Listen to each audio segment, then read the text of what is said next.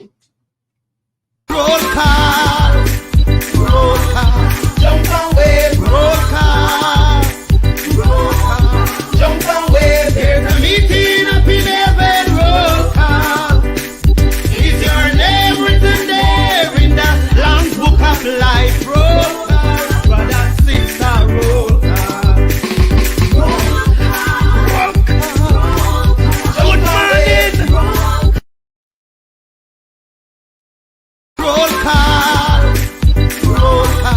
jump away, roll call, jump away. There's a meeting up in heaven, roll call. Is your name written there in the Lamb's Book of Life, roll call, brother, sister, roll call. Roll call. Good morning. Roll call. Jump away, roll call, jump away. There's a meeting up in heaven, roll call. Is your name written there in the Lamb's Book of Life, roll call, brother, sister, roll call. Roll call.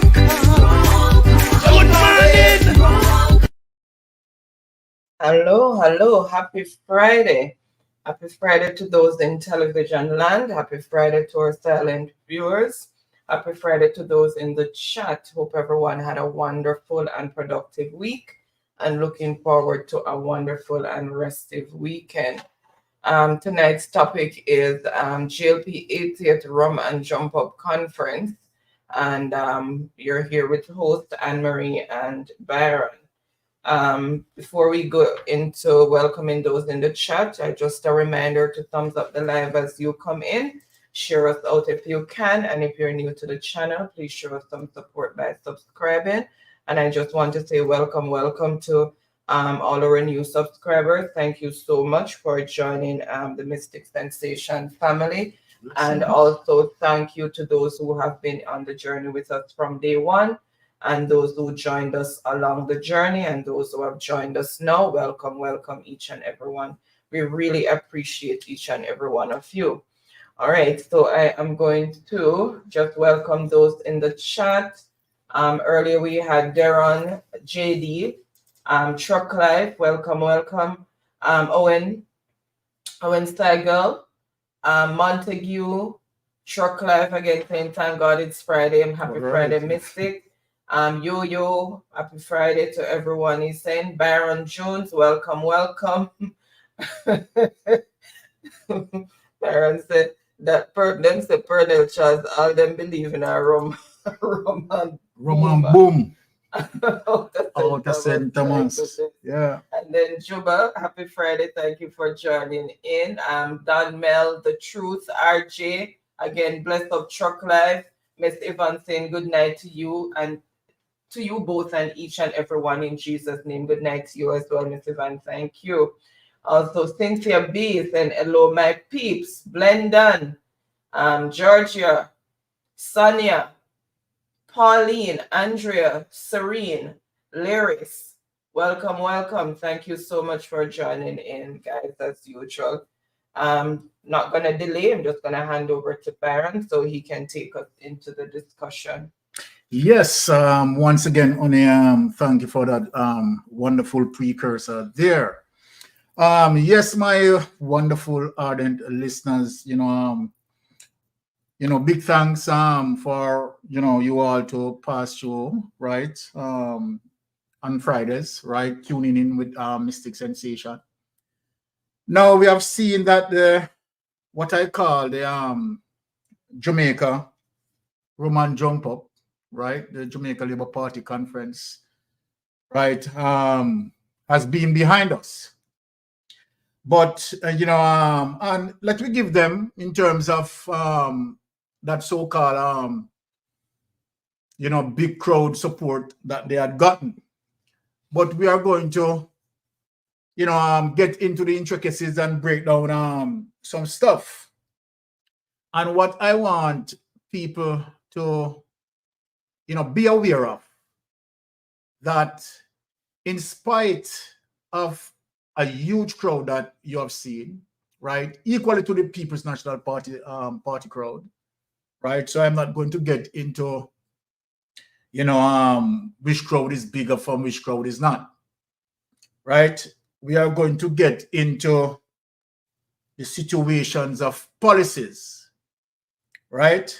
Now, what I want for people to be aware of, that in spite of the crowd that came out for the Jamaica Labour Party, if you take notice, Andrew Holness, right, and his government was not confident enough, right, to tell the people, right, when we are going to have the date for local government election. And let me say to you people, there are more than one reasons why Andrew Holness was not that confident. If you have a big crowd like that and you think that the crowd is behind you, the crowd is supporting you, your policies are right, then of course that should give you confidence in calling a day for the local government election. But obviously, we have seen that Andrew Holness was not confident, and even as I speak, has not called a specific date as it relates to local government election. And I want to say something else to, all concerned Jamaicans, that be ready, be prepared, because what we don't want to have, right, as it relates to what Edward Philip George Siaga had done to Michael Manley when he had called a snap election. So we must understand the strategies, right, being utilized, right, and we must be ready, be prepared at a moment notice. So then if the local government election is tomorrow, we are ready for tomorrow. If it is next week, we are ready for next week. If it is February, we are ready for February.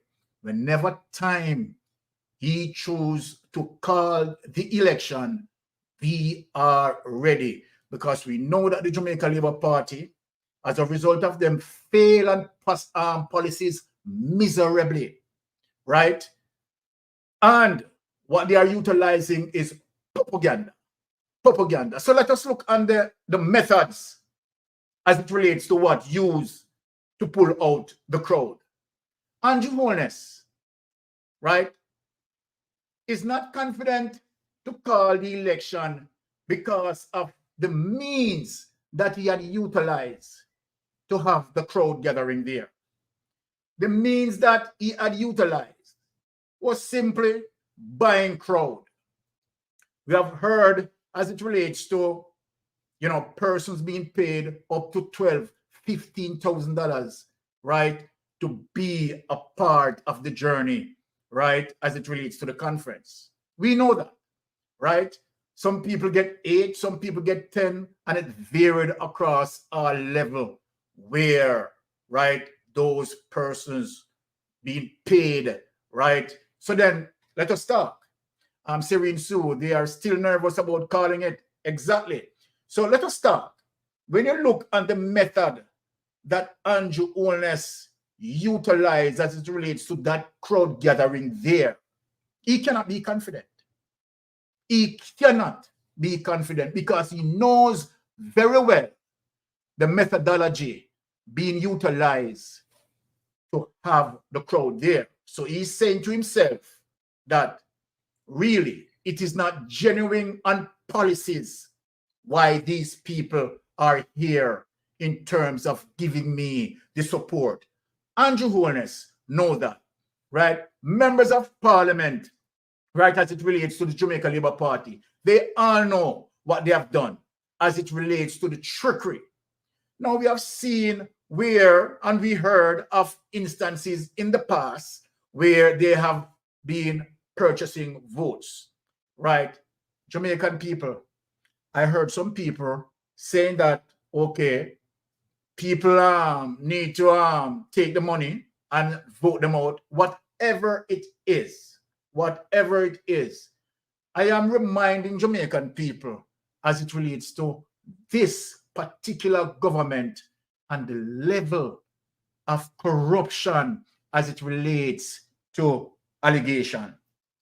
Now, when you look, you will realize that Andrew Holness had spoken at the conference, Nigel Clark had spoken at the conference, and where Nigel Clark have to speak in on policies that were spoken on as it relates to Mark Golding, as it relates to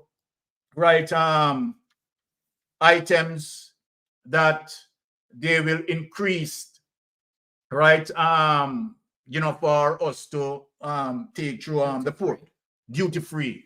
So all of that. So we'll be addressing all of that situation. Now, the crisis that we have to bear, and this is one of the reasons why Andrew Holness is definitely in fear to call the local government election. When you look at the issue of crime, one of the first responsibility of any government is the protection of its citizenry. Andrew Holness failed miserably on that. Now, without any further ado, I am going to show you as it relates to the recent situation with the sort of murders, you understand, being crippling Jamaica, and yet Jamaica is not at war. Countries, that are engaged, on the battlefield are not seeing the homicide numbers that Jamaica is experiencing. And so then people, it is very serious. And as I said, it is the reason, one of the reasons why Andrew Holness still has no confidence, as it relates to calling a date for the local government election. Simply mean, this is showing Jamaican people, both locally and in the diaspora, that in spite of the crowd size that was there, he is not 100% sure as it relates to those persons being there, genuinely supporting him as it relates to policies, And he knows that. The Jamaica Labour Party knows that. So inside of the fashion and the crowd and blah, blah, blah, to create a psychological impact to your base, Your base alone cannot save you, because we are getting into the 63% of persons who did not vote. They are coming out now to vote. And this is going to be a different scenario. Let me say this, and I'm saying this with confidence. Jamaica Labour Party cannot win the next election, local and general. Cannot win. So in spite of the crowd, freedom, they took the money and run.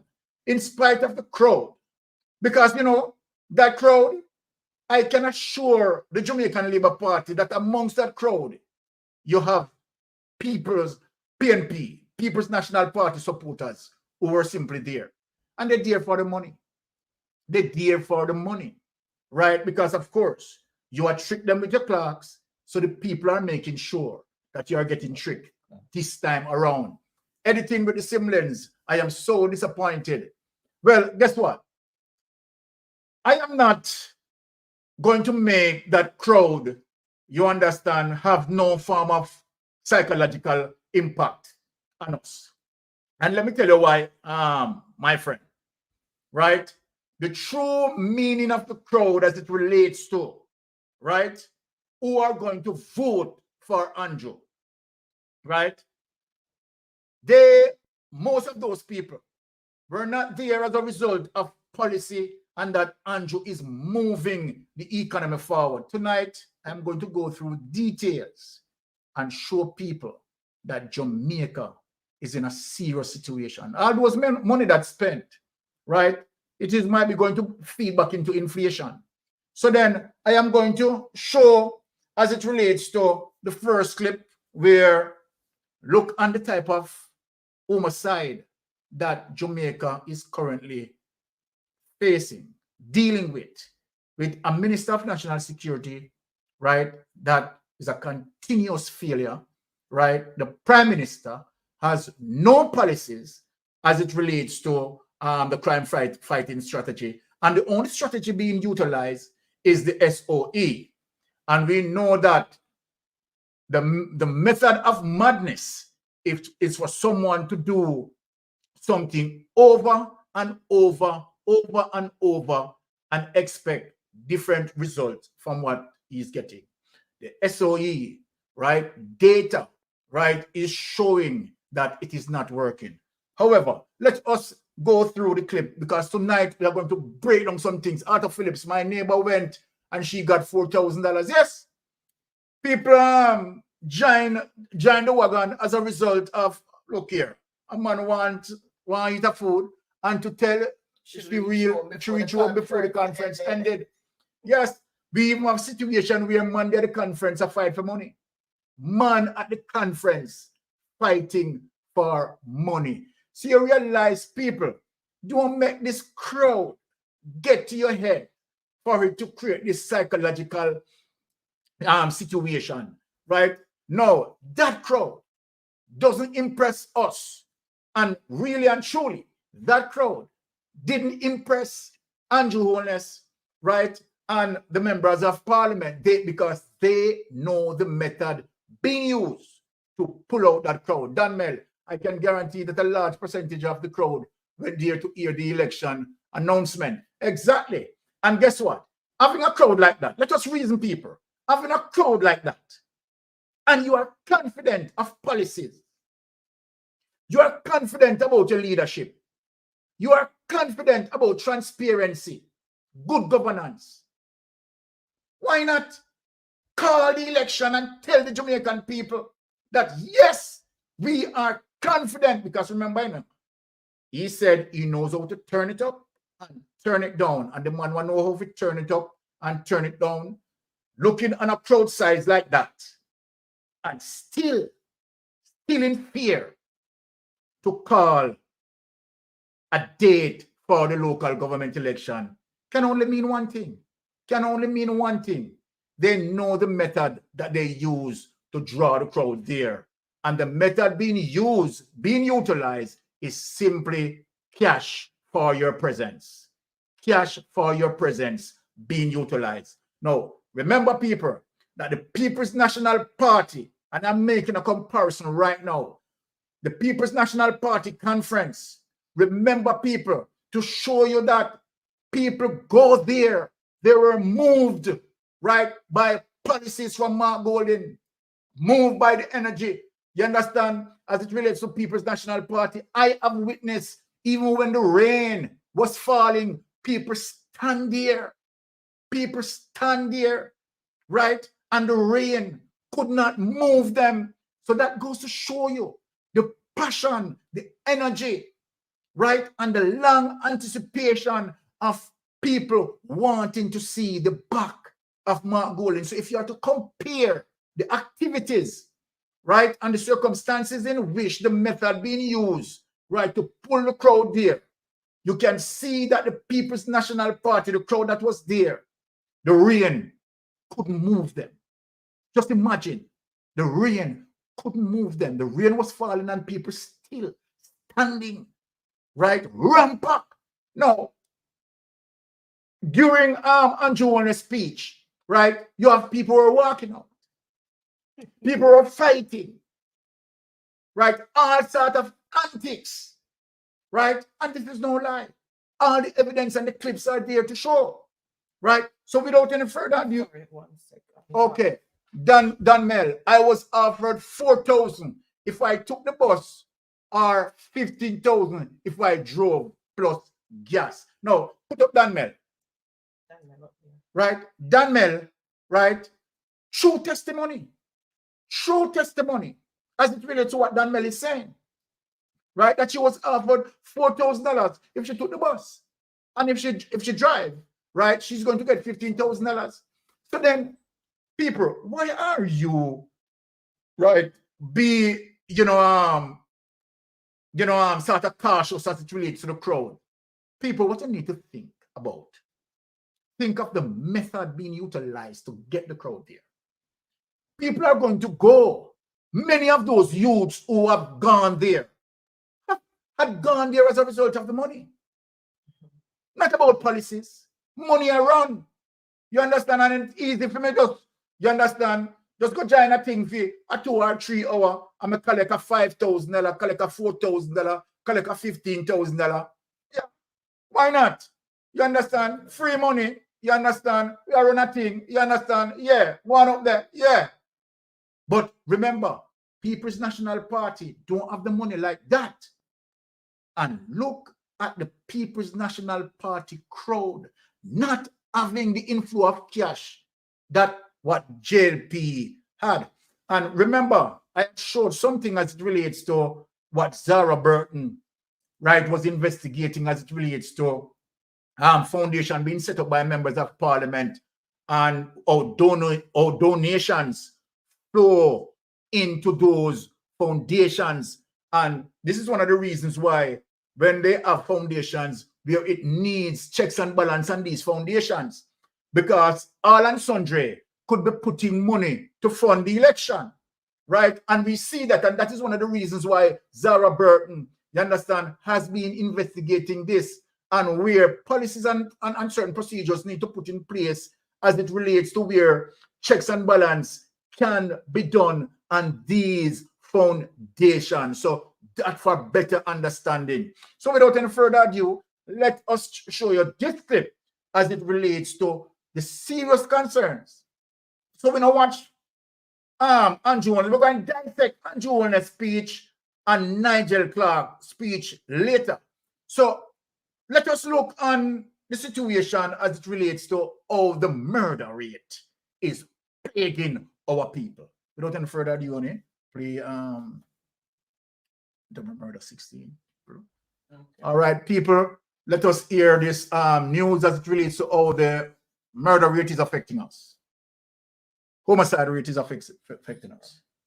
Hold on, guys. Let me just share. Again, happy Friday. Thank you so much for joining in. Let me just go ahead and share.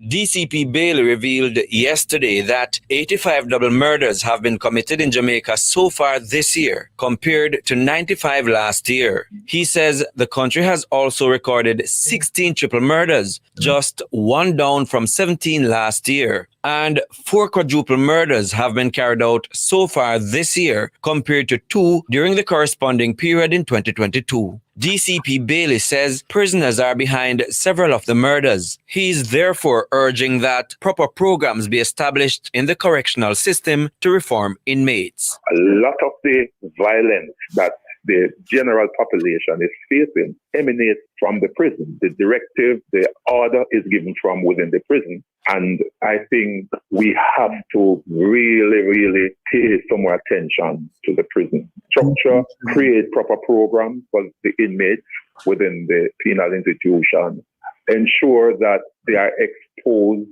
to things that will change the way they think. It's not an easy task, but we need the willpower to really treat with that. Because what we're going to do is to arrest, put them in jail, and then we breed a factory of criminals, and they come back on the street and continue to perpetrate the crime. He was speaking on Beyond the Headlines. Prince Moore, TVJ News. Okay, that. So Jamaica, when you look at that, right, don't be scared of that big crowd, right? Because that big crowd don't represent that the crowd being there as a result of a policy position. They're not being there as a policy position. We know that people were paid from all walks of life. So let us get that clear, right? The People's National Party is strong with their energy and moving very, very, very strong. Now, so let us get that clear. Now, let us dig back in the conference and to show you the level of lawlessness when it comes to the Jamaica Labour Party in comparison to People's National Party gathering. I am going to show a clip that is so despicable, and this is what was happening right in the midst of the rally. Unbelievable people, Sweet Pea, and they are lying that they didn't pay anyone. Sweet Pea, everybody. They didn't pay anyone, they pay everybody. Right, as what my wife said. So let us look at the sort of behavior that, you know, was emanating from out of the conference. Totally despicable. Totally despicable. So without any further ado, look at this, my people. Hey, good night, my baby.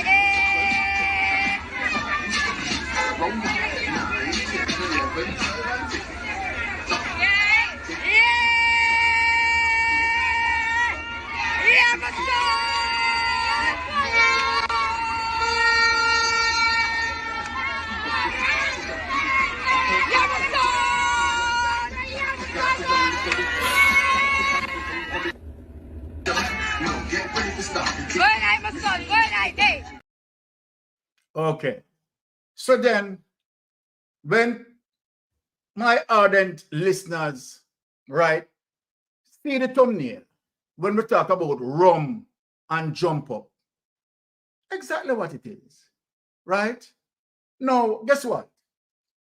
Colonel Charles, I told them that, listen, people who are supporting the Jamaica Labour Party comes from a culture of rum and jump up,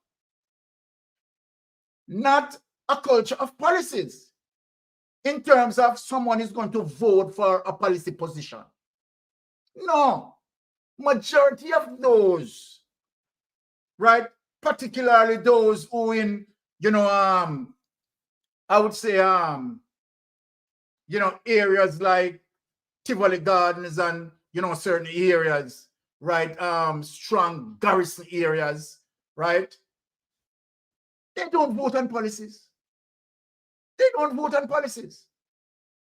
They vote as a result of rum and jump up. That's who they are. But let us put more serious things, right, as it relates to the situation now. Now, let me say this, people. Now, Cliff Hughes. I am going to talk about Cliff Hughes tonight. And we know that Cliff Hughes is working hard, not in the interests, right, of good governance. Sorry, I'm going to interrupt you there. I'm going to go back to the clip in terms of those two crusty back women with this child. Yes. And then the mother, you can hear the mother in the background. She's the one who's actually videotaping that. It's crazy. You know, where are we as citizens right now? Where are we as parents? What is she teaching her son right there? And to have him at conference, he's a child. What are we doing as a society? No, that clip just rubs me the wrong way, strictly in a corner. It just rubs me the wrong way because I have 3 boys. And look at the big old crusty bubakin woman them. I rub up themselves on this little pitney who don't really know any better. And the mom is there cheering them on. What are we doing as a society to our kids? Condoned by the Jamaica Labour Party government. Condoned by them. And situations like this, right? That little boy doesn't have a vote. You understand? But he's at the conference. These are serious situations. Now, let us look and get into what Cliff Hughes, right, as I said, that Cliff Hughes, I mean, the government know that, of course, Cliff Hughes owed, right, millions in taxes. And the government is not pursuing Cliff Hughes to pay up his taxes. Not pursuing Cliff Hughes to pay up his taxes. So Cliff Hughes trying his best, you understand, might be to be that political spin machine for the Jamaica Labour Party government, right? But Cliff Hughes, yes, I am going to expose you tonight. Now, so let us sit in Arthur Phillips. Byron, you know, if you're rough, when you see Darrell Vaz fly down in a helicopter to put people on the bus. Now, look, listen, the level of desperation, and that is one of the reasons why they have no confidence in calling the date for local government election. They are not confident. They are not confident. And that is one of the reasons why, right, we need to be prepared. So we know that Jamaica Labour Party is going to come with all the tricks and all what they want to come with. That's fine. But, you know, Manlyites, be prepared at a moment notice. So if tomorrow morning they call it, be ready. You have people who are so committed to tell you that even before the poll station open, they are going to be there waiting. You know how many persons committed? You know how many persons are committed? So we're afraid. Look, the crowd enough right away. The crowd enough right away. So let us hear what Cliff Hughes, right, has to say. And we are going to, when we speak, you know, we either come with evidence, you know, and show people. We are coming with the evidence and show people. So let us hear what Cliff Hughes has to say. Freedom, it's like when people go to timeshare presentations. Most people go but never buy a timeshare. Exactly. Now, let us look at this.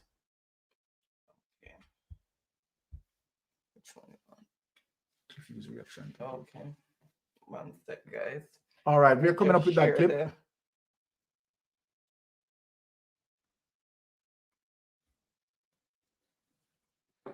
Seven. And it's the morning after the climax of the political year. Yes, the political year comes to an end now, when the conference season closes. The conference season being essentially marked by two major conferences of the country's two major political parties, the governing Jamaica Labour Party and the opposition People's National Party. The PNP, by tradition, so too the Labour Party by tradition, the PNP goes in September to mark the founding or formation or launching of the party back in September 1938. And the Labour Party goes in November. Normally they would go in July to mark the formation of the party back in 1943. They changed that some decades ago and go in November. And yesterday was the Labour Party's conference of all conferences, as they're dubbing it. And the conference takes on particular meaning and significance at this time of the electoral cycle, when we are preparing and have begun the campaign for the local elections due by February, late February next year, and the general elections due in 2 years' time, no later than 2025.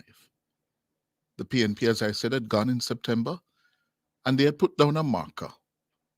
And in politics, optics as is content. Very, very important. Optics and content. Optics having to do with who has the bigger crowd, the more energy, among its supporters? Who is better able to not only fill the arena, but also the precincts of the arena? That's the optics. On that score, the Labour Party won decisively yesterday. Decisively. They had a better, bigger crowd. The energy was there. The Labourites were very enthusiastic.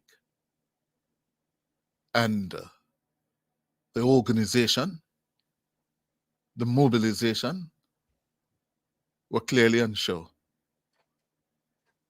I had to go out of town yesterday. I had to go through the junction.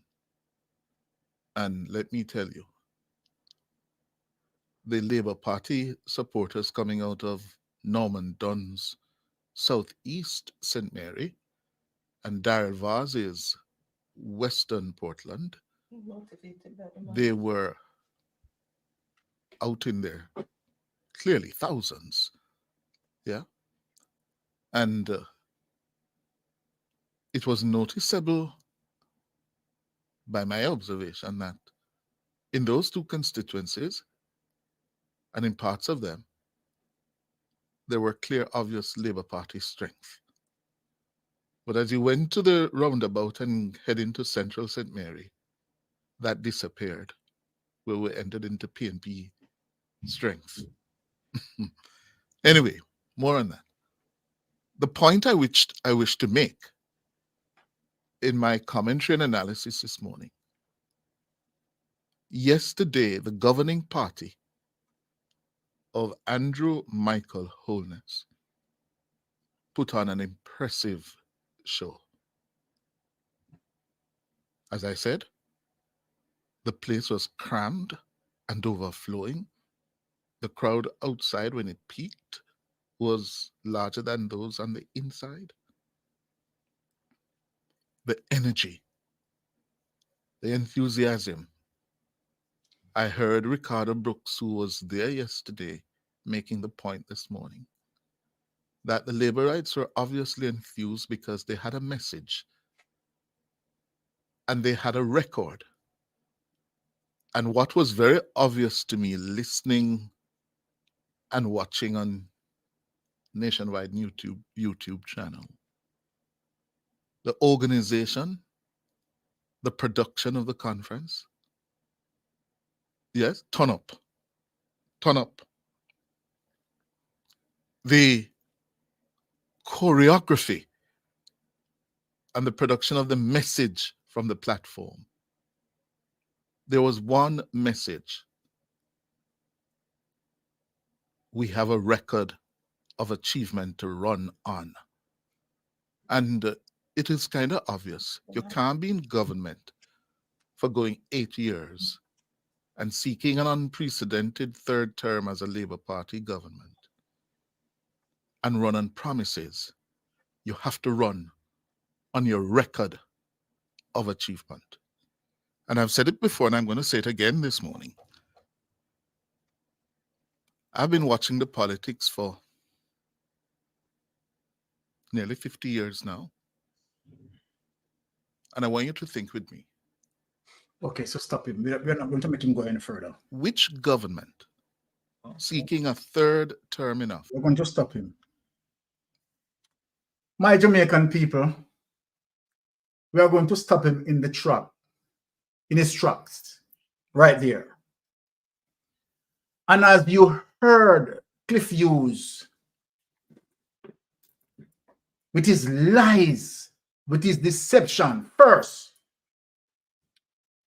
let us talk in terms of what Cliff Hughes said, speaking about conference of all conference.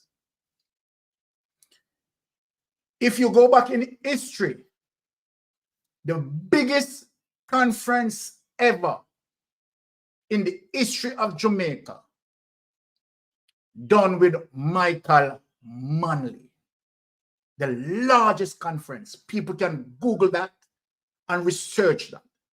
So that is the first big fat lie as it relates to Cliff Hughes. Try to put it up. Conference of all conference. So Cliff Hughes, you go back and Google Michael Manley Conference and look on the statistics as it relates to the numbers in comparison to this conference, and you will realize that you are a big, dirty liar. And you know the truth. So then we are not going to go to get into the semantics of crowd size, right? Although, you understand, we know that he's lying. So then let us talk about the record of achievement.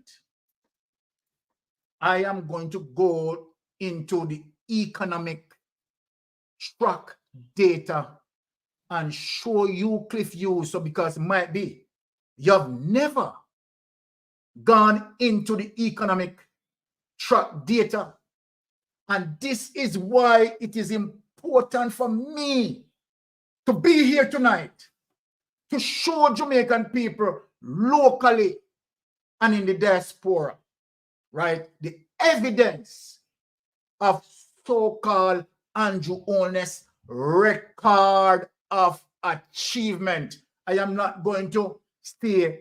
I am going to right now put up the economic track data to show you that. Cliff Hughes, you are a liar from the pit of hell.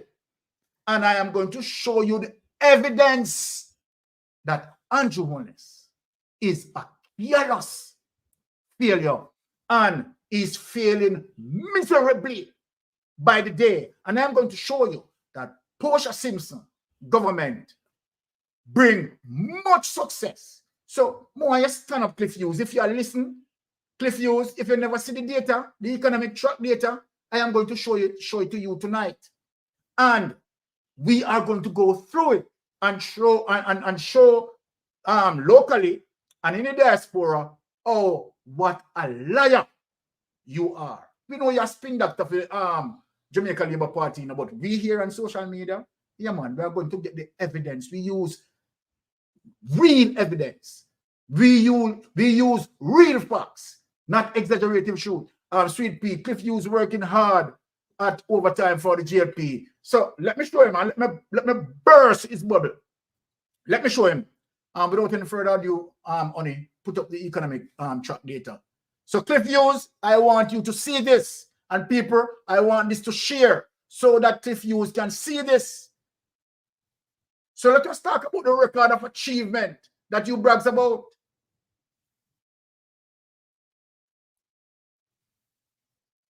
One sec, guys. Let me just bring it up here. Share the link. Oh, let me see. 200%. Hold on. No. Okay, people. Okay, good. Let me see now. Yeah, that's better. All right. It's 200%? Yeah. Okay. So people, it's share? Yep. So people, this is the Jamaica Indicators Trading Economic. Now, we are going to touch some areas, right, for people to understand this. One of the first areas that I am going to touch is the GDP growth rate. What the GDP growth rate is, let me define it. It is the annual average rate of the gross domestic produced as it relates to goods and services, right, at market prices for any given national economy. Now, let us show them people here. Now, this is the past. Whether it may be last year or whatever past it reflects, right, was at 0.9% as it relates to the growth rate. That was doing good. Now, people, it is careless failing as 0.7% in difference. See the people, 0.2 at current. 0.2 at current. Here it is, 0.9, right? Previous, 0.2 at current. Now let us move down to the GDP annual growth rate. 4.2 previous at current 2.3. Now, the unemployment rate 4.5, 4.5. I will know. So this is somewhat cushioned with certain lies. Now look at the inflation rate again. Now 5.9, and we're coming down to 5.1. Now this 5.1 is going to pass that 5.9 inflation rate because of the situation with Venezuela. Because of the situation with Venezuela. Now, let us look on the balance of trade. What the balance of trade means. The difference in value between a country's import and export, meaning the country's spending cost is more on importation than exportation. So see it here, under the Jamaica Labour Party government, right? So then the balance of trade is in the negative. People see that? It is in the negative 1,391,294 as it relates to the balance of trade or the difference. Here at current in the minus 1,338,277. Right? Now, let us look right here. All right? Look on here, current account to GDP, which was 0.7% in the positive. People, there it is, in the negative now, negative 3.2%.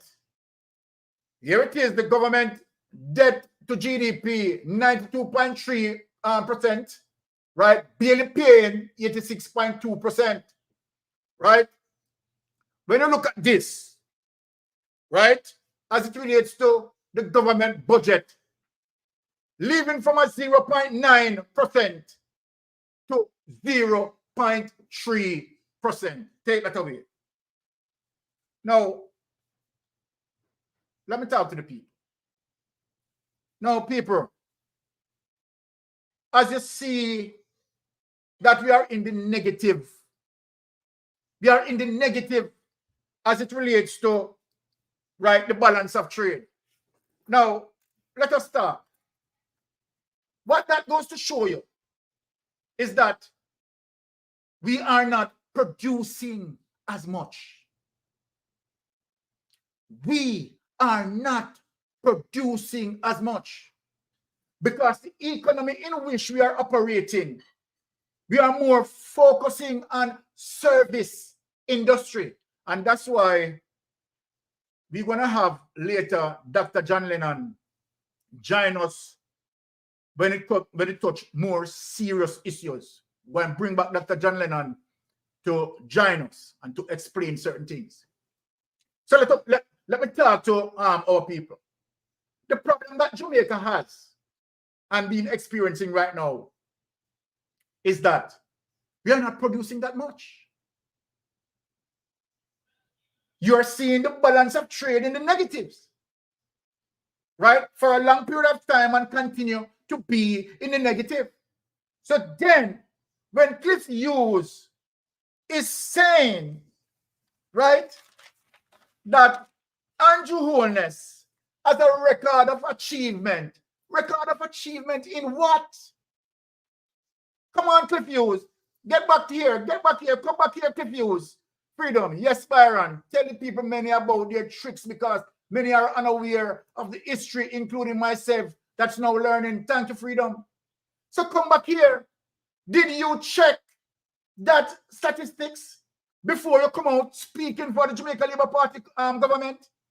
The Jamaican Labour Party government is a callous failure. It's a callous failure. And this is what the Jamaica Labour Party decided to do, right? Propagandize their way through, and dealing with Clark's economic. It's Clark's economic you are pushing, right? Byron Jones, mouthpiece radio owes 59 million in tax, and the tax administration not going at them. That's looking like corruption. That is corruption. It is not looking like corruption, Byron. That is corruption. So, Cliff Hughes, did you check that? So the next time when you're coming out, Cliff Hughes, I am giving you advice. to check that before you come out and speak about record of achievement. Because what I just showed, there's not an inch. There is not an inch of achievement that is there. What that goes to show is that the country is not producing as much. The country is not producing as much as it relates to the balance of trade. It simply means, let me explain it to you, confused if you don't know it. It simply means that we are importing more than what we are, that we should be exporting. And so then the difference, right, is in that negative.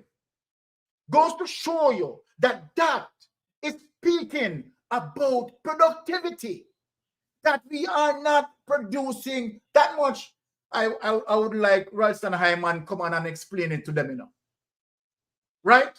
The balance of trade that you have seen there in the negative simply means that Jamaica is not producing as much because we have someone agreeing, call the crowd, the money crowd, right?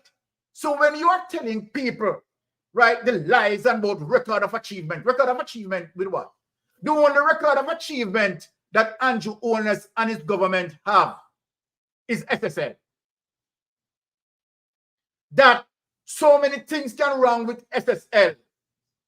And the man who at the helm of SSL not being charged or not being questioned. Right? Is that record of achievement you're talking about? The only record of achievement that he has is the Muslim Integrity Commission. That I know we can hear the six. And as I am going to say, maybe we will never hear anything about the six.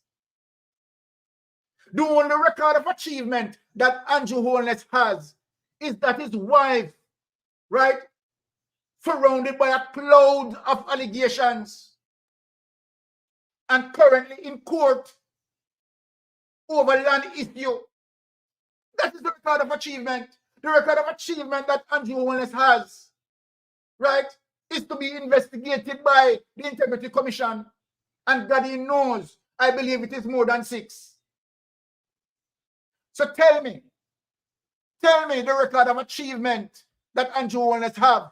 Are we producing more since Andrew Holness government go in from 2016? What happened to the production? I'm going to teach you a lesson and show you some serious things what happened to the Bauxite, and that's why Dr. John Lennon will be coming on. So now, you confused, if you are watching me, stand up, man. I am going to give you the rod of correction. So there is your history. Before you come out, consult these areas before you speak. Right? Because I presume that you're an intelligent man. But right now, boy, it seems like a donkey economics arena. That is donkey economics you're talking about. If you're talking about Andrew Holness have record of achievement, so me they ask you. I am asking you confused. Instead of you just generalize talking about record of achievement, name one. Name one. We are waiting for you, confused. That I know you're going to hear this. So when you hear, please come out back on your program and itemize the record of achievement what Andrew Holness had done. Please do that the next time. All right. So then we have that. Right? Let us look and get into the mission here. Now, people, let me get into the conference and where this is something with Dr. Nigel Clark.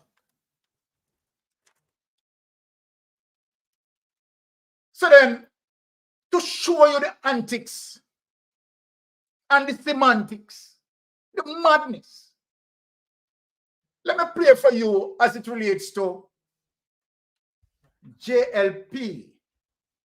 Now, if you have to use policy position from your opponent, Hold the line. Yeah, good night. Hold a bit. Hold a bit. if you have to use policy position from your opponent, right, then it shows you that the Jamaica Labour Party has no policy and just waiting that every time Mark Golan come out with something, you understand, you just wait to box it out time out. Eh? We need Jamaica Labour Party. Remember now, it is Jamaica Labour Party is the incumbent government. Mark Golan is not the prime minister. Right? One government at a time. Right? So then, we need for you to come up with policies for yourself. But without further ado, right, let me just take this call and then get back into the meat of the matter. Yes, my caller, please go ahead.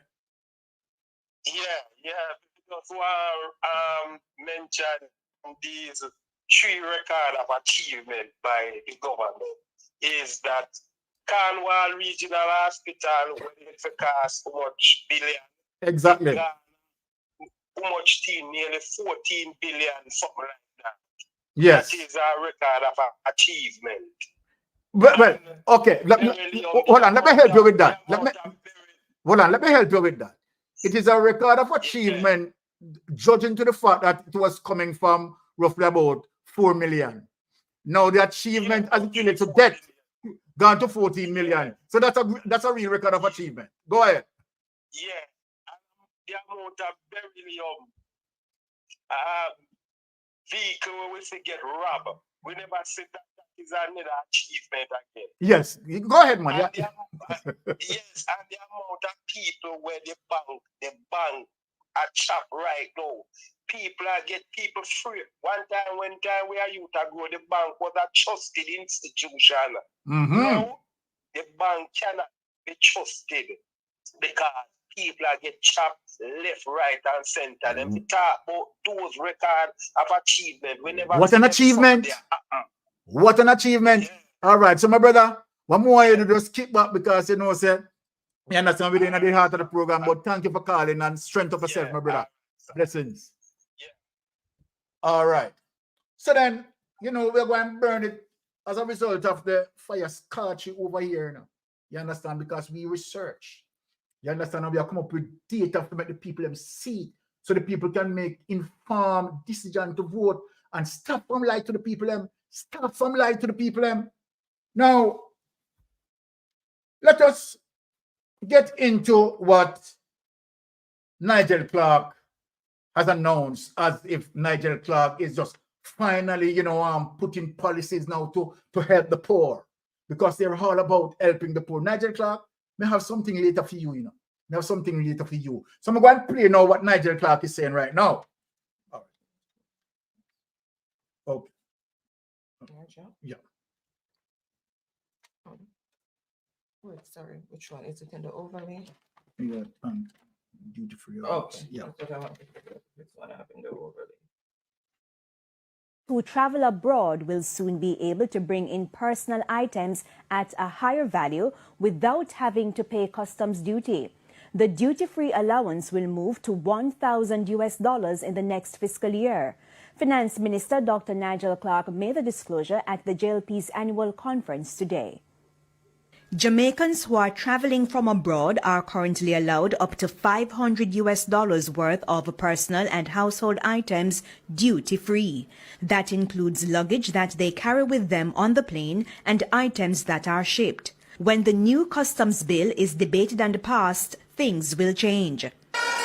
When you come to the airport, everybody bother you.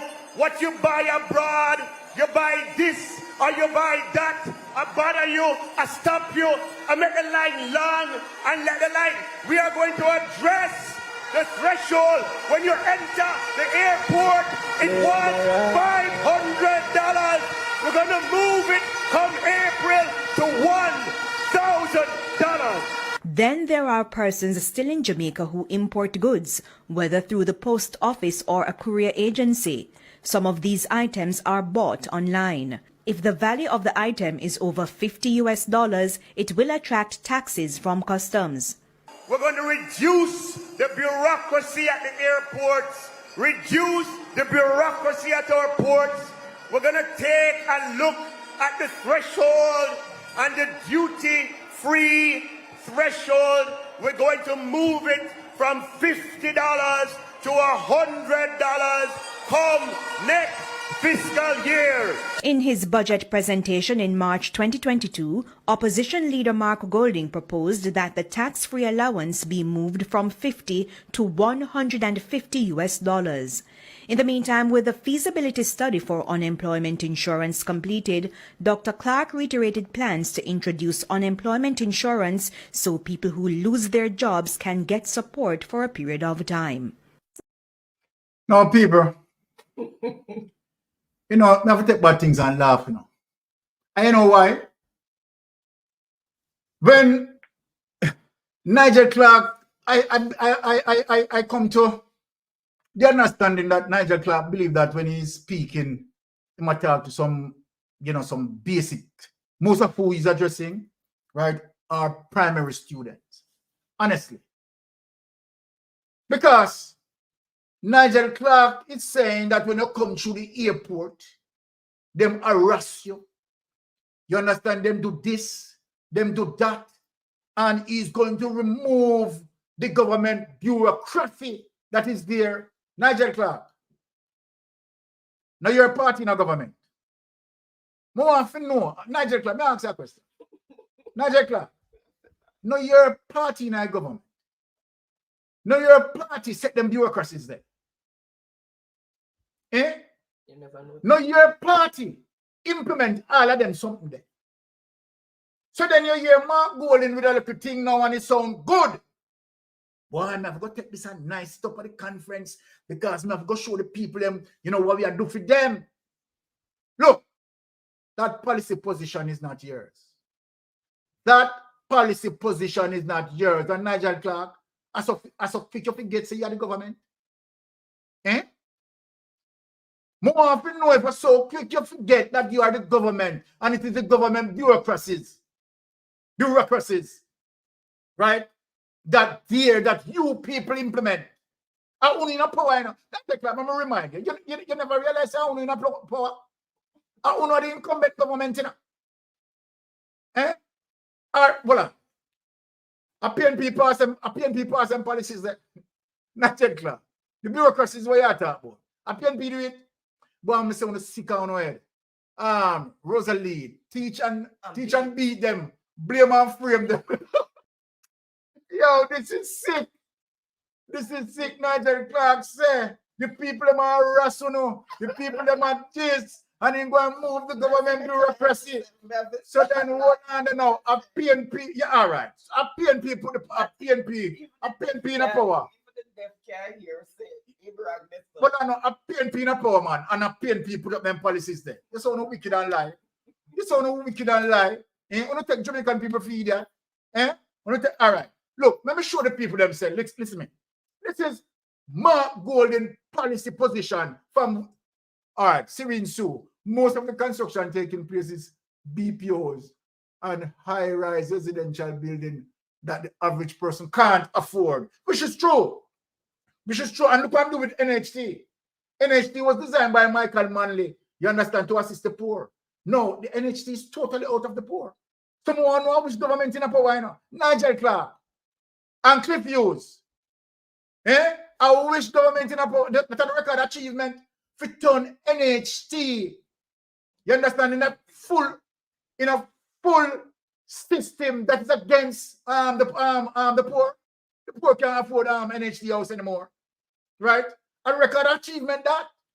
Now, let us talk about two people that look here. This is Mark Golding policy position.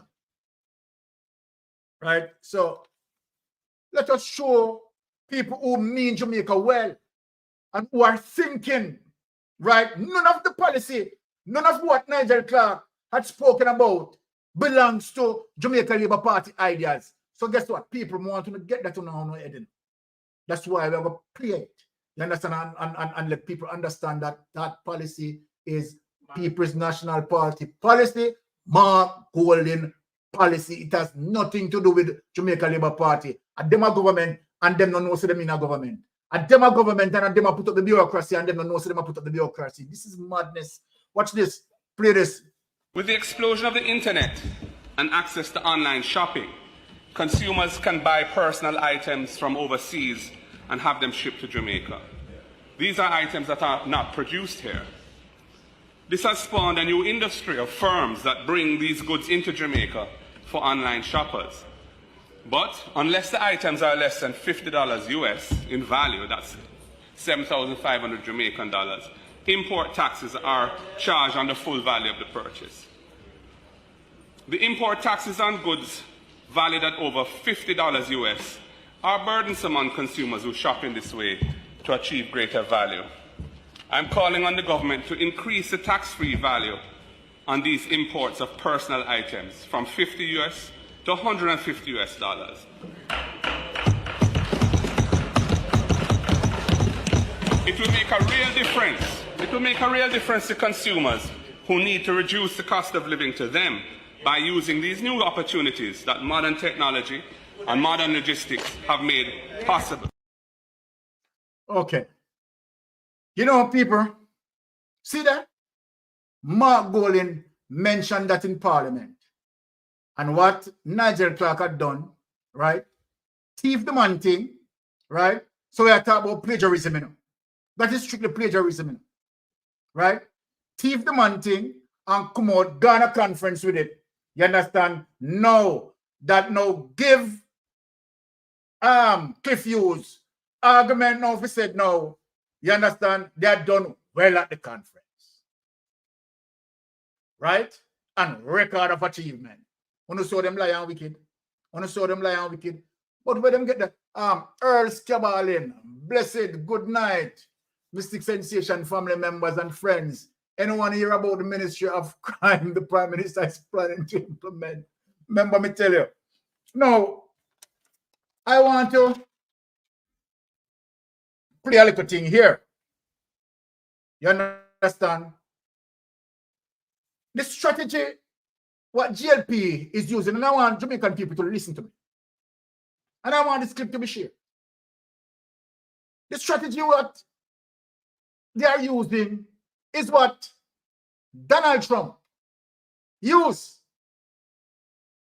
I'm going to show you clear evidence that Andrew Holness and Nigel Clark is just reading the Trump playbook, dotting all the I's, crossing all the T's. And I'm going to bring the evidence. And so then what we are getting here is a Trump 2.0 in Jamaica. So then what Donald Trump did is never give your opponent the upper hand by recognize anything good that your opponent had done. Andrew Holness is taking that stand.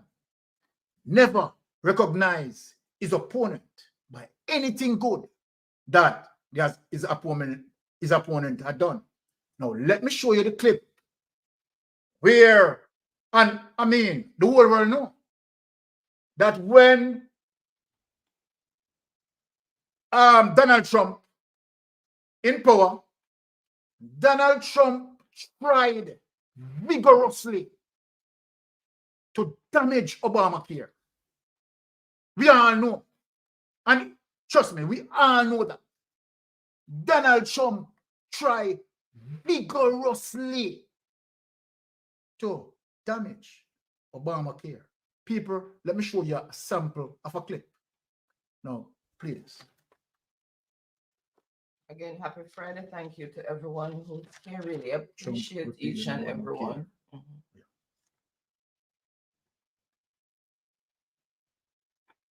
Together, we're going to deliver real change that once again puts America first.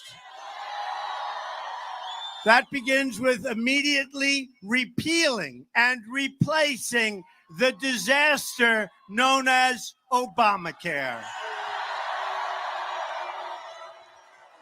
You saw what happened yesterday. The rates are going through the sky. We all knew that. I knew it before it was passed. I've been saying this for a long time.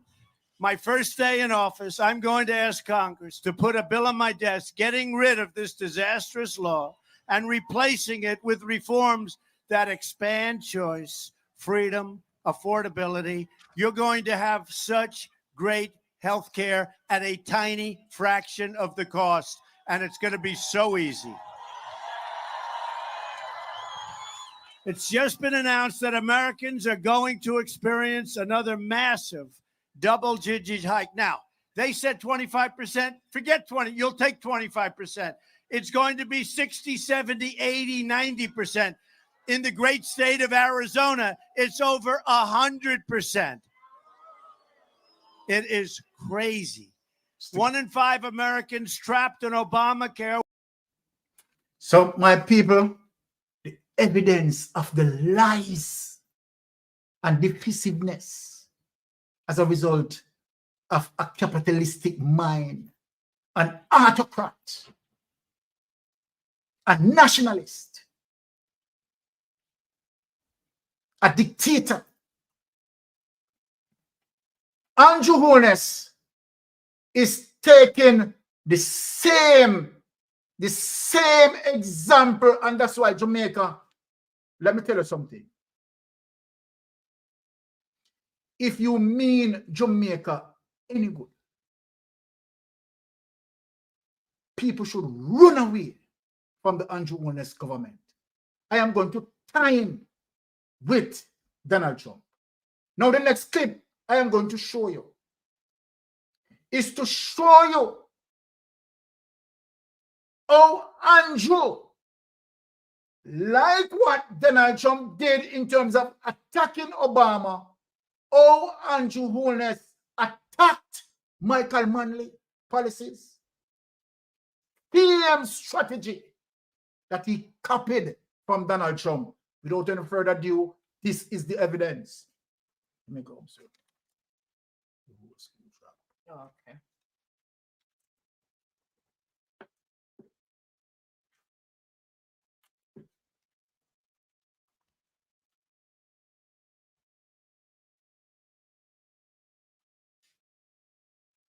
Now, people, yes, let us read.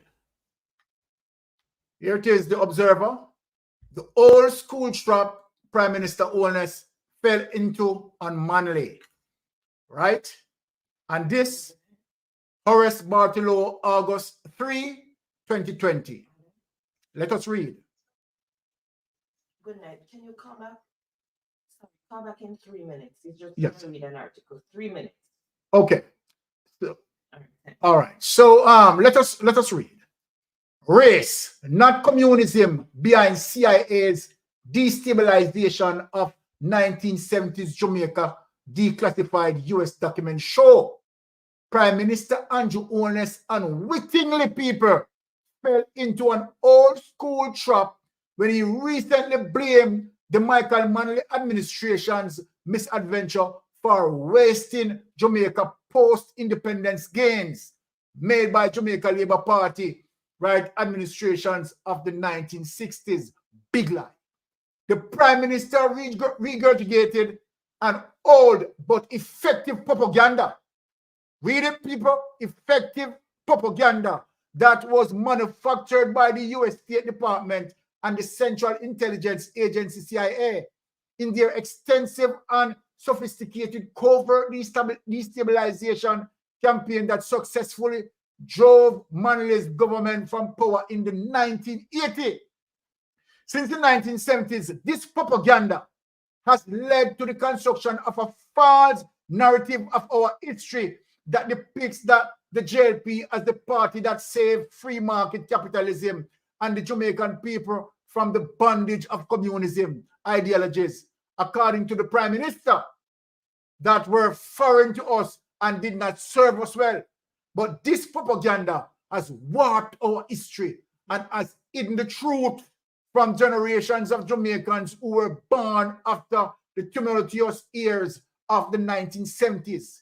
It is time that they and others know the truth about how U.S. covert intervention aided and abetted by the JLP and other prominent local actors in Jamaica violated the country's independence as a sovereign nation. While this concocted propaganda of the 1970s is still being regurgitated in 2020 to blame all of Jamaican problems on Manley, it was also the policy of the U.S. State Department, as instructed by Secretary of State Henry Kissinger, to deny the very existence of the CIA covert operations in Jamaica and the larger Caribbean. This propaganda, which was effective in discrediting the Manley government during the 1970s, is now being reactivated by Holness.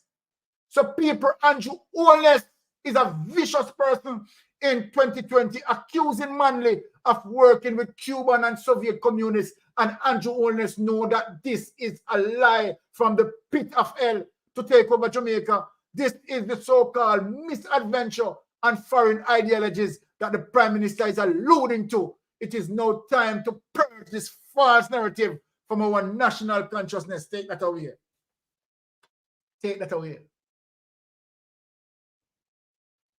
Andrew Holness, right, has done that, and there is the evidence.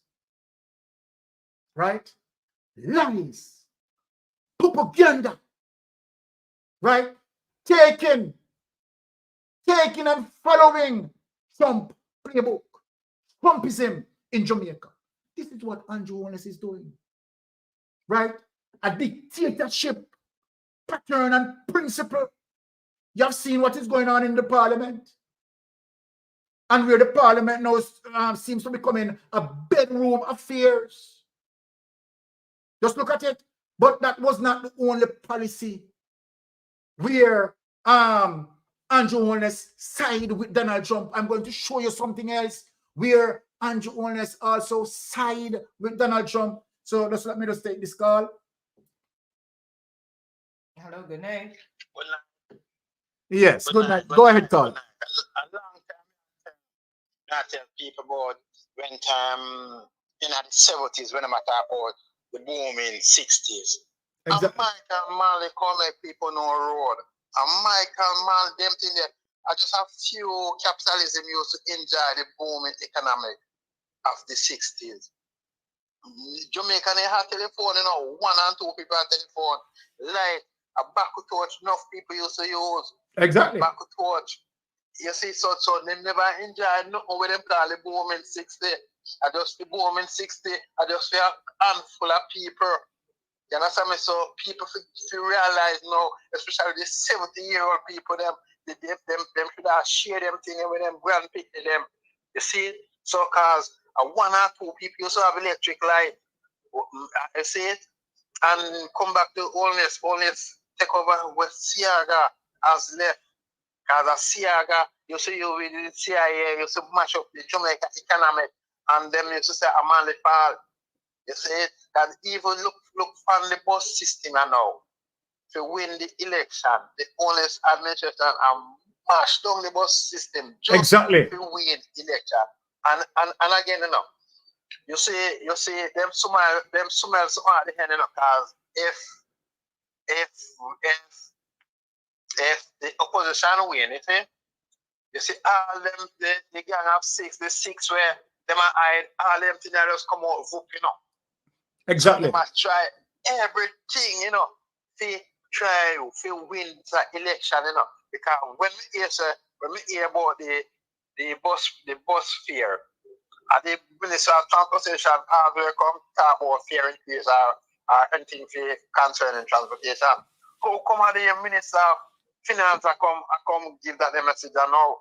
Exactly. See, that's why the Minister of Finance and Andrew sit down and discuss how them are going to try to rip off people to Yes. win that election completely. It's not going to work again. Look back, All right. So Carla, we're going to have to cap it there because we have a lot on the program, but wonderful input. I really love that. And what you're saying is 100% true. So big up yourself, Carla. All right, blessings. All right. Okay, somebody else can call. Yeah. Okay. All right. So okay, let me just quickly answer this person. Go ahead, Carla.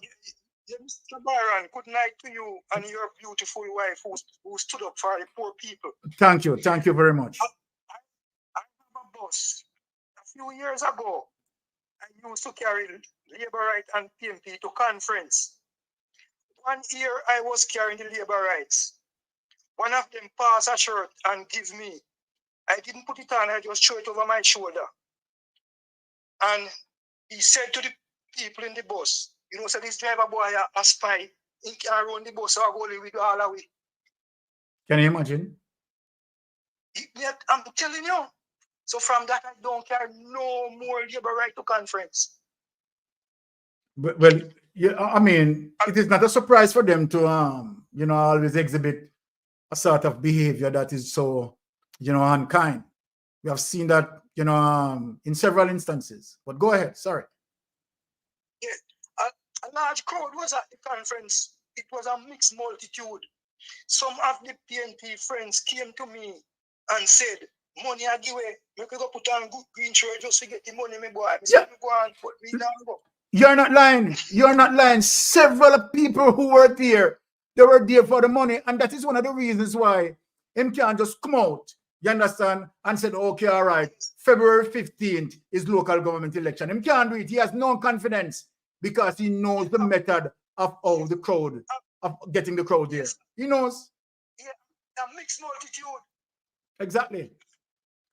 All right. So, Carla, once again, thank you for the input, but we have to run the program. Thank you. I really appreciate that. All right. Yes, all right. Okay.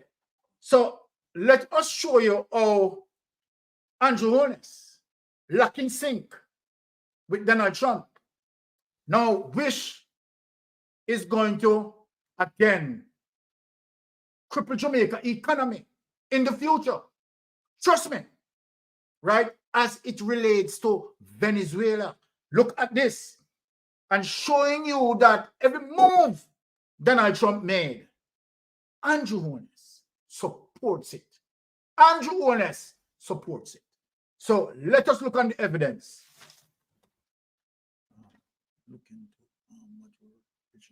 Okay. All right, so we're going to share the document, the video with you for you to see for yourself.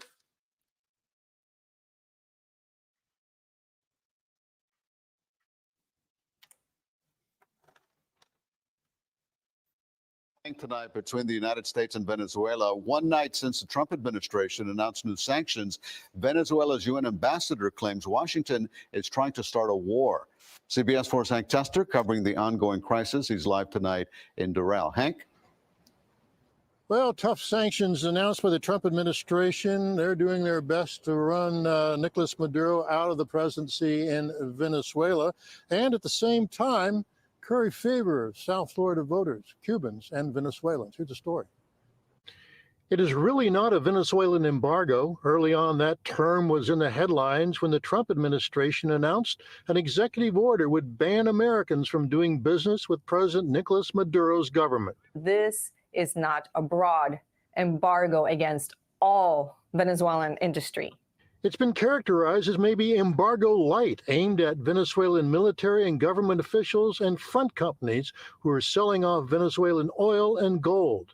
The United States government has a list of companies that are connected to the Maduro regime as well as his friends. And the ones that are selling off Venezuela's riches is being done through those companies. And the American government knows which ones they are.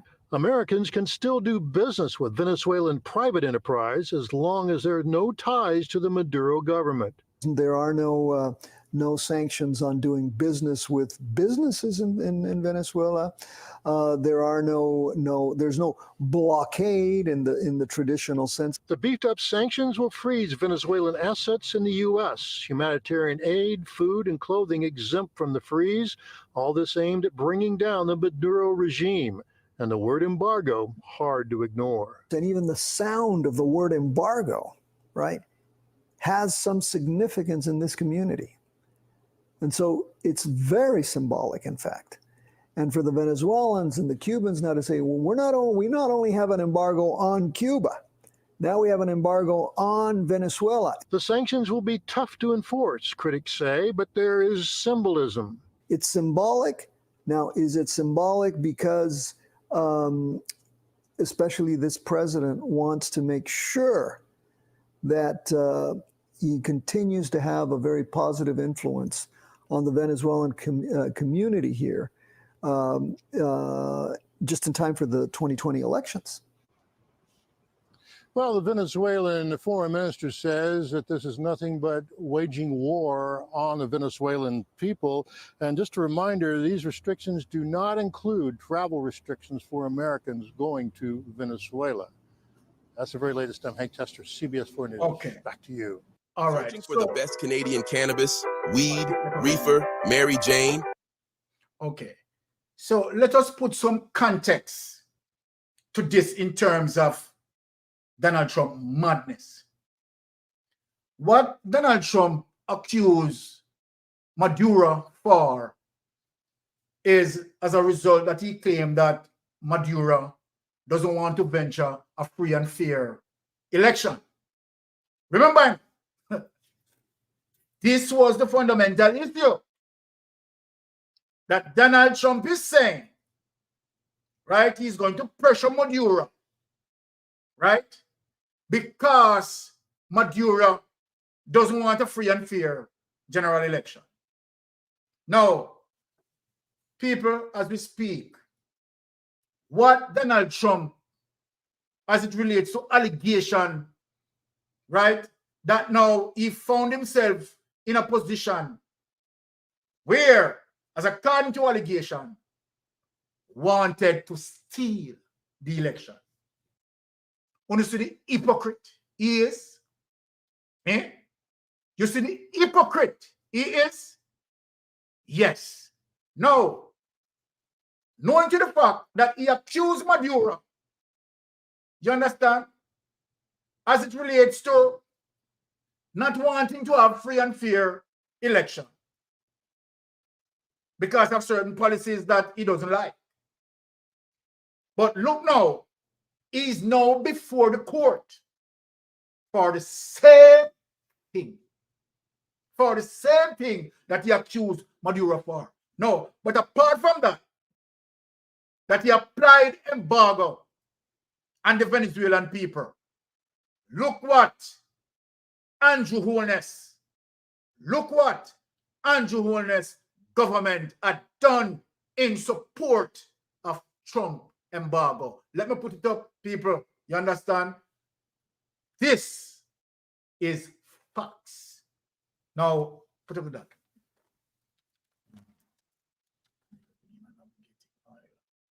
Okay.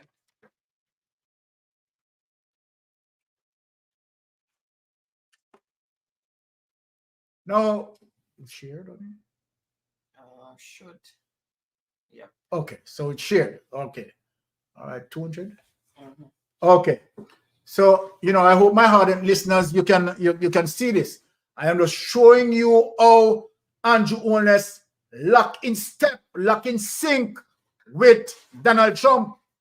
Although the Holness administration says it is willing to explore the possibility of a new oil deal with Venezuela, it is highly unlikely that anything will happen unless there is a green light from Washington signaling that it is safe to proceed. You hear that, people? The government will also need assurance from the domestic opposition that the matter won't be used against it as a political battering ram, given the global crisis that should be offered.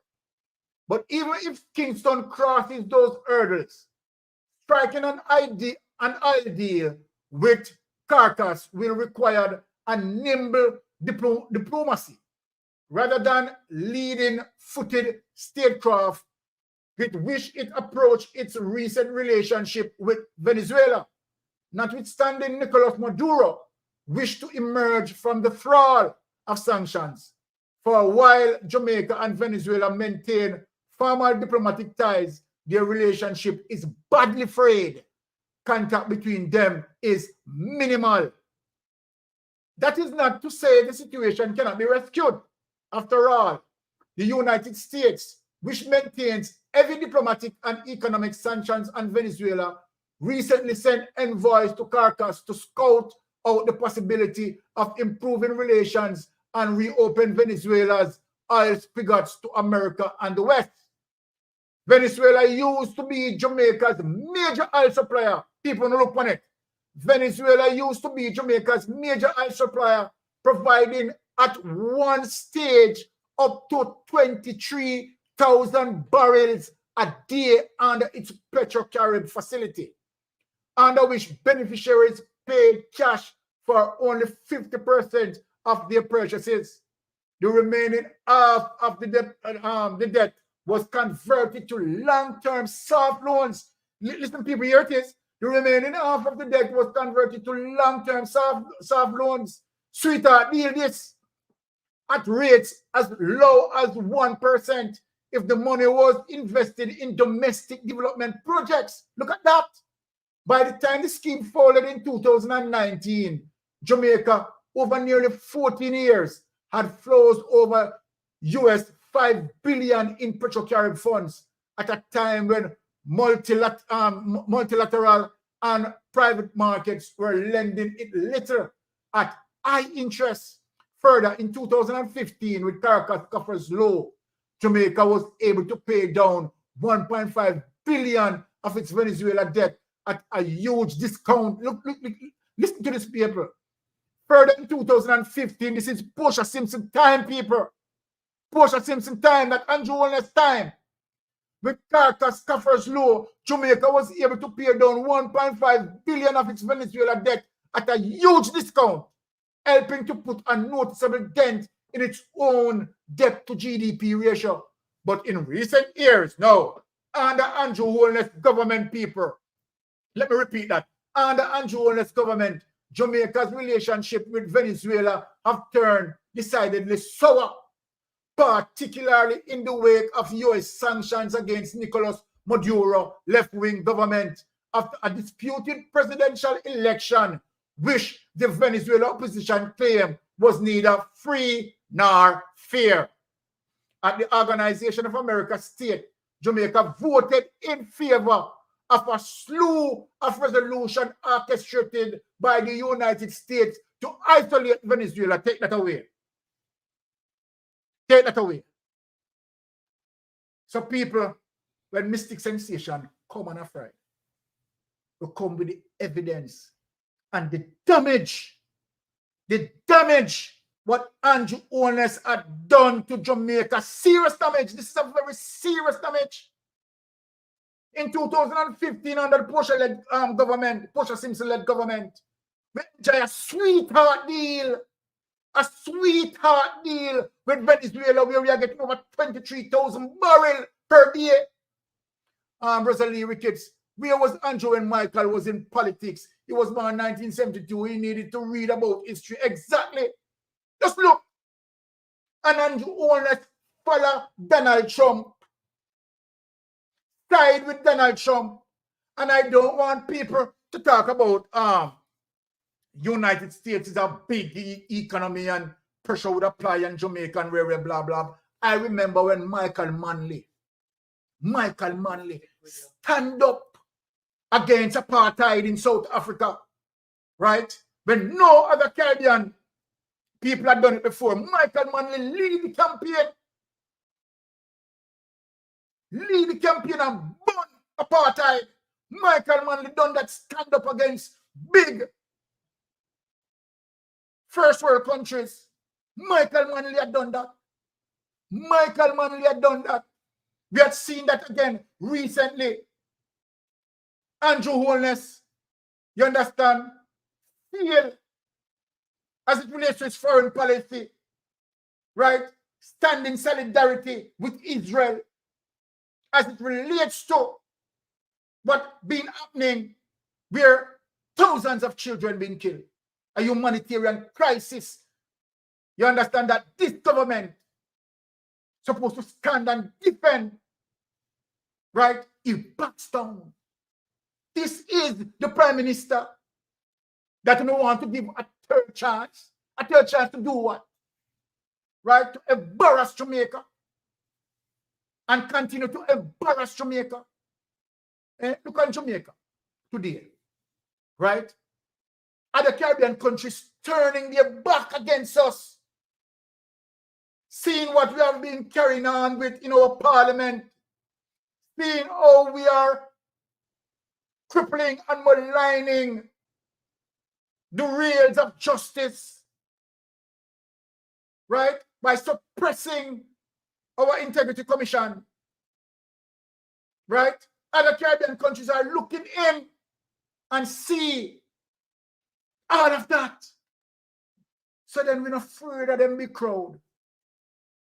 Let me stick Taxation tell them.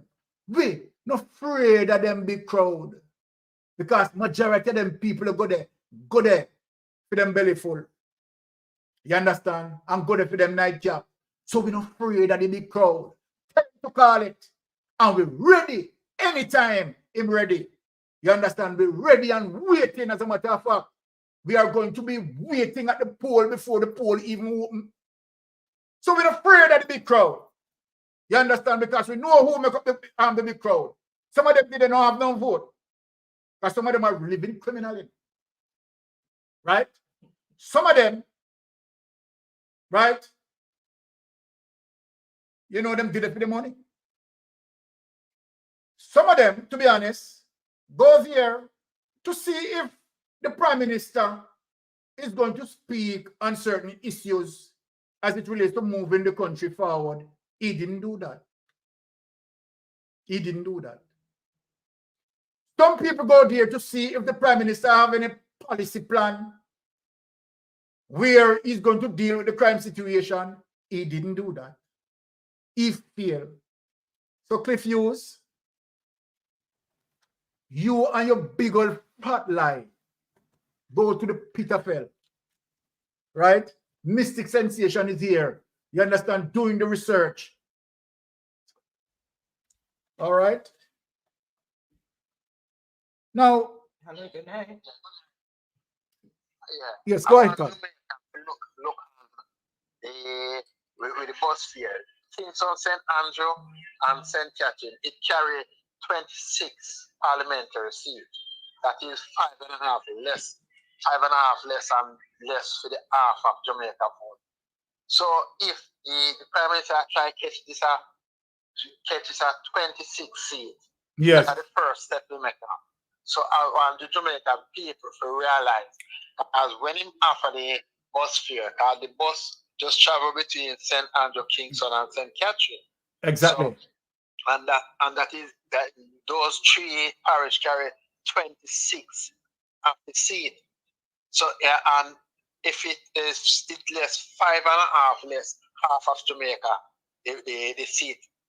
So if him using it and I try to capture the 26 seat when the much can get out of 26 seat. So Jamaican people feel realize and take note of that.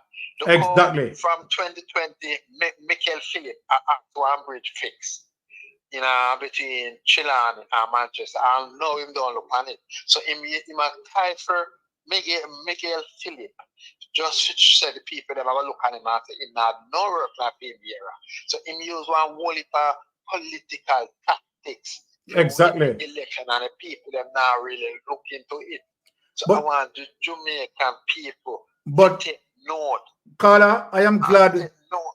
I'm glad for you who are observing these issues, right? These political trickery, right? To call in and, of course, disseminate this information and so that our people can be cognizant of this information, or people can be aware of this information. And what you're saying, you're 100% right. Carla, thank you for calling. All right? Big up yourself. Yeah, man. Yeah. All right. Now, earlier we promised that we go out of the program, you know, because we know say Dr. John Lennon will step through. Right? So, all right. What I want, I am going to, this is how we're going to touch Nigel Clark now, you know, because this is now the heat of the program, and that's why we leave these, you know, topics, right, for the last part to nice up the program, to beef up the program, because we'll get into the art of it now. We'll get into the fire. Now, Jamaican people, I want to show you something. And I'm going to touch an African country that decided that enough is enough with capitalism. And that the capitalists who use that country to take away their minerals from out of the country, same thing like what Nigel Clark is doing with our Bauxite. And that is one of the reasons why John Lennon have to come back tonight. Right? I want you to look on the video that I'm going to share to show you how a poor African country, right, realize that they can't continue like that to give away their minerals to capitalists who suffer them and impoverish them. And these people make a turnaround, right? And guess what? Today, they are one of the strongest growing economy in today's world. By doing what? By doing what? Tell capitalism, ease off, back off. And to show you this is the same thing that they are doing to us. So then Nigel Clark, Andrew Holness, me I show the people them this because we need to lift up on the foot. You understand now, sir? And when we bring back Dr. John Lennon to come speak on it, you understand? But people, I want you to think in this video and the seriousness of how this African country make a comeback by doing what? By increase, you understand, certain situation, you understand, and change around their economic status, you understand, from poverty to becomes now the fastest, one of the fastest growing economy. Without any further ado, people sit back, and then we're going to touch Nigel Clark and show that Nigel Clark that you're wrong, what Michael Manley had done, and you damage Michael Manley and policy as it relates to increasing the levy and the Bauxite. You, Nigel Clark, and this Jamaica Labour Party government damage that. You understand? Giving it free to capitalists. Well, I'm going to show you people who do and make a turnaround and their economy is booming. I want Jamaica to take note of this. Without any further ado, look at this. Yes.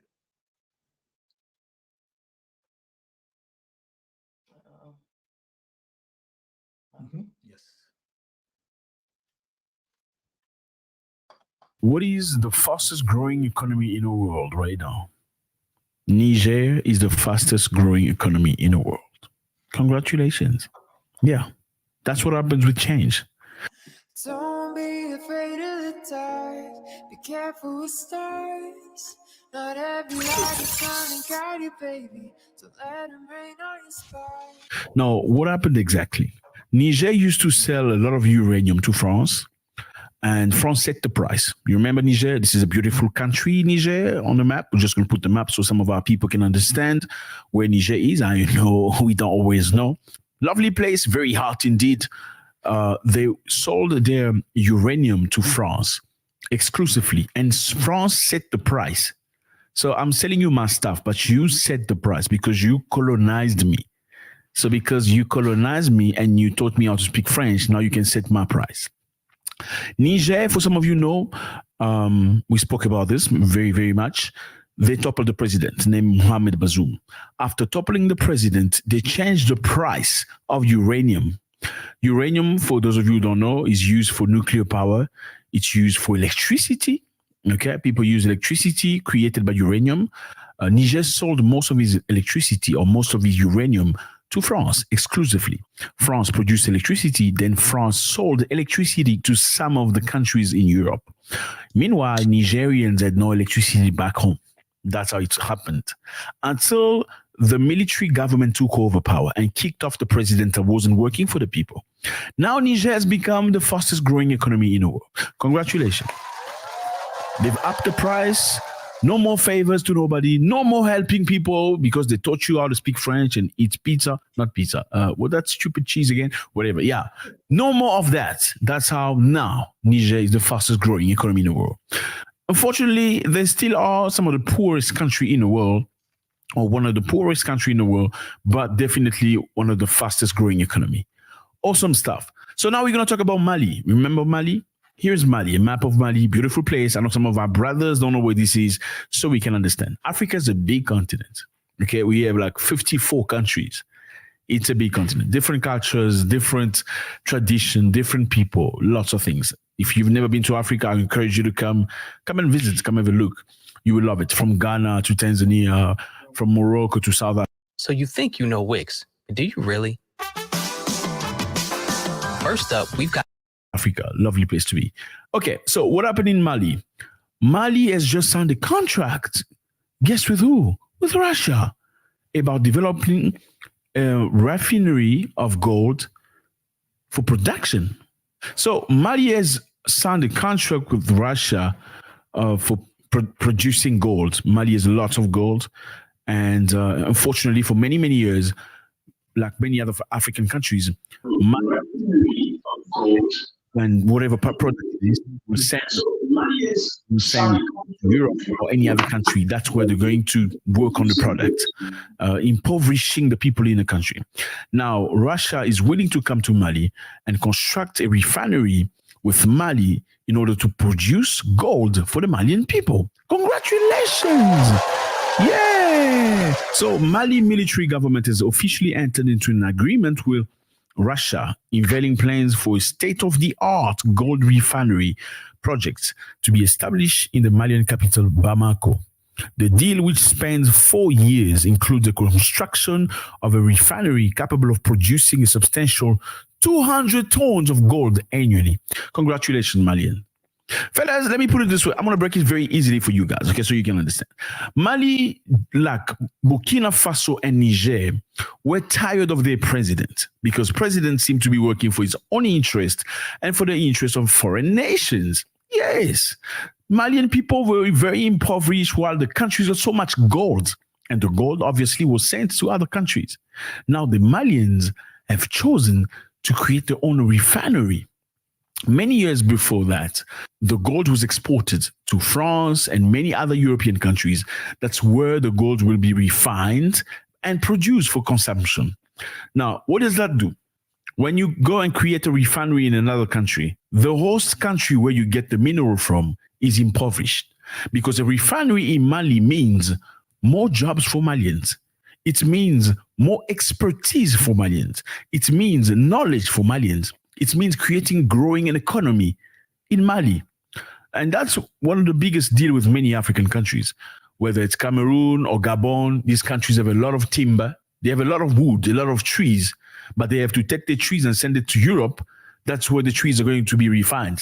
Is that acceptable? It's not. Then at the end of the day, they have to order furniture coming from Dubai. Can you believe that? You have all the timber in the world. You have all the stuff that you need, the woods, the forest. But your timber goes to Europe and Dubai. And Dubai creates the furniture that you purchase at a level of thousands of dollars. I mean, is that stupid or is that anything different? I don't know. You tell me. Now, the problem of many African countries, whether they produce gold or diamonds or lithium, oil, any other thing, they do not have refineries where they can, actually finish their product and export. Investors come into these countries, they take the raw material to whichever country they take it to, then they come and sell it to you at a very inflated price. Same with cocoa, okay?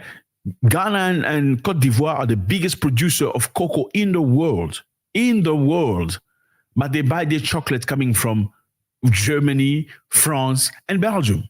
Can I repeat that? Ghana and Ivory Coast have the most cocoa in the world, okay, for production of chocolate, but they go buy chocolate in France and Germany and Netherlands. Is that okay? Is something wrong? Definitely, because there's no refinery in Ghana and Cote d'Ivoire. And it's very, very sad. So they come into your country, they set the price. We're going to buy at this price. You cannot discuss because you have no refinery. What are you going to do with it?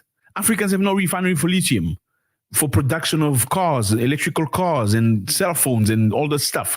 Africa has no refinery for cobalt. Africa has no refinery for any of these things, production of cell phones and all that. So when you have no refinery and you do not have the technology, what happens? Whoever who's got the refinery and the knowledge will come to you and say, you know what, I'm going to pay it my own price. Okay, it's my price. You want my price, or what are you going to do with it? Just imagine you have a big piece of uranium. What are you going to do with it if you don't know what to do with it? You don't know what to do with it. You don't have the means to transform it. Okay, so you see where we're going. Now, Mali has made a very big decision in involving Russia. Okay, Russia, come to my country. Let's build a refinery so my people can profit. Now, there's something very interesting to this story. You know, a couple of days ago, we spoke about Kidal. Kidal is a big city in northern Mali. We said Kidal was freed by the Malian military after French people were unable to kick out all the terror. Yes. So we're going to stop it right there, guys. So as it relates to the country minerals and the manipulation that had been done, right, with Westerners, right, and keeping them impoverished, right? Now, it takes a strike similarities with our bauxite. With our bauxite here in Jamaica. Now, we know that Michael Manley, right, as it relates to increase the levy on our bauxite, had done so much good for us when Michael Manley increased the levy. And so then, what we have seen now, as it relates to the Jamaica Labour Party government, had reversed that policy.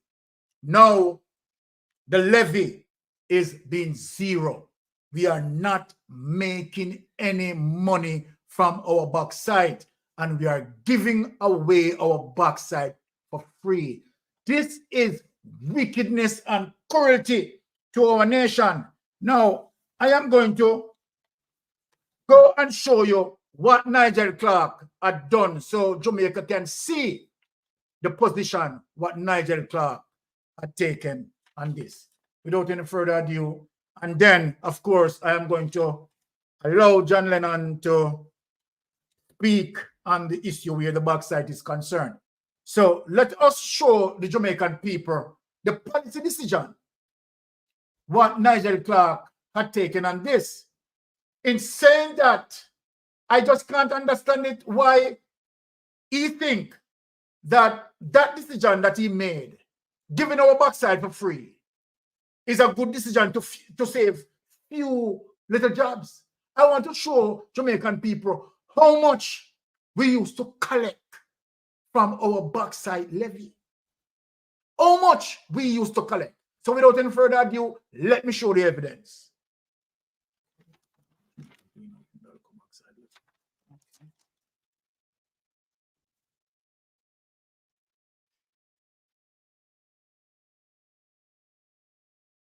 Yeah, Jamaica government collects. Yeah, That's fine. Yeah. You sure? Yeah. Hold on. Hold on. Windalco bauxite levy. 1 sec. Okay. 1 sec. To make sure. Okay, we are sharing the document. This Jamaica Glino. Jamaica Glino, right. Okay, yes. Really? This one? Yeah. Okay, it's not shared. I'm just opening up for you. So we are going to share the document.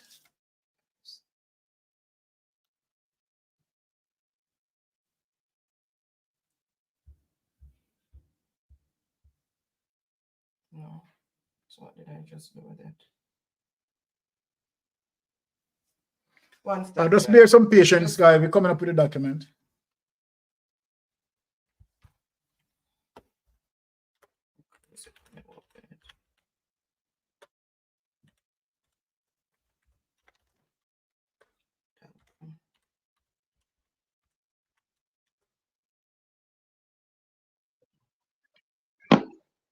Good evening, Byron, and good evening to all your wonderful viewers. Yes. Good evening. Welcome. Yeah, good evening, Anne-Marie. You're looking well. Yes. You. All right, so we're going to share this document.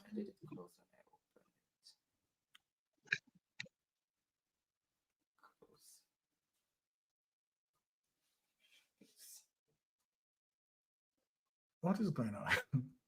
One sec, guys. I don't know what is happening here. One sec. Or you should open it. No.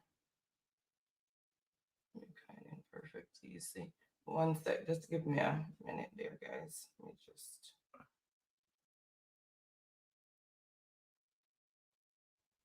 Why is it frozen?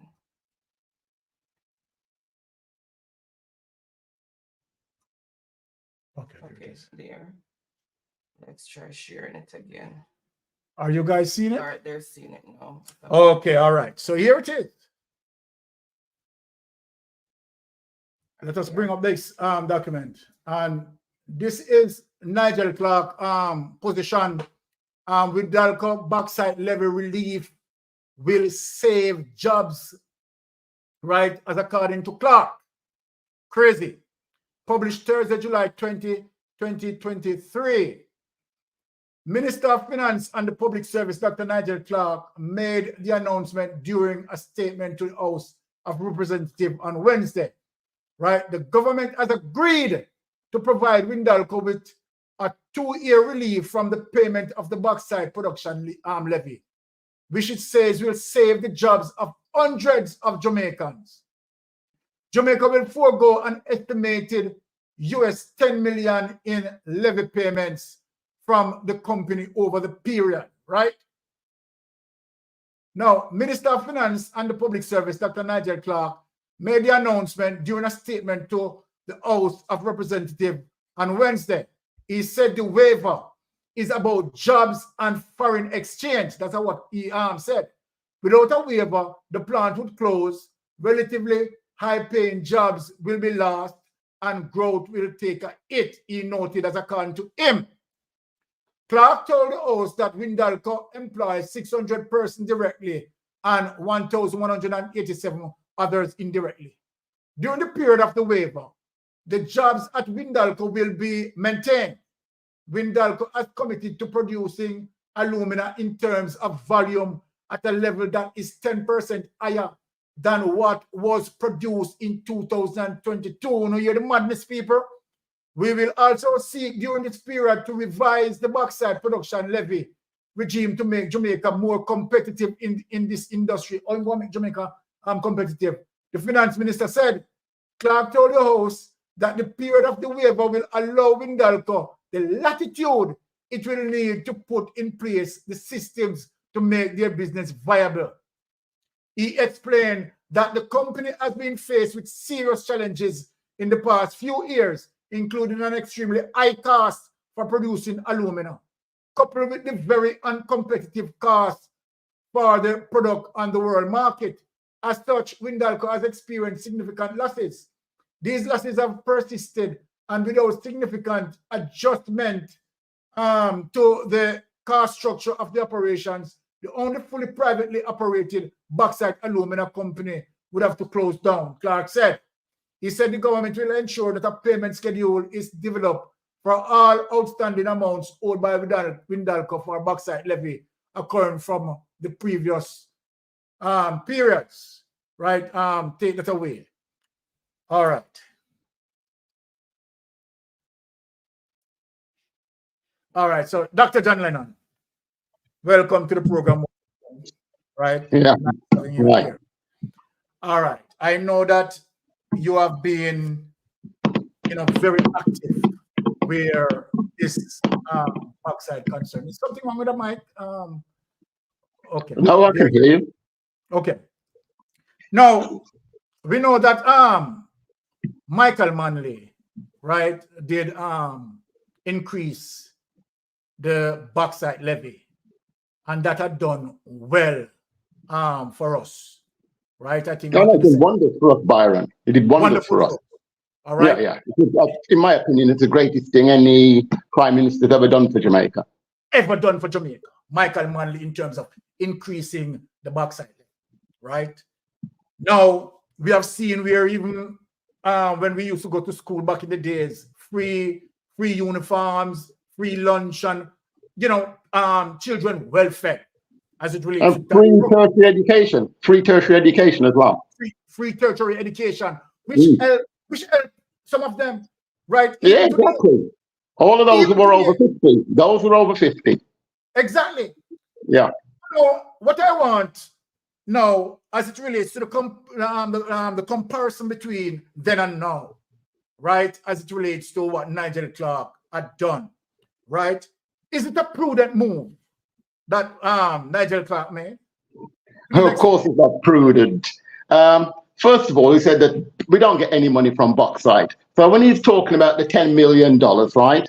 First of all, that $10 million was not for bauxite being mined at the moment. That was for bauxite that Windalco had not paid for in the past.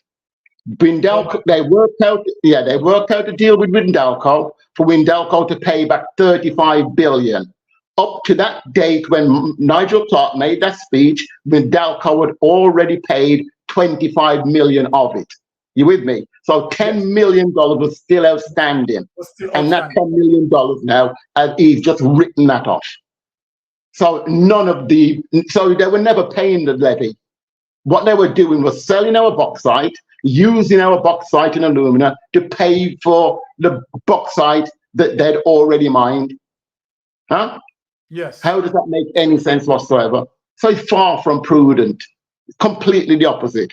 As it comes to the jobs he's talking about, he said in a TVJ, I don't think it's on that story that you just read, but it's going to say 24 million US. That's what it is, right? 24 million US of jobs. That's what he said it's going to save. And so it's going to say 600 jobs. Now, 24 million US divided by 600 delivers 40,000 US per man. You think anybody up in Windalco, them man, they're making 40,000 US? You're mad, aren't you? You're bloody mad. Before that, right, they went on bloody strike. Some of them did, Byron. They went on strike for 30,000 Jamaican dollars because they weren't getting 30,000 Jamaican dollars for an education bonus or something like that for the children. They went on strike for 30 grand, some of them. For 200 US dollars. And this man's going to turn around and tell me that these people who are striking are earning 40,000 US a month. I mean, a year. It's crap. If they earn, even if they're earning $1 million Jamaican dollars, they wouldn't go on strike for 30,000. They wouldn't. So let's just say, for instance, then, right? Let's say that they're on average, each 600 worker is earning at the threshold, which is 1.5 million Jamaican dollars. That would mean that the wage bill would be 6 million US dollars. Okay. Yes. So the 24 million is getting paid to contractors. They're using 6 million of that to pay the workers, and the other 18 million goes into their pockets. So we need to know, as I keep making noise about, we need to know who owns the trucks, because they're the ones getting all the money. That is why we have mining. It's for these contractors to make money, especially the people who own the trucks. And the word on the street is that Babsy Grainer owns trucks, Holness owns trucks. Who knows who owns them? But we need to find out. And that's the kind of thing that the Integrity Commission should be looking at. Exactly. So what seems to have done here that might be Nigel, well, I'm just saying, right? Because I have no evidence, right? We don't know if Nigel Clark owned any trucks. No, we don't. Yeah, the Integrity Commission can find out, but the Integrity Commission should know. Okay. The question I want to ask you, John, have you done any investigation as it relates to we now not charging anything, right, on our bauxite being mined here? When the bauxite leave our shores, is there any investigation done how much it would cost or how much they are making? Well, but I don't think you need to carry out any investigation like that, really. I mean, at the end of the day, a foreigner should not tell a black person or to black people what the price of our goods are. We know the price of our goods because we are the ones who have to suffer when we take it out the ground, and we're the people who work and bring it to market. Yes. You can't say to a man, I'm going to charge you, we're going to pay 10, we're just using a number, 10 US for, let's say, cocoa. We're going to take a ton of cocoa, we're going to charge you 100 US a ton. When all the workers are putting all this work and they spend 10,000 US doing all of this work, the price of the cocoa then should be minimum price of $10,000. That is how you set a price. You put in your cost, then you have to take your bit of profit that you want to make, and then you can work out your cost.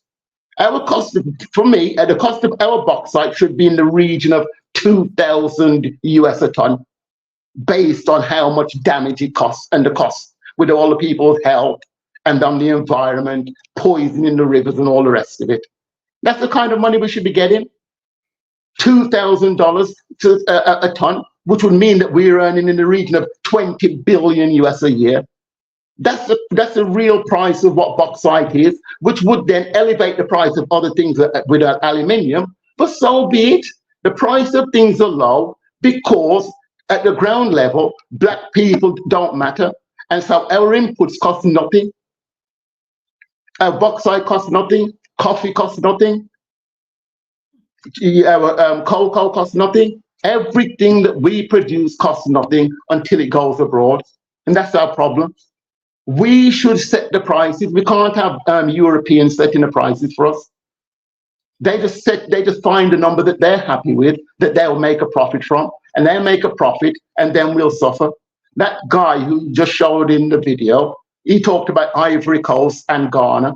They produce 60% of all the cocoa in the world. That means they have a stranglehold.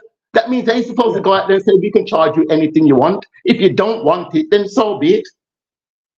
But we need to make sure that our farmers must make a living wage. 80% of farmers live in abject poverty. 80%. And yet, those two countries produce 60% of all the cocoa in the world. It's wrong. It's just madness. And you're going back to when Michael Manley brought in the levy. When he brought in the levy, it was 1974. 1974. We were getting around about 24, 25 million US per annum from bauxite, right? Which is a damn sight more than we're getting now because we're getting bloody nothing. And this is 1974, yeah? When Manley said, turn it around and said, look, we have to get money for our resource. You know, guess how much we got the following year? 180 million. Yes. Yeah. But John, which would be around about $1 billion US today. So those are the figures that we're talking about we should be getting, and we're getting nothing. What we need to tell the people that it is not like Michael Manley did not face resistance from these people, you know. Oh, you're mad. He had faced these resistance, but Michael Manley was firm, right, in making his decision and decided that the bauxite levy has to be increased. So I am saying then the importance of our material, right, as it relates to how it benefit them, right? Even at that time, they has to bow under the pressure of Michael Manley. So then what Nigel Clark has done now in terms of killing the levy, zero the levy, right, is a huge mistake and a serious damage to our economy. Right? Well, but Byron, remember, the $10 million is nothing We should be getting billions for the bauxite. Yeah. Well, Holness tells us every year that we get billions of dollars for our bauxite. That's why people even like me, I just ignored bauxite because I looked at the damage, but I thought, well, we must be bringing in good money for it. And then when you stop and look around, you're thinking, well, there's bloody nothing in these mining communities. So I go through Mokko all the time where I used to live, and there's nothing there. And then when you do a bit of research, you find out that the bauxite you're getting $30 million 1 year, and then you dig deeper and you find out that we're actually getting nothing. Okay, but I mean, it's beyond criminality. It's beyond criminality. Yeah. Okay, look at what Freedom is said in the chat there. Freedom said, and it's our people with the health problems. Oh my God! My God! Let us speak on what Freedom said there. Just let us lament, right? That they are mining our bauxite for free, right? Getting our bauxite for free. But as it relates to the enormous damage, right? As it relates to health situations that you understand is going to incur, did the government really take a feasibility study in that?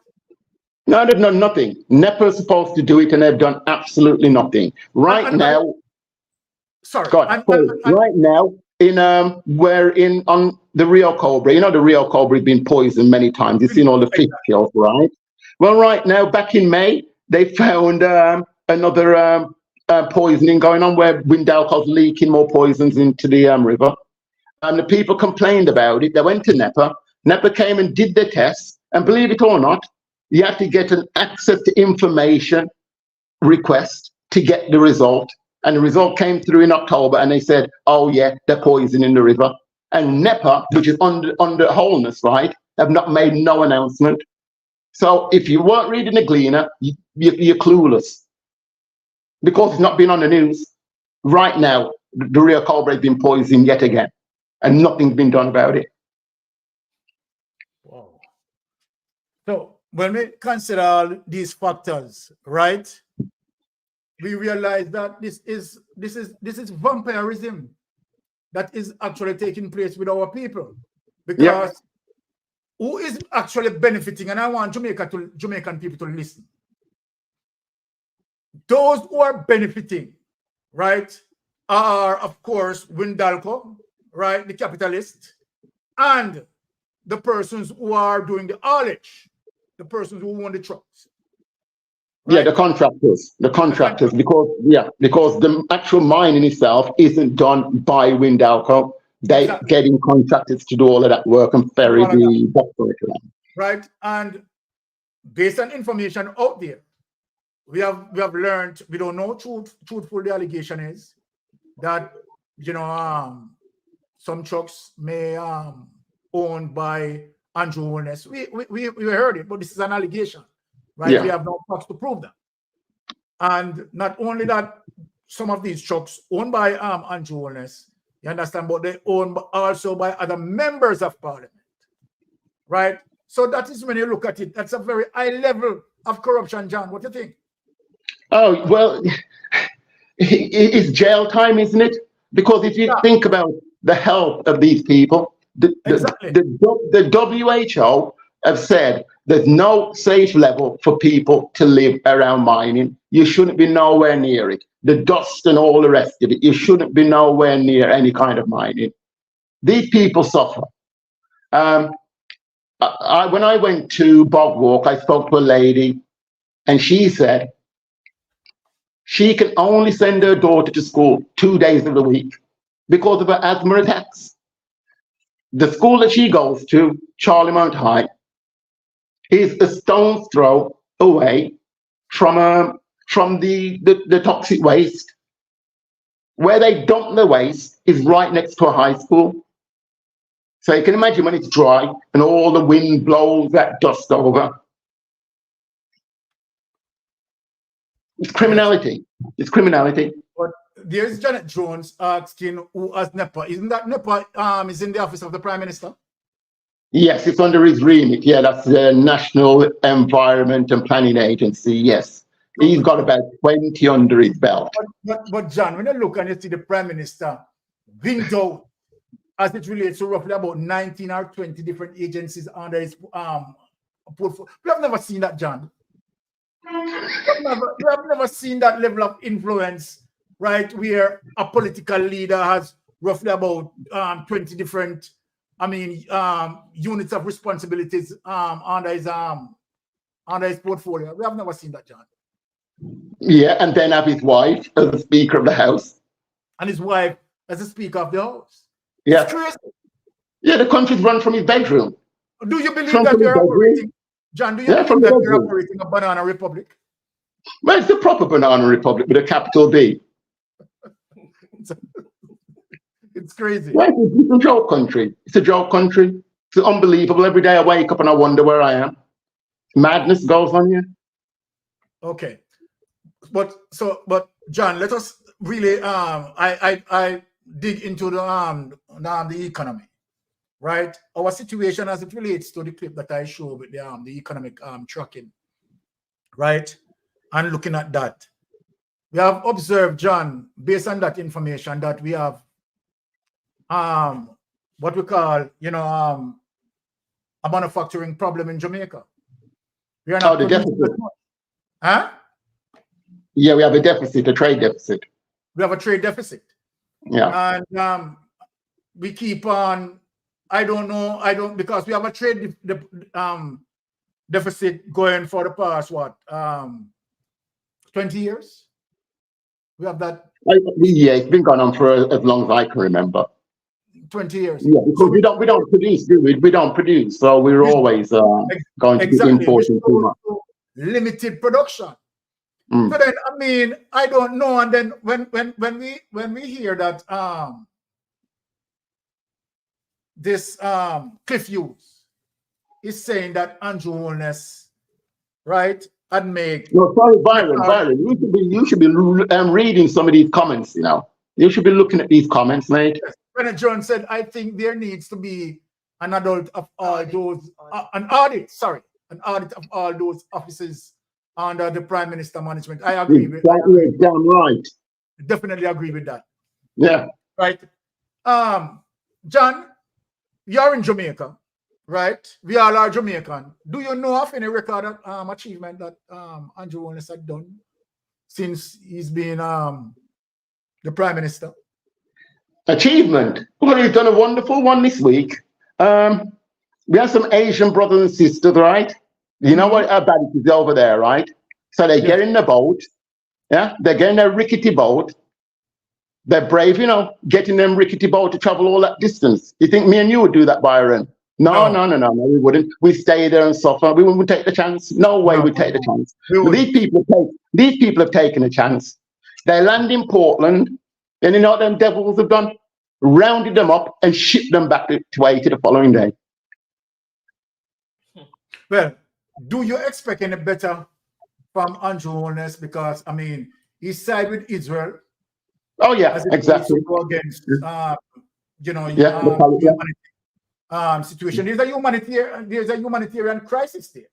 Yeah. But behavior like this, you understand, is really not a surprise, right? Coming from Andrew Holness-led government. Well, I never knew they could stoop so low, actually, Byron. So I'll disagree there, because they've gone to lows that I didn't think you could go to lows like that. I really didn't. My goodness. When your brothers and sisters run from Haiti, and you don't talk to them, you just round them up and dash them on a boat and send them back, whatever. It's crazy. Come on, man. No, don't call it crazy. It's evil. It's evil. No, it's evil. People come here, and the people in Portland were upset. They interviewed some of them on TVJ, and not one of them said he did a good thing. They all said, look, we're Christians as well. It's supposed to be a Christian country, for Christ's sake. I'm not a Christian, but it's a Christian country, and Holness has always got his ugly face in church. He's always in bloody church, Holness is. Huh? Okay. He's in church. No, finish, John. No. Yeah, it's just a joke. The man's got no morals. He's just got no morals, has he? It's very serious. Okay, so let us look at what Freedom said here, John. The Angolan people have taken the daughter of the former prime minister to court to freeze her account because they state it funds was gains from corruption from her father's time in office and her as well. Well, John, you want to respond to that? That's well, we need to do something like that in Jamaica now. We have said we have the Integrity Commission, but I just don't understand how Holness's declarations aren't out yet. You know, what is it, 21 and 22? Both 21 and 22. Right? It's statutory declarations for 21 and 22 cannot be certified. And prior to that, if you go on Jump, right? It's from And if you go on Jump, he has history of some of his statutory declaration from 2017 coming down. That has not been certified. From 2017. Certified then. Yeah, but and then they stop reporting. Right, but look at it, John. No, wait a minute. How come we're not hearing about this? Because I didn't know about this. So you're saying that Jump website. If you go on Jump website, you will see that. It stopped in 2017 for the reporting when you put the muzzle clause in. That's yeah. Posting it on the website. Right. For me, John, I honestly believe that here at this point, as it relates to the 6th, right? Let us talk about the 6th a little bit. I don't believe that the Jamaica Labour, under the Jamaica Labour Party, we are going to ever hear anything about the 6th. What is your belief on that? Well, we can't, can we? When Juliet Holness is a Speaker of the House, so can we? Exactly. Yeah, she's not going to incriminate her husband. No. That's why they hightailed Dalrymple out there so fast, because they know that she would be the successor. It looks that way, but then again, I said to Byron that why did the PNP allow it to happen? They could have just said that we're just not going to turn up in Parliament every day then until we sort it out, but we're not allowing it. Something should have been done. Yeah. All right. Because this is something that we can pursue. We can peruse. Sorry. Now, I want to believe that the People's National Party stands on it as. I think you're talking about supporting her to be the Speaker of the House. Is that what you're talking? Yeah, they seconded her. They seconded her. Paul did, yeah. I want to believe that might be a strategic position, really, as it relates to them, know what is coming down into the pipeline. Knowing to the fact that, okay, you have Dalrymple, right, who had just demits, right, being the Speaker of the House, and then you are putting someone there, you understand, who equally may have situation, I said may have, I am not accusing, may have questionable circumstances as it relates to their statutory declaration. And so then if you have Dalrymple, right, that, you know, just left, and then this, that could be a really, I mean, devastating thing to the Jamaica Labour Party, having Juliet suffering the same consequence. So I think it's a more strategic move. I could be wrong. I don't know. What do you think? I don't know, Byron. I don't know. I said I marvel at the country because it should just never have happened, should it? Should never have happened. She should never have been. She shouldn't never been the second speaker or whatever it is anyway. No, well, she should be the House either. Exactly. Well, none of them should be there, should they? Really? Exactly. Beverly, you want to? Beverly said this. You want to just say? Okay. Beverly, small. The opposition not opposing anything. Yeah, I tend to agree with Beverly.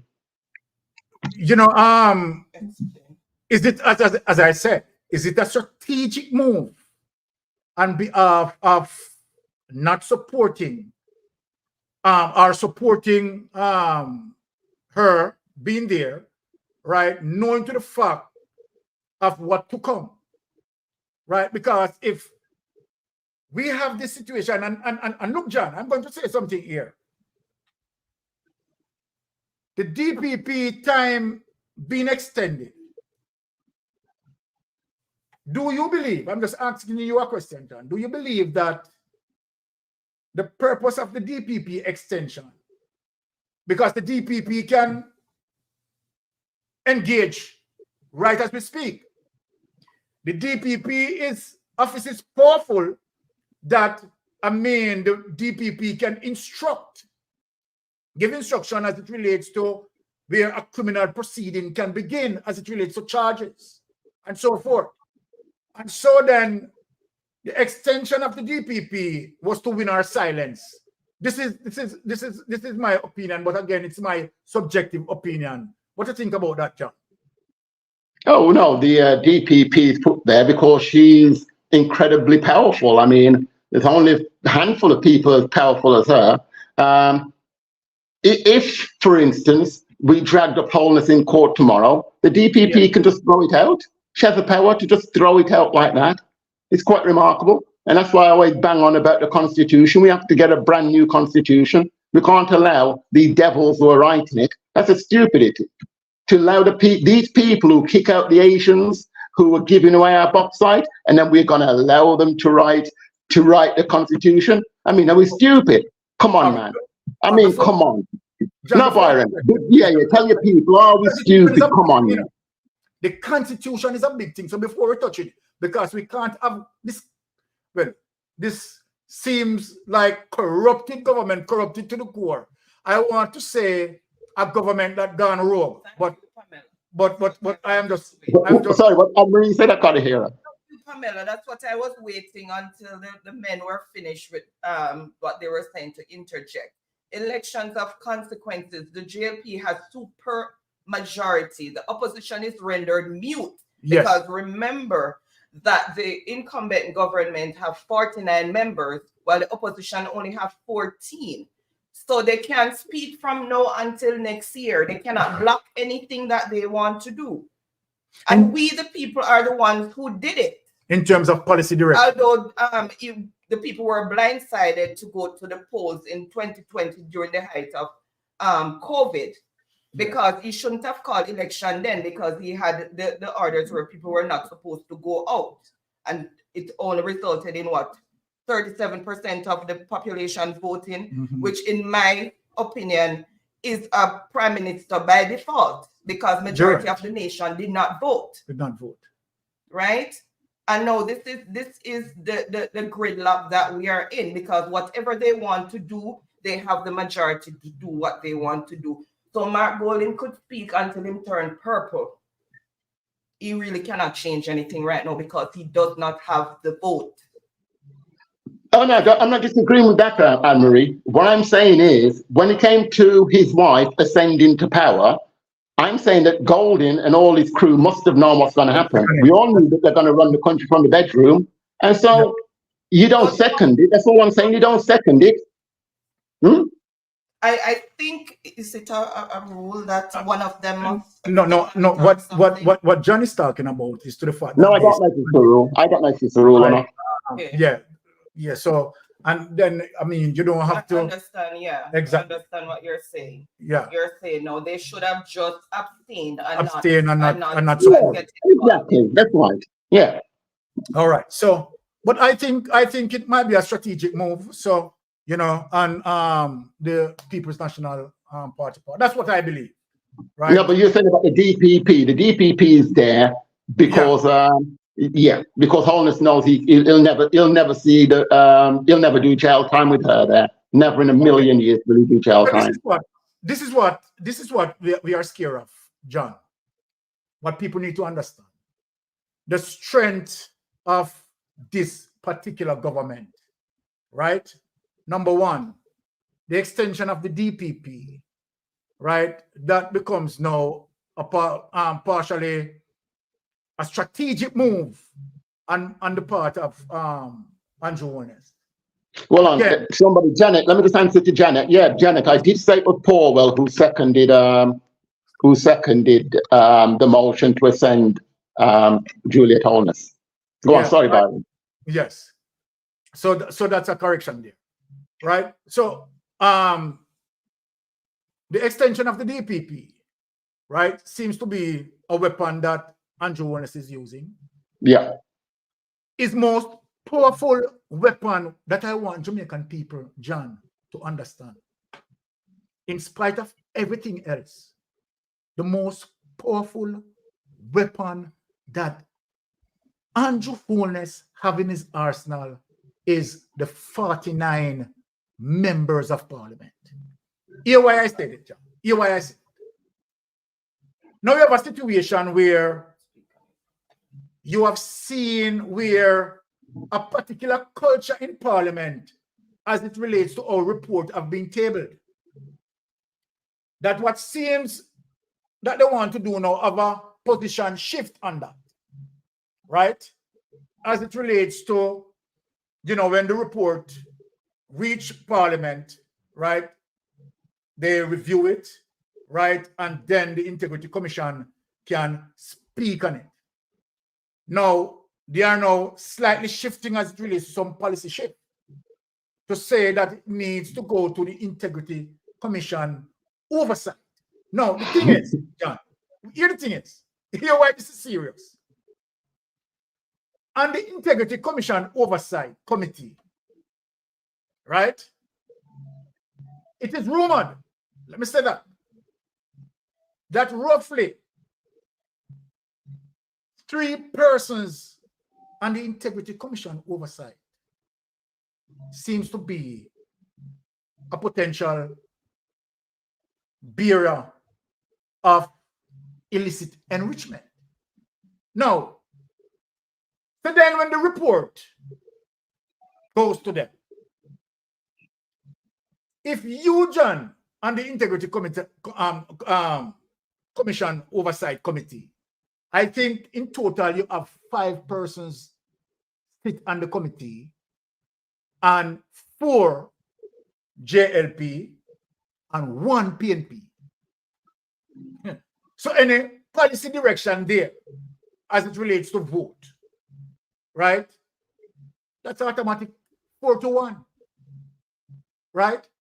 So then I'm seeing where if the report as it relates to the 6 members of parliament, right, for illicit enrichment, right, get to the oversight committee, how long are they going to keep it before, right, we hear anything? It might be kept there indefinitely as a result of 4 persons who sit on the Integrity Commission Oversight Committee is JLP, and then the 1 PNP can't do anything. John, this is sad.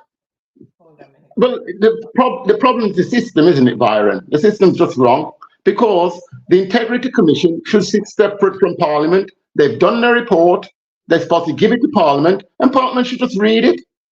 It shouldn't be have any. That should be it. It's supposed to.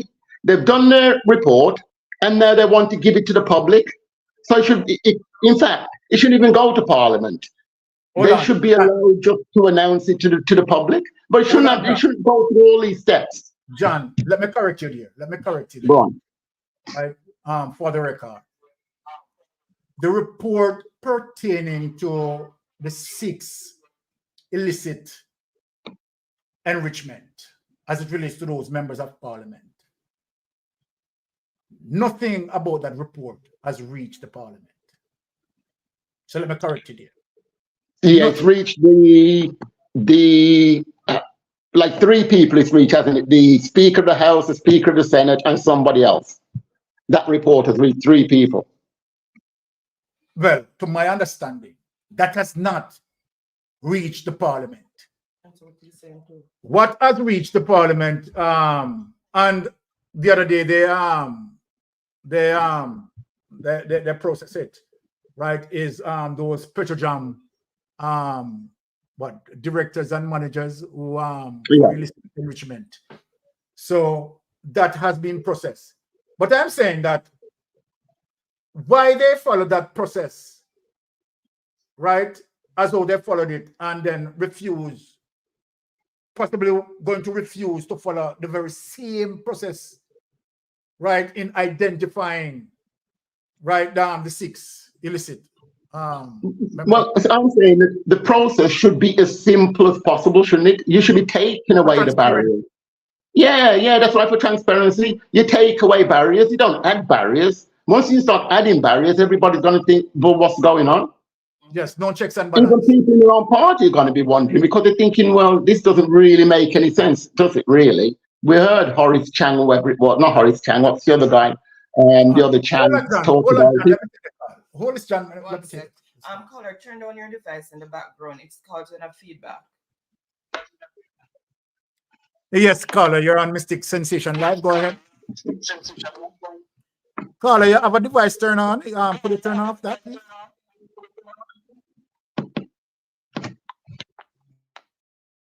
I guess we have to. Hello? No, hello? Turn off. Okay. That caller going to have to call. Before you guys continue, I just want to say something. Someone in the chat had said that Mark Golding said that it's not illegal for Juliet to be Speaker of the House, but then Janet made the point that I was going to make when I got a chance, that although it is not illegal, yes, it is not ethical either. Exactly. Look at it from an ethical standpoint. Yes, exactly right. That's so right. it should not be there. Yeah, simple. Yes. So the issue of legality is not an issue here. No. Right? We are talking about ethics. The ethics, that's right. Ethics, morals. Exactly. For transparency then. Right? Because one of the reasons why I believe that Juliet should not be there any at all. It's very simple, it's ABC. Number one, your husband is at the helm of the situation as it relates to unable to verify his statutory declaration for 2021 and 2022. So then, that being said, you being at the Speaker of the House, wouldn't that cause some, some level of obstruction? I want to use the word obstruction, right? So I think that's unethical. Do you agree with me, John? Oh yeah, it's just wrong, isn't it? It's just wrong. Exactly. Okay, so maybe it's just a disruptor. All right. So when we look at that, John, right? Why the extreme effort? This is what I'm asking myself as someone who, you understand the issue as it relates to transparency. What is the extra effort in hiding this information, in suppressing this information, in creating obstacles, in using possibly 49 members to create policies to block and to, why the extra effort if you are innocent? Well, exactly. It's just all wrong, isn't it? It's just wrong. It's just bad. It makes the country look bad. It's just lucky that the international scene don't know about it, but it's just embarrassing. It's embarrassing. It's embarrassing. Letitia Elliott, apparently there's nothing in our constitution to prevent her from becoming speaker. When they wrote the constitution, it wasn't meant for the people, but for the few in power. And certainly so. And that is one of the reasons why, we would want a constitution reform, but not by this government. What do you say about that, John? No, it's got to be written. It's got to be written by us, hasn't it? Written by the people for the people. As I said to you before, Byron, in that constitution, first thing I would have in there is that all high-powered or those up in office within the public sector. So that is just parliamentarians. We're talking about those running Petrojam, all of that lot. All of them, past and present, would be audited properly. And if they're found to be illicit enrichment, they're all going to prison. Simple as that. And that would be in the Constitution. And when you're done in the Constitution, Byron, you wouldn't have all these, you wouldn't have these people running for Parliament, because they wouldn't be able to allow to. They wouldn't be allowed to. Because the Constitution wouldn't allow it, because they're criminals. We'd find out that they're criminals, and they'd be found out. And that way, only good people would turn around and have to run for Parliament. Who knows if we'd have a JLP or PMP But what we've got at the moment isn't working. The people must agree with that. It's not working. The people aren't voting. Right, 37% voted the last time, but you have to remember 47% voted the time before. So we haven't had a majority voting for the last 2 elections. And it will be down into the regions, below them 47% this election. That's what I reckon. But everybody I've spoken to has said they reckon it will be down. Some people told me under 37, they reckon. Under 37%. That's how disillusioned the people are. Oh, geez. So then, but when you look at it, John, and I am seeing we're okay, all right. We have this situation that, you know, clouded the Jamaica Labour Party as it relates to the 6 members of parliament for illicit enrichment. Upon this point, we don't know who. The Prime Minister spoke about transparency and balance. The Prime Minister, prior to becomes the Prime Minister, said the Jamaican people has a right to speak out against its government if, you know, the government has any form of behavior concern. And while we are doing that, he's the same one that, you know, of course, doing everything to prevent that level of transparency. But, we know who Andrew Holness is. Andrew Holness is Andrew Holness, right? And so then you have to process him as such, right? Now, the thing is, I want to know, John, as it relates to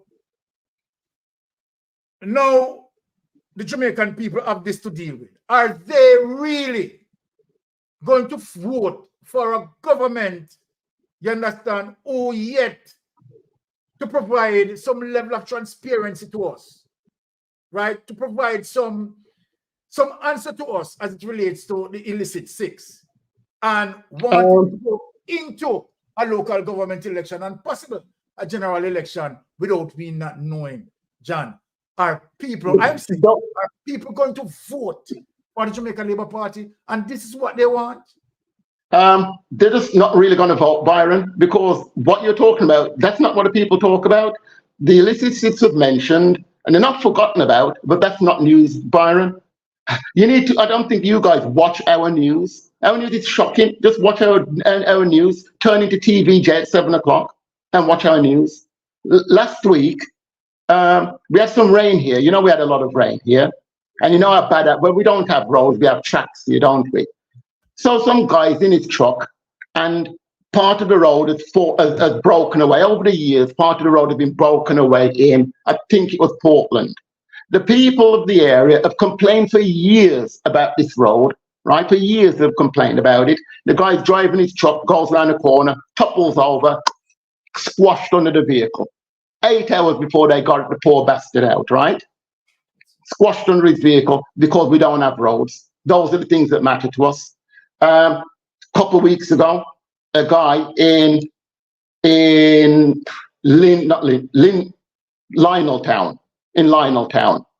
he was advocating for the hospital to get extra machines for people who have asthma attacks, right? Now, Lioneltown is not too far away from the Jamalco bauxite plant. So you know that this asthma is going to be plentiful around there because of all the dust and the caustic soda. So this gentleman is been advocating for more machines at the hospital. The guy goes into a severe attack. He gets himself to hospital. And you know what happens to him at the hospital? He bloody dies. Whoa. Because there's only 2 blasted machines and they're both occupied. It's crazy. It's crazy, John. It's crazy. Yeah. So people ain't going to bloody vote, Byron, because we've never had these things. We've never had roads. We've never had hospitals. We've never had ambulances. You know, Mocha police station is 2 containers. John, shipping containers. We have shipping containers.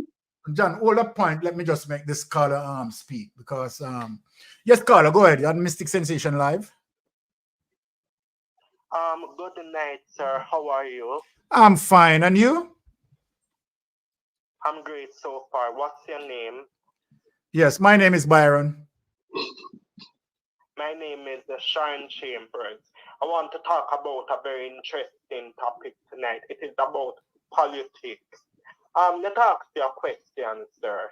why these politicians are not helping poor people in Jamaica? Why they have to always keep promises in this country all the time? Well, I could just give you one straightforward answer, is that they are corrupted.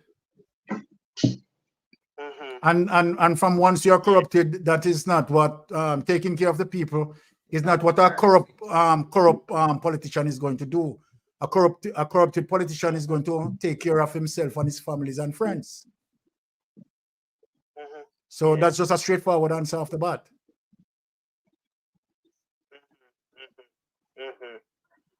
What I dislike about the politicians, I hate to hear when they keep promises all the time. They make promises in this country because, but seriously though, put fun and joke aside, every year when budget debates happen, they make promises, they make announcements. I don't know. These politicians need to do better than that. I'm very disappointed in them because we as poor people, we are suffering. And you know, Carla, to be honest, where you're coming from a concern of many. As a matter of fact, you're coming from a concern of majority of Jamaicans who feel, you understand, the similar way how you feel. And you know, totally disenfranchised and so forth. You just imagine that you want political representation, and all you have been getting is promising. And so then that is really a frustrated feeling. So again, can we still have to utilize, men to lead. And by so doing, the onus on us now to either assess, right, the type of persons who is going to carry out, right, the will of the people. And the only way in doing that is through the process of actually, the electoral process. We don't know, even if someone come out and that person can promise the whole world, and he articulate that promises, right, in such a way, right, for you to be, said, okay, all right, I am going to support this person because what this person is saying is so much, coincide with the policies that I want. The person is promising, infrastructures. The person is promising, you understand, good education, promising jobs, right? And the person is promising that he's going to deal with policies to bring down, right, unemployment and so forth. And when you hear these things, right, you say, okay, all right, this person win me over. But we cannot 100% guarantee that, okay, right, the person is going to execute what he had promised. And we have seen throughout the entire world, not only Jamaica, right, that is the, the culture of the politics, right? And we have to just hope and pray that, good men, right, may come, right? But if I tell you not to participate in the process, right, then again, would that be any help? Because number one, said, okay, you're tired of the Jamaica Labour Party and you decide that, you know what, I am not going to vote. You're not voting. You understand? Simple means it could be a potential win for the Jamaican Labour Party, right? And the thing that you're running from is the very thing that you create. So then, how you look at it now, Carla, is that, yes, in the advent of social media, and this is what I'm glad for a caller like you to call, and we are speaking about this. And so then I'm going to use this opportunity in speaking to many as it relates to our conversation that we are having now. So Carla, this is what I'm saying. In the advent of social media, that we have vloggers who are here, who can go on the Jump website, who can look and see that a member of parliament You understand what he had promised? He is not delivering. And here on social media, we can call him out and we can embarrass him, right? The community have to stand resolute, you understand, to hold their MP, to hold their councillor, you understand, responsible. Because the only weapon that we have to make change is through the electoral process. The electoral process. By voting. Right. By voting, all right? Ask him if he's going to vote. So, yes. But voting to me, hold on a second, sir. Can you give me a chance, please, for a second? of course, go ahead. But voting to me, in my opinion, doesn't make any sense. Who would vote for those politicians anyway, and they are not helping nobody? They don't understand what nobody is going through. Because here's the thing: some of those politicians are rich, and we as poor people poor. They are not helping us. They are looking down on us. No, seriously, let us talk about something serious. What about the crime and violence that happen in this country? The politicians cannot do anything about it. A lot of things happen in this country all the time. People murder, people rape, people kill, people scam people and they steal. You know, so many things is going on in the world. So many conflicts happen in this country. People kill each other. Men abuse women. And men also murdered women. What about those things that happen in this country? Why they cannot do anything about it?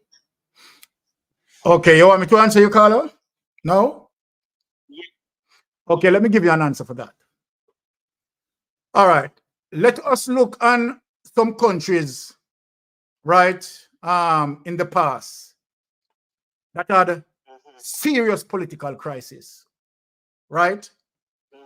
Now we can use a country like Singapore, right? That prior to the 70s, right? Singapore wasn't the Singapore what we have today, right? It wasn't. It was politically corrupted, right? But again, let me ask you, Carla, I just want you to rationalize something what I'm saying. It still takes a political process to change Singapore into Singapore. Singapore into Singapore. Yes. Right. I agree with you 100%. Okay, thank you.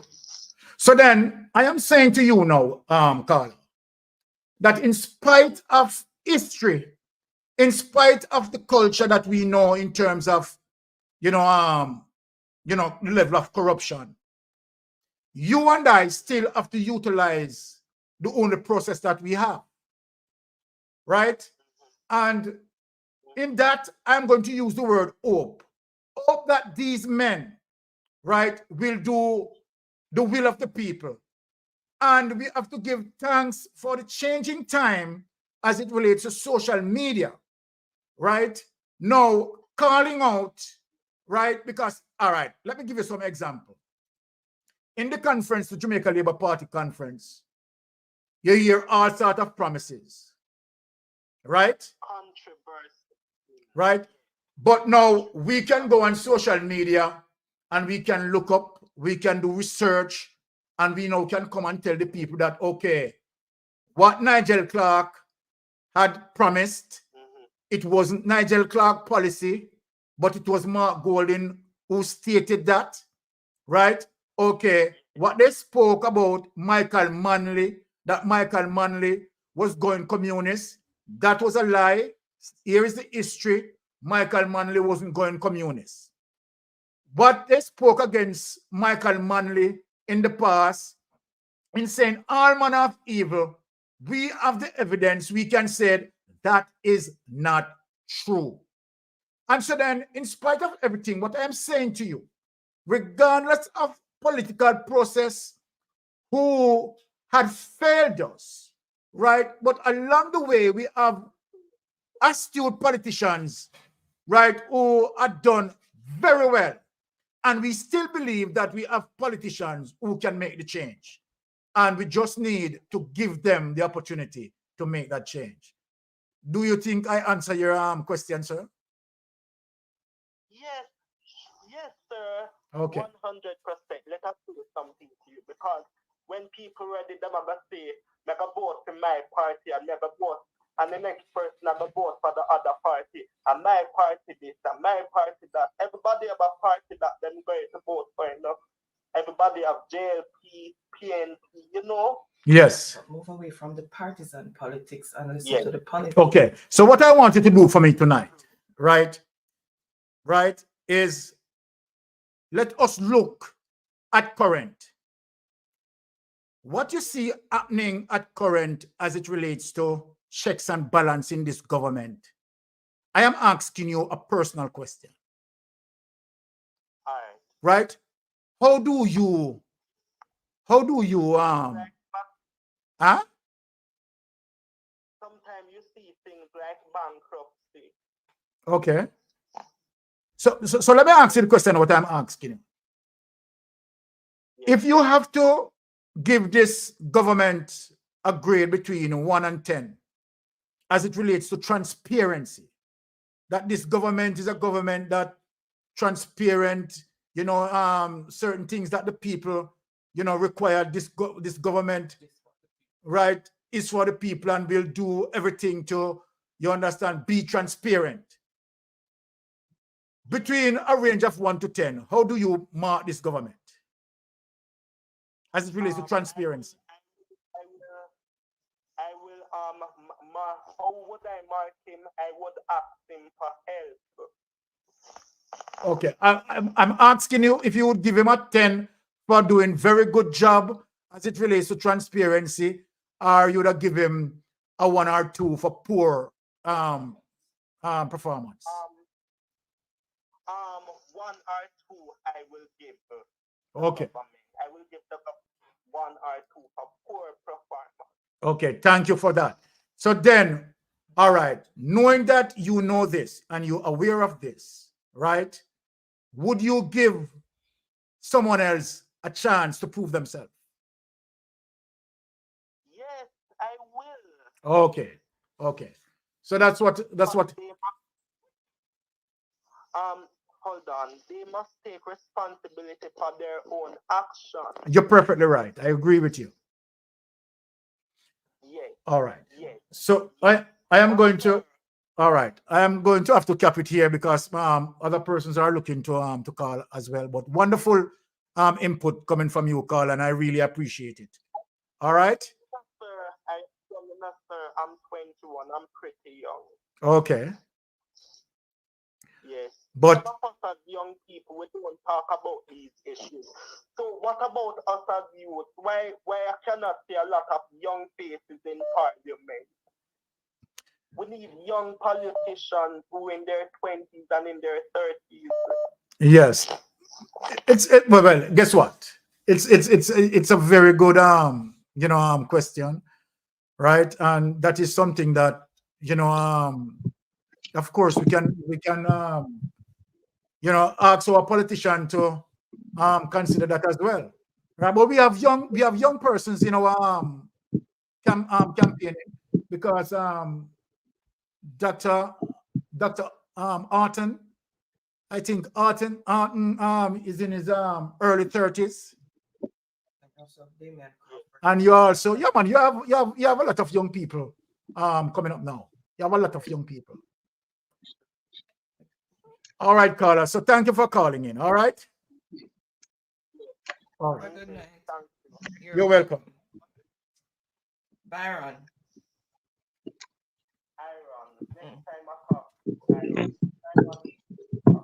Byron. All right. All right. Good night. All right, John. I think we have gone a long way.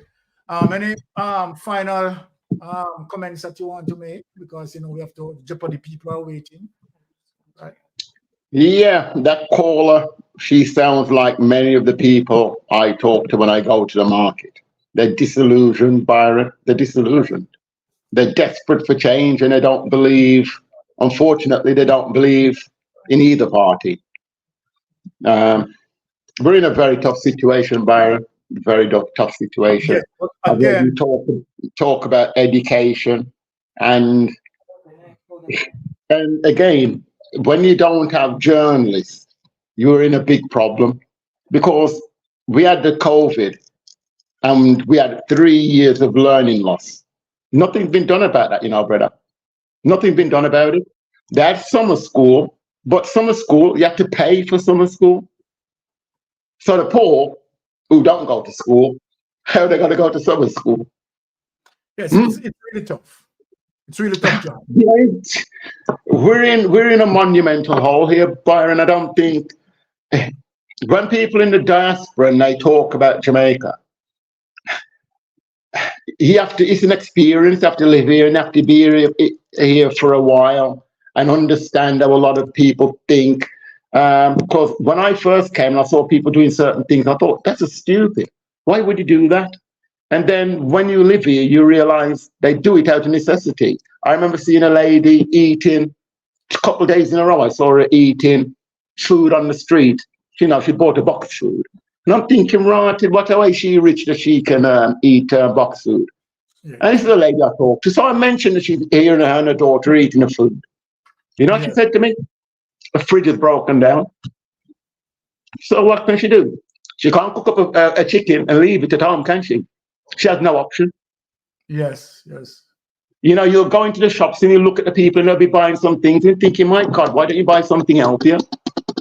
Well, you can't really buy them, because when you're thinking that your electricity bills are so high, you don't have any gas, the simplest thing to do is to boil a pot of water and throw it onto your pot noodles and hand it over to your children. And in spite of all of this, John, you have a political spin doctor, right? Like Cliff Hughes' program is saying that this government have record of achievement. It's crazy. It's thick. Well, that's rubbish, isn't it? That is rubbish. That is rubbish. Rubbish. Yeah. And Carla, you are on Mystic Sensation Live. Go ahead, Carla.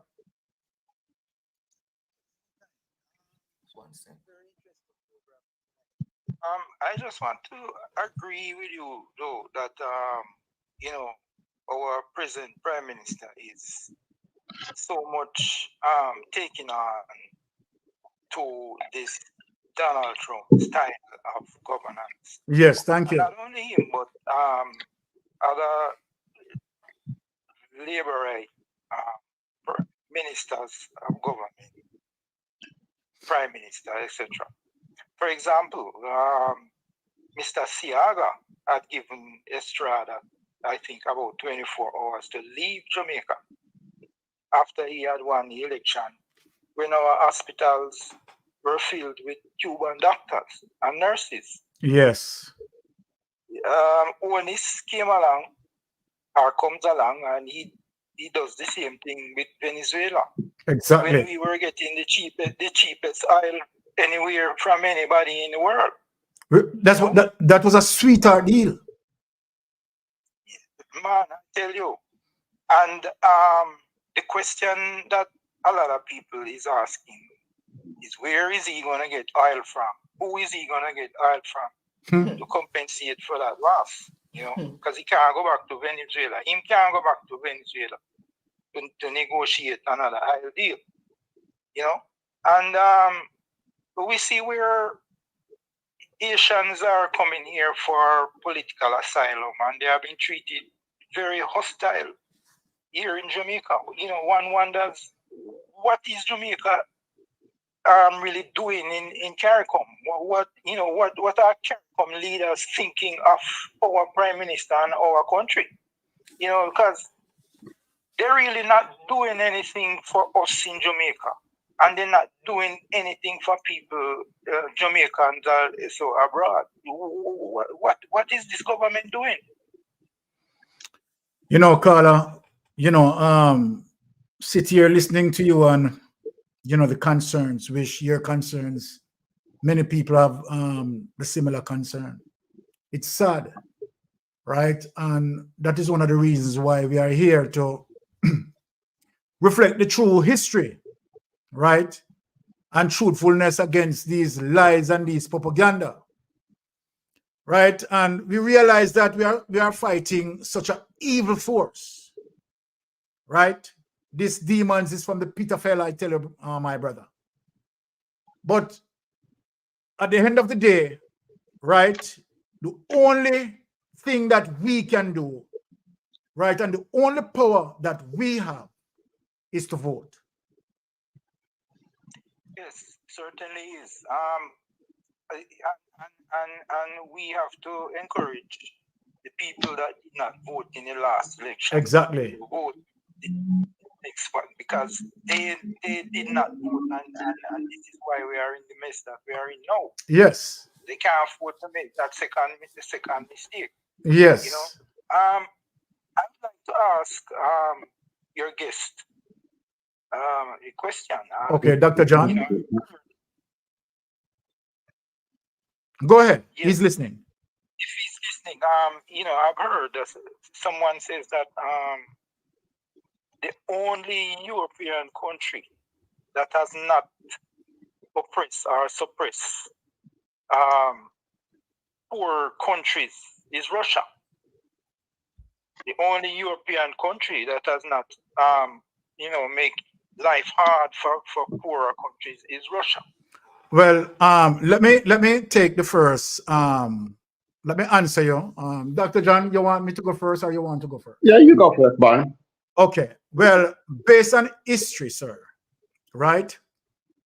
Russia, right, based on my research, is the only European country, indeed, factual, that has never oppressed us, right? So that is history in terms of my research. Dr. John, you have anything to add to this?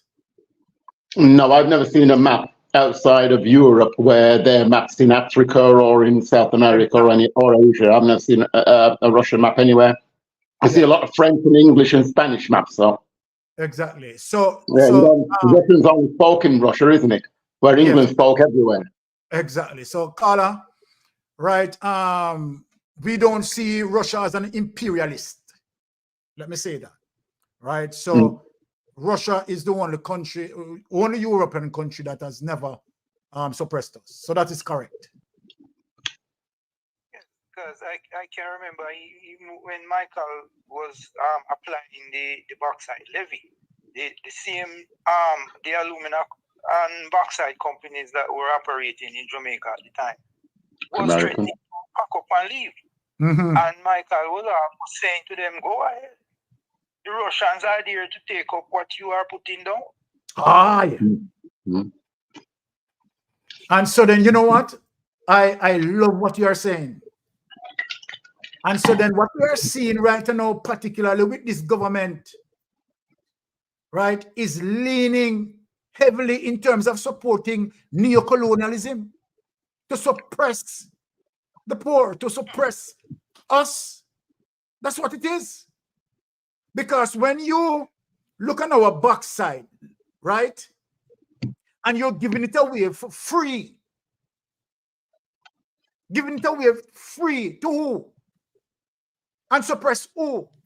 At the end of the day, the damage that is going to possibly come, number one, mining is taking place in the cockpit region.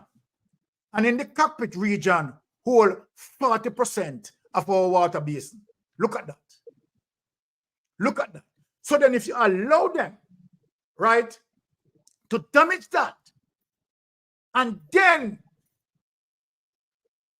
taking our backside for free, and our people succumbs to the health situations, it is crazy what this government is doing. It is crazy.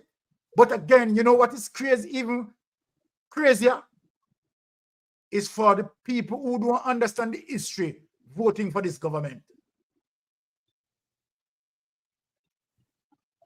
All right, Carla. So once again, thank you for calling in.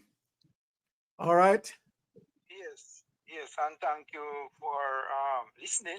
Yes. call, and hope that you will continue to do the right thing, and that is to educate us, Yeah, man. reminding some of us as to where we are coming from and where we should be headed. Exactly. Thank you, and have a wonderful week. All right. Okay, thank you for your endorsement and support. All right. Really appreciate it. John. Okay. All right. Freedom, we must be realistic. We cannot have a third party to replace the two parties in this election. So Jamaicans, what are you going to do? Very good question. John. Yeah, I'll tell you what they can do. Answer this question. Yeah, the JLP are writing a constitution. They have opened the door. They've opened the door for us to have real change. We need to reject their constitution. Just reject it. We take to the streets or whatever. It's the most important thing ever done for Jamaica, the constitution. It's the sovereign law of the land. If we write it, what's in that constitution runs the country. As I said, we can lock up all the parliamentarians if we write a proper constitution. We will protect all our resources. We'll get back our beaches. Our bauxite won't be given away. We'll have renewable energy. We'll have better education. All these things can be delivered, Byron. We don't have any street lights in this country. I just saw the news, and a stretch for 1 mile, it said 1,600 meters they measured, not a street light. You know where that was? On the road leading into Negril. Negril, one of our best centers of tourism. But they want tourists to go up and down on that dark road. Tourists ain't going to go up and down on that dark road. They're going to stay in their bloody all-inclusives, aren't they? Yes. All of these things that they do are strategic to make sure money stays where they want it to stay and people to stay poor. A real the PNP ain't going to change the stuff I talk about. They're just not. Yeah, but I agree with you. I agree. I can't stand wholeness under JLP. I hate them with a passion. I'd love to see the back of them tomorrow. I get it why you want to get rid of them. I want to get rid of them. Okay. But some people are just not going to vote for the PNP. That's just reality. That is just reality. Yeah, all I'm saying to people is that with a new constitution, the door's been opened. They're writing a constitution, and we'd be idiots. We'd be foolish to allow them to go through this process and deliver a constitution. They deliver a constitution, it'll be run from the bedroom, as we can see right now. Are we going to be sit back and allow this to happen? All I'm saying is that we have to come up with a strategy to say that we must reject the constitution and we can write a new one. Yeah. It'll take years to write a new one, but the point is that we'll put down a marker, say we are going to get real change in Jamaica. All right, but to be fair to Freedom, I don't think that you answer the question right directly as it relates to what Freedom is saying there. What are we going to do? We must be realistic. We cannot to replace the two parties in this election. So, I agree. What are you going to do? Right? As I said, I would reject the. Sorry, go on. So what he's asking, right? We have an election upon us, right? Yeah. There's no third party, right, that can come now and deal with policies and putting candidate there and where that cannot happen within the short space of time that we have. Agreed. So this is what Freedom is asking of the two political parties, right? Where is your direction? He didn't ask that. I don't see that. You're interpreting the question. That's how you've interpreted it. That's your interpretation, Byron. That's your interpretation. My interpretation is that. No. That's your interpretation. He said we cannot have a third party. You're right. Right? To replace the two parties in this election. Yeah. That's clearly stated. Yeah. So I am asking you now, John. You understand? What is your direction as it relates to his Freedom question? I just told you. I want a new constitution. And I'm leaving it alone. All right. All right. But let me just say something in terms of what Freedom is saying, because I do agree with Freedom.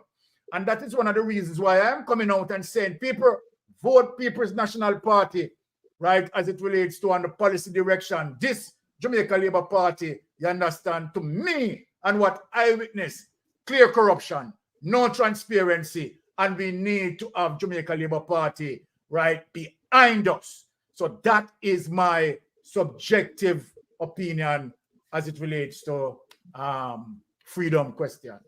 Right? All right. Here we go. So, John, once again, thank you to be a part. Thank you for inviting me. All right. And big up yourself. Any last word that you want to say before you go out? Or? No, but I'll leave it at that. Oh, anybody who doesn't know, if you can put the link into that petition that I started. Yeah, for the Bauxite mine. Okay. All right. I'll put it in the description. Yes. So, John, thank you. Right. Thank you as well. Bless up yourself. Anne Marie, lovely to see both of you. All right. Yeah, night to all of this. Bye-bye. All right. Bye. All right. So there you have it. And Jeopardy, I know that you're standing by. People in a Jeopardy say, what, Byron, can't have one chat now. All right. Jack one, social media is the game changer. Of course, corruption is in plain sight. People can influence the change by voting. You will be keeping owners in power to further oppress the nation. Dictator. Look here. If you don't vote, that is what will happen. People, listen to what Jack one is saying right there. Right? Social media is the game changer. We are here. You understand? To identify, point out, research, and do all of that. Right? Corruption is in plain sight, which is true. We all see non-transparency coming as it relates to the illicit enrichment of the 6 members of parliament. I don't think we will be ever have any information on that, to the fact that Juliet owners stand in the way. Now, people can influence the change by voting. Of course, you will be keeping owners in power to further oppress the nation, and people, we can't have that. So we are saying, go out and vote People's National Party. Go out and vote People's National Party. I believe in you, and we are going to pull off this one, because we need good nation building. We need policies, right? We need a leader that every time, as it relates to his yearly statutory declaration being declared, you understand, he declared it, which is Mark Golden. And guess what? Upon all the statutory declaration being cleared, all being certified. We don't want a government, the head of the government, statutory declaration cannot be certified. Answer that, Carl.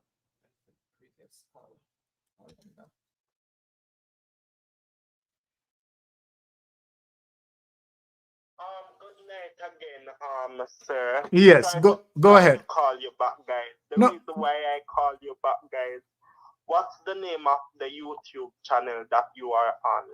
Okay, it's Mystic Sensation.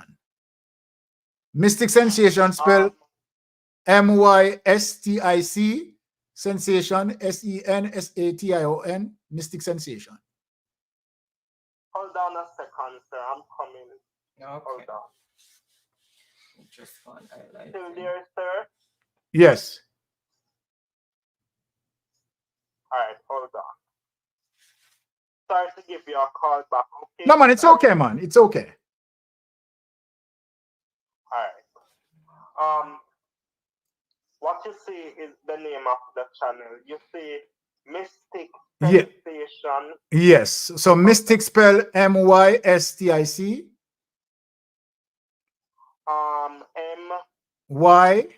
MYSTIC. Repeat. MYSTIC. I see.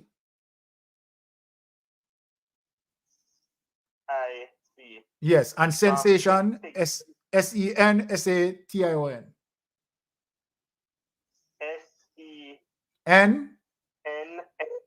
SATION. I get it. Thank you very much. You're welcome, Carla. All right, big up yourself. Have a wonderful weekend. All right. Yes, the conversation that we have tonight was very interesting. It was a very powerful discussion. I will have those conversations with you guys again in the future. Thank you. When I should always look out for your program. Yes, man, and you're welcome. You're always welcome to tune in. Yes, yes. All right, thank you. Thank you. All right. All right, have a wonderful weekend. All right. Okay. So Yokan Allen, the non-voters are the problem. And that's why we are appealing to people to get out, right? Process and vote, right? Particularly the 63% who did not participate, right? For some reason or the other. But what we are seeing plain corruption in the government. Plain corruption in the government. And they are not hiding it anymore. They are not hiding the plain lies, the plain deceit, the plain corruption, right? We just need this government behind us. Rooster Desi, this government is going to be the straw that breaks the camel back. Jamaica is barely clinging on as we speak, and it will only get worse. This government doesn't have the vision, right, or the care for Jamaicans. And let me tell you why it is going to get worse. That shift that Andrew Holness supported the United States and shift from Venezuela, we're going to pay for it. You understand? Inflation is going to hit us, right? So after the local government election, right, whatever, then you're going to see the real inflation. Now, Freedom, how did your grandparents survive? It might be easy for me to say, but no one wants to sacrifice, nor for the future, right? So let me tell you, right, at the end of the day, we need to go out, right, and vote People's National Party, right? I'm not going around in a bend. I am telling you to vote People's National Party. Now, Freedom, so the goal of the JLP is to continue the oppression, yes, to suffer the poor because they benefit of people being poor, rightly so. And not only that people being poor, right, they don't want to educate the masses. They don't want to educate the masses. They want to keep the masses, right, ignorant so they can continue to trick, continue to fool and malign the people. I will ask the Jamaican people, what do you want and how are you going to get it? Exactly. Thank you, Freedom, for the strength that you are pushing out, right? Real soldier, real veteran. Let's build a better Jamaica. Freedom. The people just look after themselves. They rarely ask the government for anything. We are in a monumental hole. We need to reject the JLP constitution and demand our own. That is so true. Right? That is so true. All right. So, Jeopardy. All right. That's my final say. And for people who are waiting, all right, here goes Jeopardy. Okay. All right, so guys, thank you so much for still being here. Really appreciate each and every one. Okay, Devon, welcome. Howard, just seeing people that's because it's further down in the chat. Howard, welcome. Happy Friday. Says I keep asking one question. Okay. Devon. I keep asking one question. How long shall the wicked reign over our people? Yes, exactly. How long? Right? So we need to make sure that we pull out all of the Manleyites, right? Go out and vote. Byron Jones, the people are being oppressed and their constitutional rights are being eroded on a daily basis. So true, Byron, so true. Okay. Again, thank you so much, Corinne. Welcome. Happy Friday. All right. John Wanley, welcome. Happy Friday. Courtney Walker, welcome. Wayne Evans, welcome. Happy Friday. Just scrolling down. And Joan, welcome. Can't wait. Okay. All right, so thank you so much for your usual insightful and informative presentation, Baron. As usual, You're you put a welcome. lot of work and research into it weekly so that you can present factual information to the people in order to educate and enlighten and uplift our people so that at the right time we can make the right decision and do the right thing on election day. All right, so Byron, one of the biggest problems is the self-voters. Yes. Need to get the people out of that mindset. Exactly. Agree. All right, so we are going to go into Jeopardy, and of course we're going to play for credit as usual. It's $100. It's $1,000 Jamaican credit for the person with the most points, and we have 4 runners-up of $500 each, and it's Digicel or Flow. So I'm going to bring up the template. The questions are in the form of a statement. You answer in the form of a question. If it's the name of a person, is who is. If it's the name of a place, it's what is or where is, and then the answer. So just let me share the screen here. Let me just take off the logo. It's hiding. Let me just take off the logo. There we go. So the categories for tonight is Name That Animal, Famous Jamaican People, Bob Marley, Brain Teasers, Reggae/Dancehall Artist. So as usual, we're going to start by throwing out a category, and for how many points. The first one I see, that's the one we're going to start with. Whoever answers the question correctly will choose the next We'll choose the next category, and for how many points, and so forth and so on until the board is empty. So Jeopardy players, you can throw out, and anybody can play. Everybody is welcome to play. If you're in the diaspora and you want to play, if you make it in the top 5, then you can donate your credit to someone in the chat that is at home, or you can donate it to a family member or anybody of your choice. So, all right, so Andrew is saying name that animal of freedom as well. So you know what? Let me just refresh on my other device and see who threw it out first. Okay. How many points? Name that animal for how many points? 100, 200, 300, 400, or 500? Can I get a pen out the holder? Oh, okay. All right. Happy Friday, Empress. That's an amazing topic. Big up yourself, Empress. Thank you so much. Hope everyone is okay in the family. All right. So Freedom is saying for 100, name that animal. All right. So name this animal. Everybody run out. Skip, run out, jump out.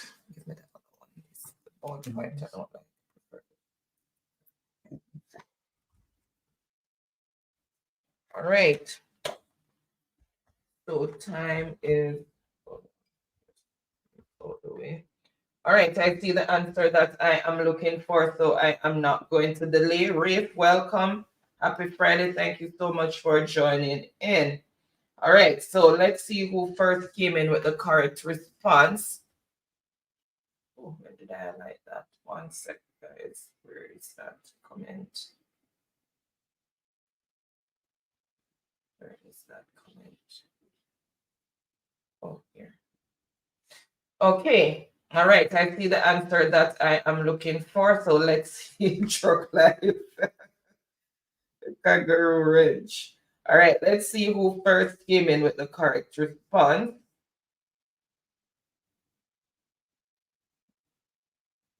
Right, so it started there. So Truck Life, what is a kangaroo? So Truck Life is on the board with 100 points.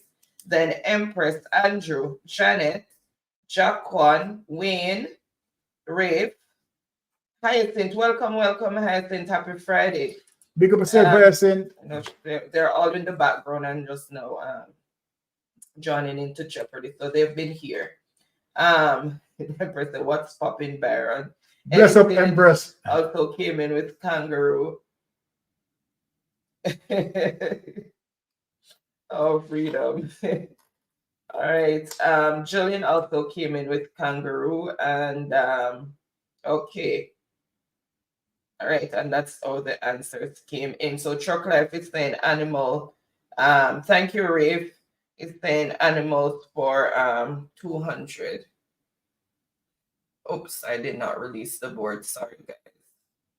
All right, so it's continuing with animals. Need to take that one back off. Hold on. So what is kangaroo? I didn't reveal that. And then 200. Name this animal. Name this animal.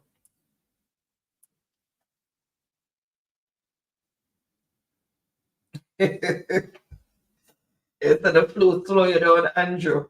I hope you feel better soon.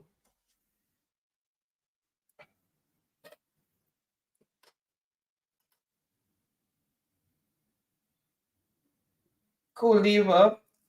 Okay, so you have to put what is and then the answer. You're welcome, Andrew. Thanks, Catherine. Thanks for the endorsement and the support. All right, I see the answer that I am looking for. So known delays and what is a sloth?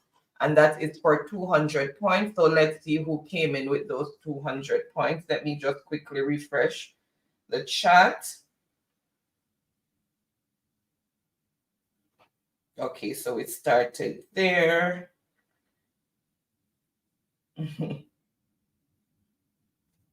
Janet. So first on the board, but the correct response is Janet. What is a sloth? Then Truck Life, Empress. Carol, she didn't put what? Where's the John did it? Cynthia, Jack. And how much points for that for Janet? 200. 200 what? Yeah, Dan said Janet one. Yeah. Thanks for that, Wayne. Okay. So choose the next category, Janet, and for how many points? What is that? Okay. Oh no, it's not Janet who put it out. So Janet, choose the next category. Okay, animals for 300.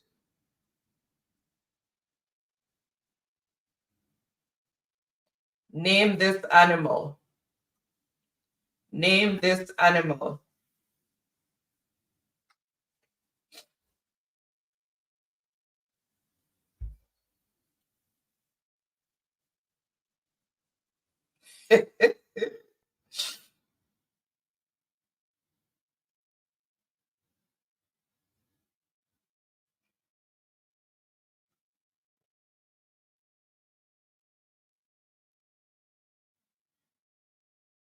All right, I see the answer that I am looking for. So let me go ahead and reveal the answer. What is an anteater? So it's an anteater, and that's for 300 points. So let's see who first picked up those 300 points.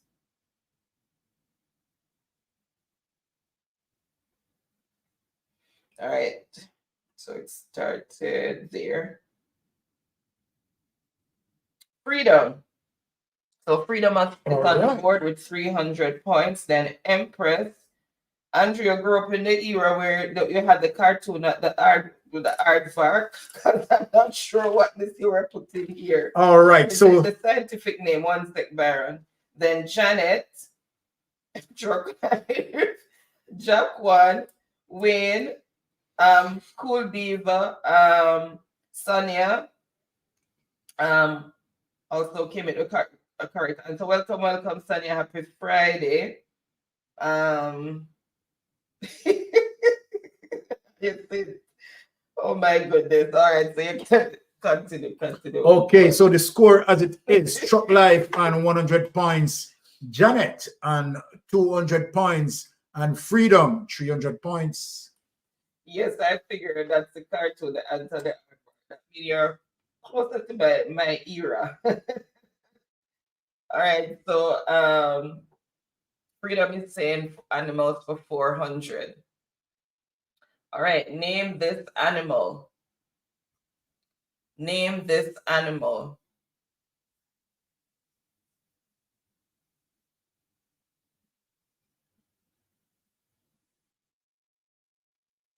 Welcome, Michael. Happy Friday. I think you've been here. So many people have welcome. I losing track.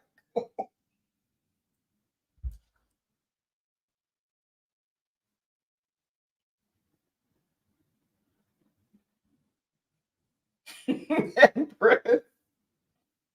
Oh God, I see the answer that I am looking for. So no delays, and it is what is a hyena. So what is a hyena? And that is for 400 points. So let's see who first came in with the correct response.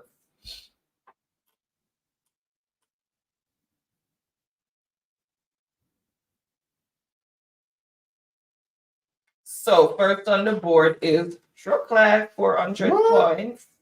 Then Andrew, but I think there was a typo there. Freedom, Empress, Don Mel, weird. Then Jacquard, then Cool Diva, Janet, Rafe, and that's how the answers came in. Chocolate is saying animals for 500, so it's finishing off the animals. And this is double your score. It came up early. Double your score and name this animal. Name that animal. This Pumbaa.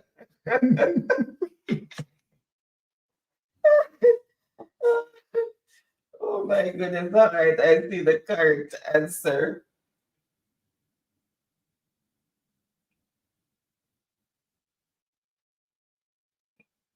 All right, I see the answer that I'm looking for. So I can say, yes, it's Pumbaa, but I don't want Pumbaa. I want the right animal name. What is a warthog? Yes, Pumbaa was a warthog. Okay, so that is for 500 points. So 500 points is going to be added to whoever gets this. And then their overall score is going to be doubled. All right, so let's see who first came in with the correct response.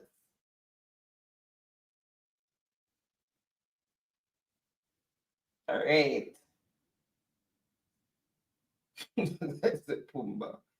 Truck life. He came back and got it. He said Pumbaa, then he came back and put the warthog. So 500 points to Truck life score and then double his overall score. Whereas Ricardo was here earlier. Then Dunmel also got it. Empress. My goodness. It's starting to burn now. Then Dorothy. Welcome, Dorothy. Happy Friday. What is a warthog? Okay, Daniel. All right, so choose the next category and for how many points? Okay, so the score as it is, Janet on 200 points, Freedom 300 points, and Short Life way in the lead, 2,000 points. Okay, so you're saying famous Jamaicans for 100. Which one you want? Because you put in two. Bob Marley.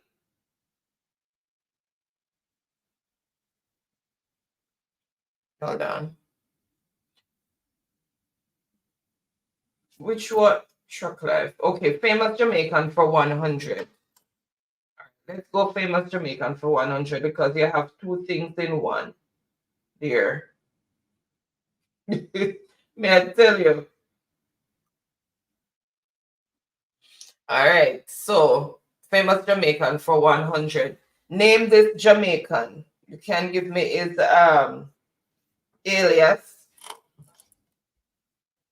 Name this Jamaican.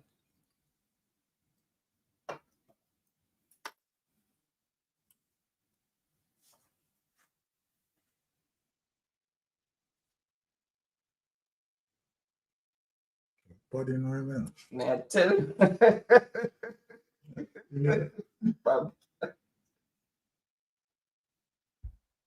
All right, I see the answer that I am looking for. So no delay. Bada cat. Who is Bada Cat?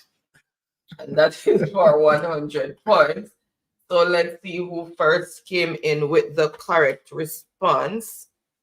I like to know why them call him. All right. So let me just refresh and see who first came in with the correct response. All right, let's see where it started. And it's okay, that's where it started. And just I need to be on the board, sick or not sick.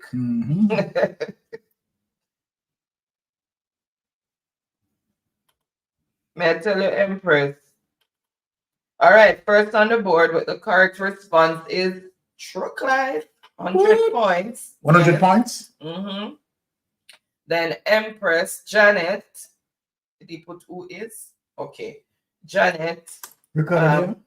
He was here earlier. Hyacinth, Danielle, Jaquan. Oh my goodness. It's too small. Sorry, Sonia. The picture was too small. Well, he must have famous YouTuber, Chuck Life.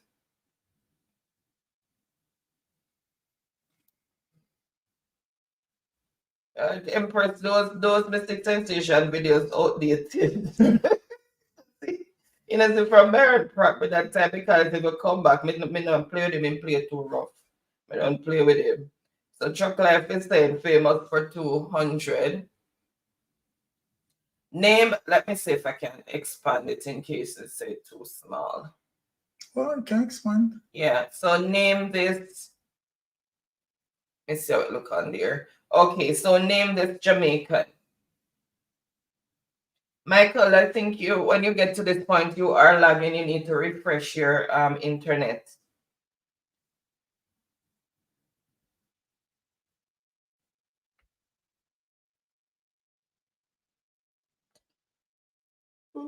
So I can take his stage name or his real name, whichever one I see first.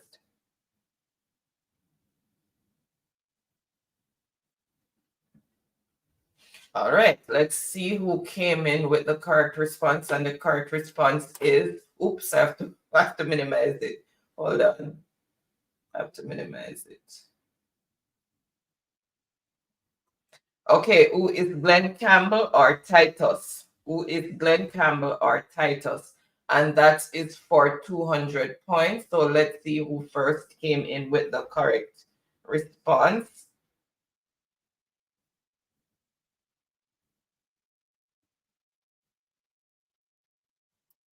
Let's see. Okay, so it started there. Mr. M get rid new spark plug for real.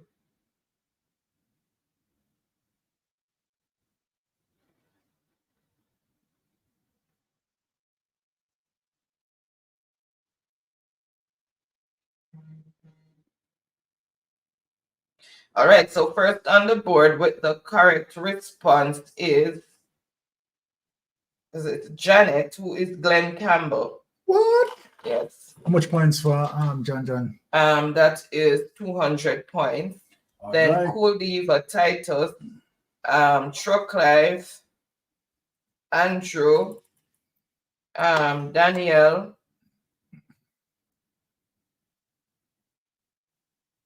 okay, and that's all the answers came in. Truck Life only had Campbell, and it can have John Campbell, Bob Campbell, whatever. He needs to put if he's putting the name, he needs to put the first name as properly. Yeah, and that's how the answers came in. Okay, editing also came with Glenn Campbell, and Rafe also has with Titus. All right, so choose the next. I don't see you have Titus there, Andrew, what you have there? You have Tatusi or something to that effect? TATUSSI, that's what you have.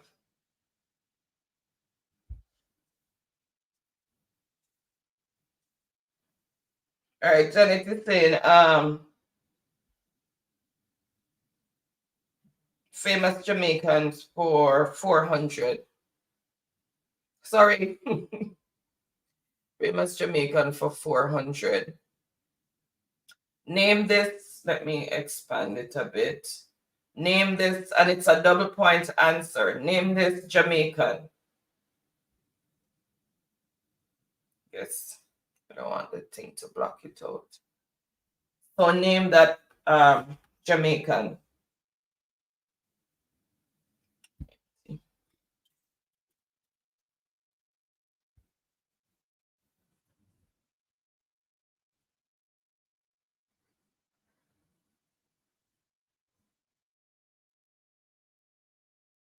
Catherine, you're also, when you get to this point, you're also lagging. You need to refresh your internet.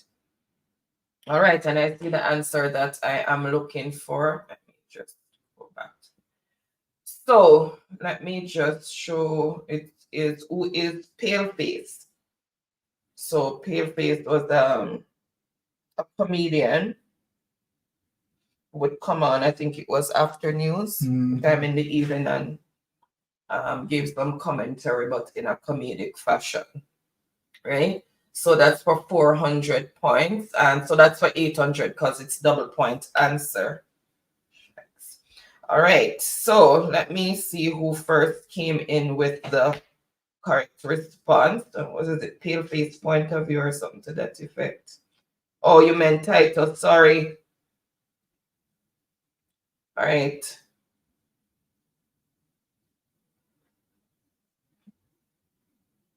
All right, so first on the board with the correct response is Truck Life. Truck Life, 800 points. Then Empress, Cool Diva, Danielle, Editing,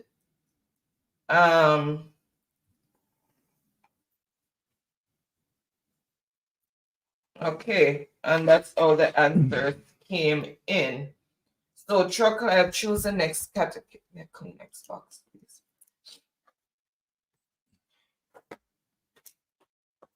Choose the next category and for how many points.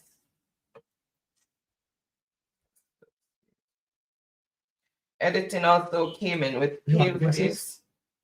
Sorry, I just don't finish. Let me just bear it out. No, man, I'm going to finish. Go for it. It's another case. Upstairs, right? Yeah. All right. So Truck Life is saying famous Jamaicans for 300.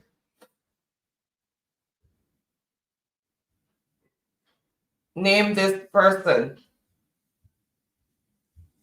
Name that person. Empress, why you lighting candles and fuming?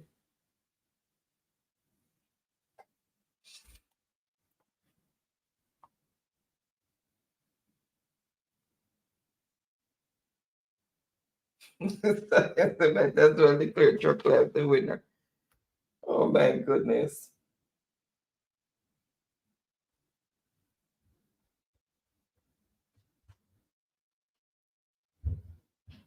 Seriously, guys? Think a ray of hope. Let me give you because I am not in Jamaica and I watch it sometimes. Think a ray of hope.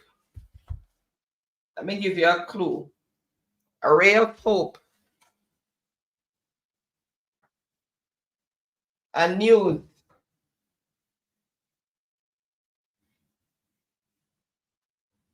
I don't know if she still does the news anymore, but she used to read the news. I can't believe you guys.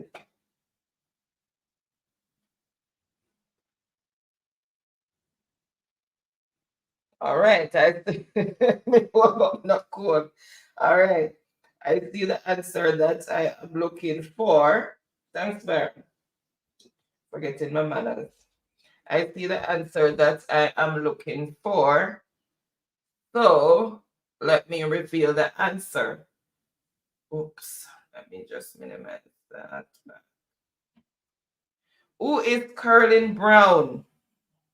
So Curlin Brown, Lenora, welcome, welcome, happy Friday, and that is for 300 points. So let's see who picked up those 300 points.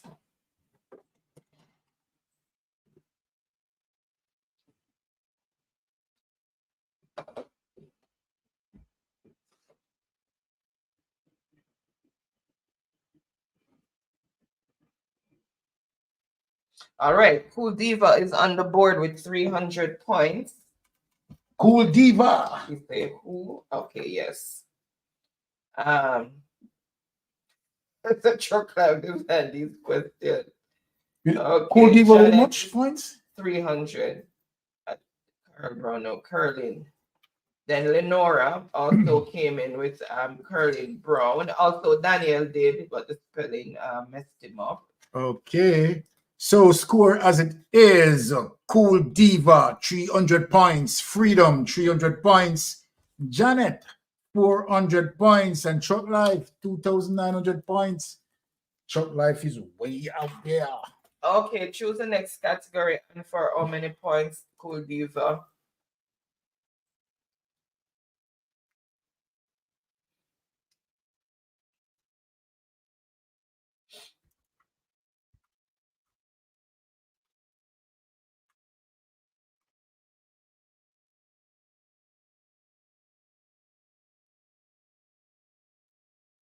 Okay, she's finishing up famous people.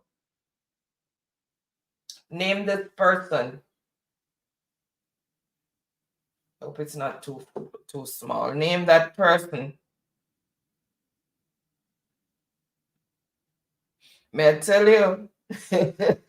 Truck Life Combat this week is a vengeance. They just barely make it on the board last week.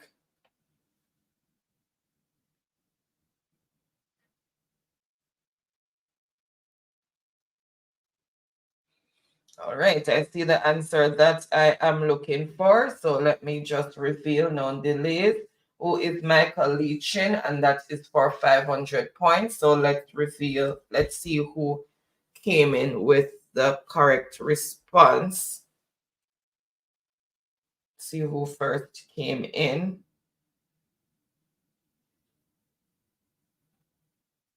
All right. Empress, I don't know what to tell you because last week Truck Life was struggling as well. Sometimes that's how it goes up and down. The race is not for the swift, but who can endure to the end. Amen. All right, so Freedom for 500 points. Then Daniel, oh, he didn't put on Michael. Truck Life, Freedom for 300, for 500, sorry. Freedom, Truck Life for 500 points? Freedom for 500 points. Freedom for 500 points. Yes. Then Cool Diva, no, she didn't have Michael. Janet, Dan didn't have Michael either. Andrew, Catherine, I think only part of his name. Rave. Okay, yeah, Freedom won. All right, so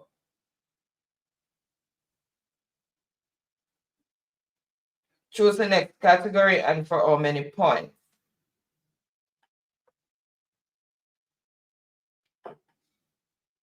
So the score as it is, Cool Diva, 300 points. Freedom, 800 points. Janet, 400 points. Truck Life, 2,900. Okay, so Freedom is saying Bob Marley for 100. Bob Marley. Bob Marley grew up in this parish. Everybody run out. Bob Marley grew up in this parish.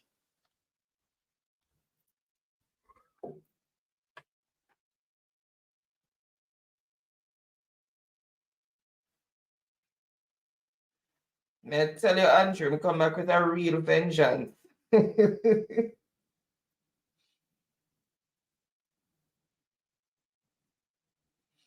All right, I see the answer that I am looking for. And remember, the name of a place or thing is what is or where is. Name of a person is who is. All right, so it is what is St. Anne, and that is for 100 points. So let's see who first came in with the correct response. Let me just refresh.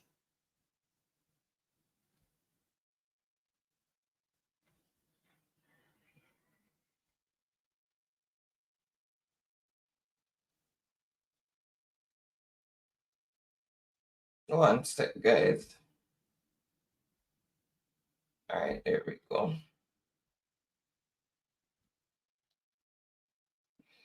All right, so let's see who first came in. Truck Life, what is St. Anne? Then Janet, that is for 100 points. Okay, she has 2 8 which should be what is Freedom. Then Cool, Diva, Jaquan, Rafe, Danielle, Catherine. Okay, Jaquan can. Oh, the thing has been very specific. 9 miles. All right. Okay, that's all the answers came in, and then you go back and put St. Anne. All right, and also Julian came in with St. Anne. Okay, Truck Life is saying Marley for 200. This happened to Bob Marley in 1977 that would soon prove to be fatal. This happened to Bob Marley in 1977 that would soon prove to be fatal. What happened to him?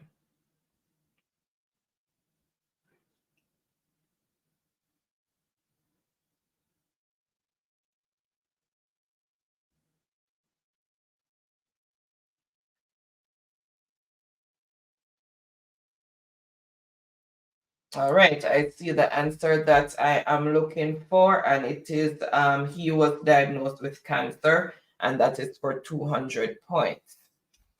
So let's see who first came in with the correct response.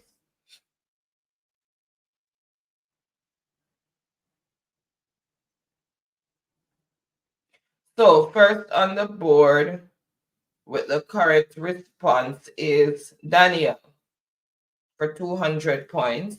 Daniel. What is cancer?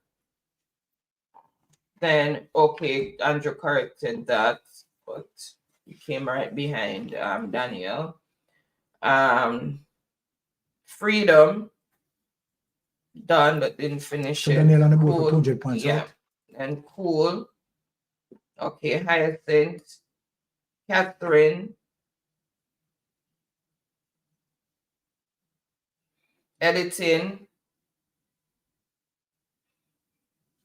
Empress Job, she no man, she's still there.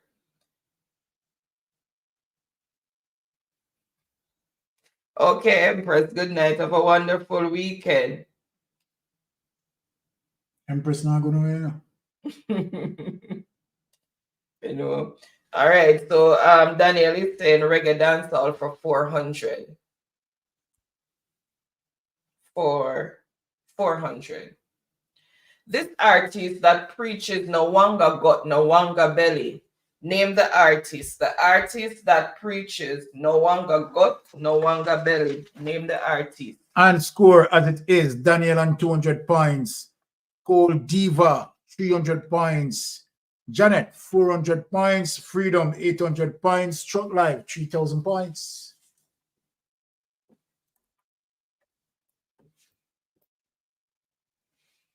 All right, I see the answer that I am looking for. So known delays. Who is Tiger? And that is for 400 points. So let's see who first came in with the correct response.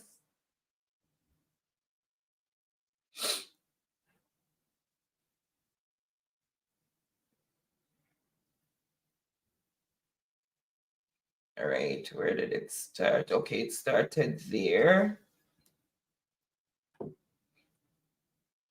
Okay, Andrew did not put who is. All right, so first on the board with the correct response is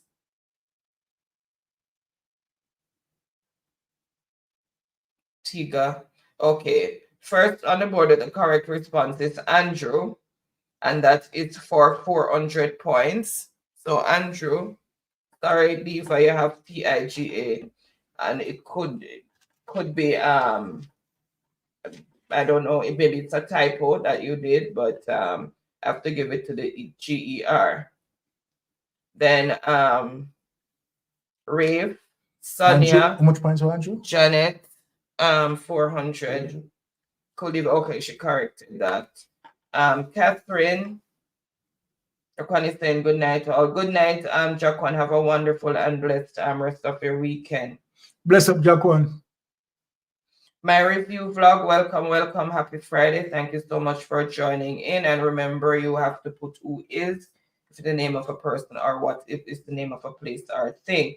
Julian also came in with Tiger.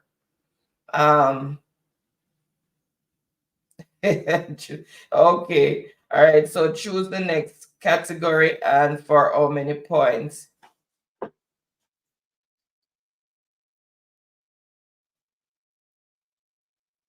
Okay, so reggae for 300 is continuing with reggae. This artist was bullied by Danny and his little brothers in the ghetto. This artist was bullied by Danny and his little brothers in the ghetto. Name the artist. Sharon, welcome. Happy Friday. Big up yourself, Sharon.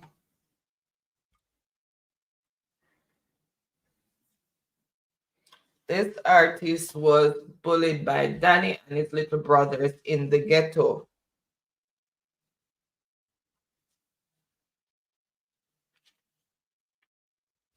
Name the artist.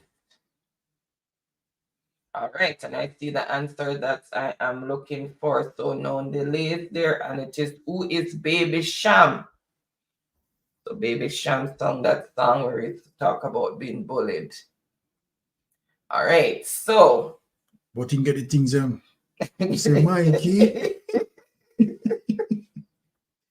get the things No. All right, so Truck Life, first on the board is Truck Life with 300 points. Then Catherine, Truck Life with 300 points. Then Catherine. Then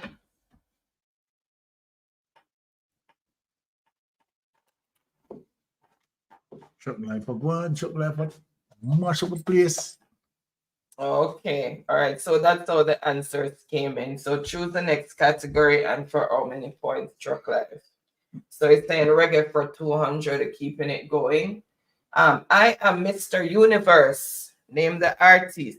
I am Mr. Universe. Name the artist. Look like Truck Life was on a low key last week. Mm-hmm. Seems like Truck Life was on a low key last week. He come back with fire panning wheels this week.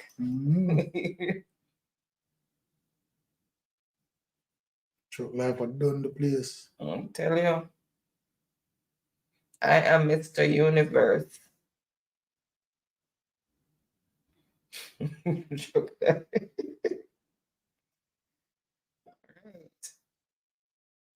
I see the answer that I am looking for. So I am not going to delay because it looks like people are sort of struggling with this one, and it is who is Skillibang. Skillibang. Skillibang. Here. All right. So let's see who first came in with the correct response. So first on the board, okay. First on the board with the correct response is Daniel, who is Skillibang. And he's the only one who got that. So Daniel, that is for 200 points. So 200 points to Daniel. 200 points to Daniel. All right, so Daniel, choose the next category and for how many points? It's right here.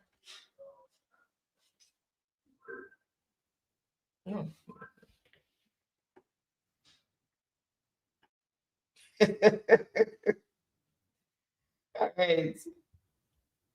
So you want dancehall for 100, okay.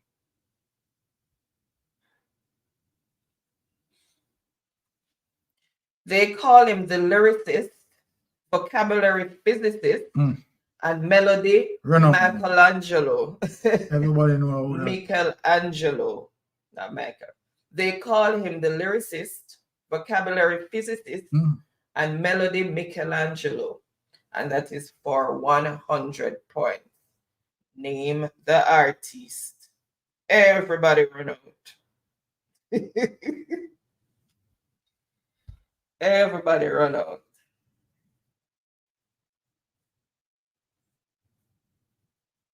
All right, I see the answer that I am looking for, and it is who is Vybz Kartel, and that is for 100 points. So let's see who first came in with the correct response.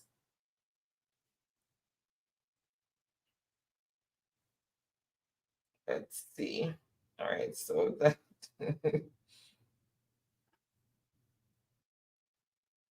Daniel. What? 100 points? So Daniel's on the board again. Then Janet, no, Truck Life, then Janet, Catherine, editing. She didn't put the vibes on there. Okay, yep, Daniel won. So he wants wants to finish dancehall. He was accused of shooting the deputy. Everybody run out. Who is the artist? He was accused of shooting the deputy. I'll go and shoot the sheriff.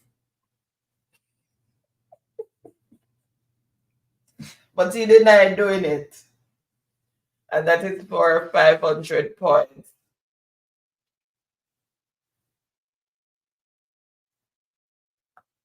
Name the artist.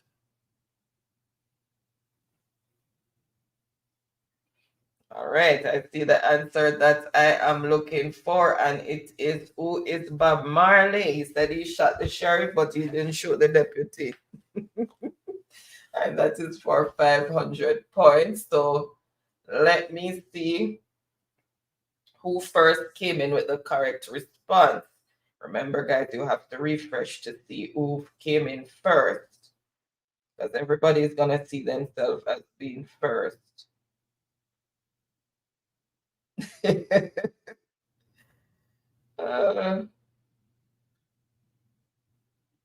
All right, so first on the board with the correct responses, Andrew is on the board with 500 points. Woo. Then Truck Life, Freedom, the keyboard messed him up. Okay, corrected it. Daniel, Janet, Cool Diva, Catherine, Hyacinth, Rafe. Yep. So the score as it is: Cool Diva, 300 points. Janet, 400 points. Daniel, 500 points. Andrew, 900 points. Short Life, 3,300 points. Okay, so choose the next category, Andrew, and for how many points? After type Bob Marley, it looks like he was fighting to fight the same key. All right, so Bob Marley for 300. Which of Bob Marley's son, who after his father's death formed a very successful group called Blank and the Melody Makers? So name the son. Which of Bob Marley's son, who after his father's death formed a very successful group called Blank and the Melody Makers?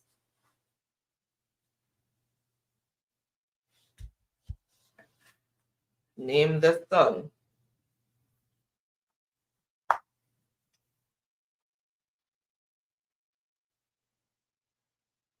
And remember, the name of a person has to start with who is. Rosalie, welcome, welcome. Happy Friday. All right, and I see the answer that I am looking for.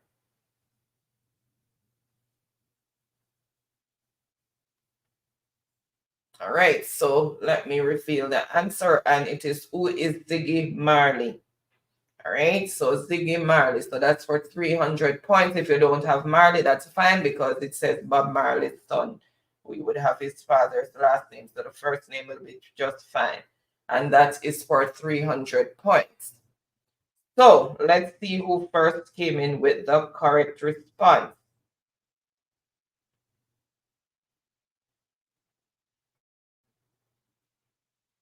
First on the board with the correct response is Freedom.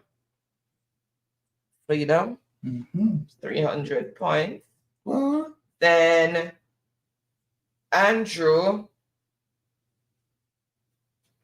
Catherine, Cool Diva, Rosalie, Brave, Editing, Janet,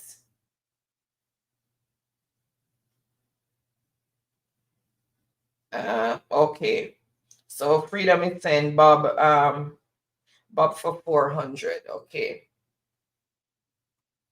Bob Marley died this year. Just give me the year when Bob Marley died. Only the year. Which year did Bob Marley die?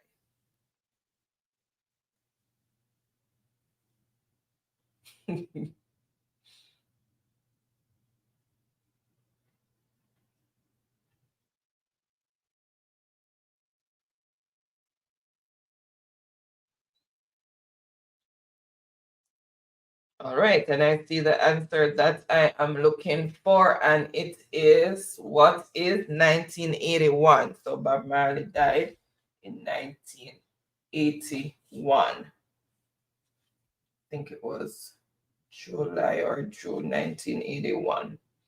All right, and that is for 400 points. So let's see who first came in with the correct response. Right. So first on the board with the correct response is Empress for 400 points. Empress, just make it word.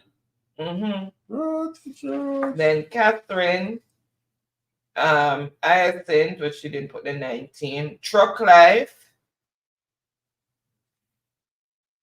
And that's how the answers came in. All right, so Empress, choose the next category and for how many points?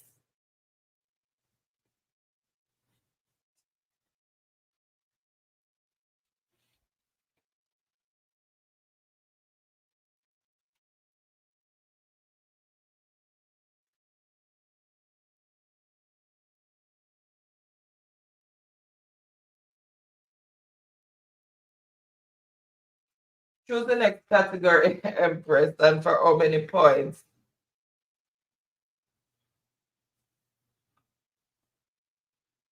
Everybody has stay away from brain teaser like the plague.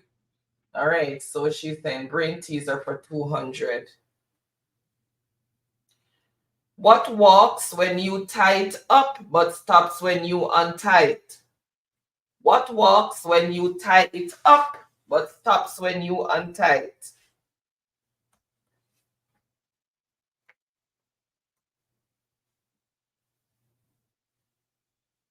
What walks when you tie it up and stops when you untie it?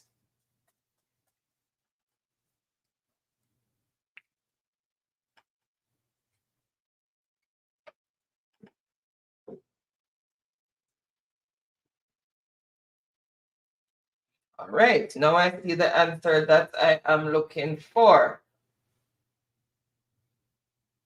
And it is, what is shoes? You tie the lace when you're going to walk in it, and you untie it as soon as you stop. All right, so that is for 200 points. So let's see who first came in with the correct response.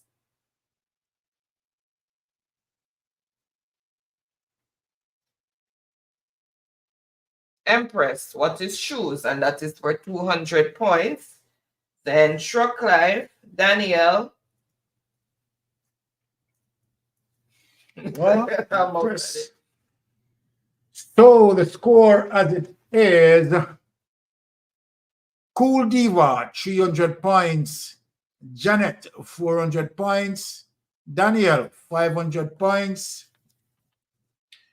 Empress, 600 points. Andrew, 900 points. And Truck Live, 3,300 points. With some big numbers lead there.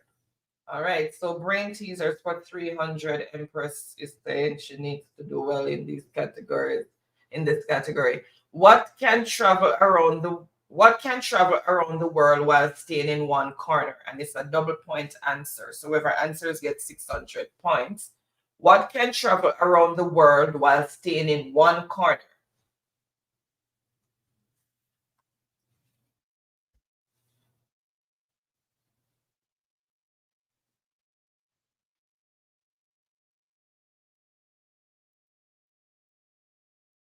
All right, I see the answer that I am looking for.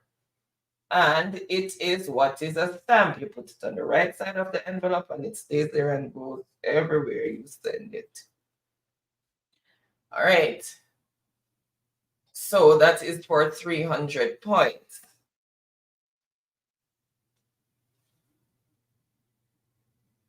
So let's see who first came in. No, 600, sorry, it's double. So 600. Empress, what is a stamp? So 600 points for Empress. What? I tell you. Can't count out Then Truck Life, can't count her out at all. Then Freedom.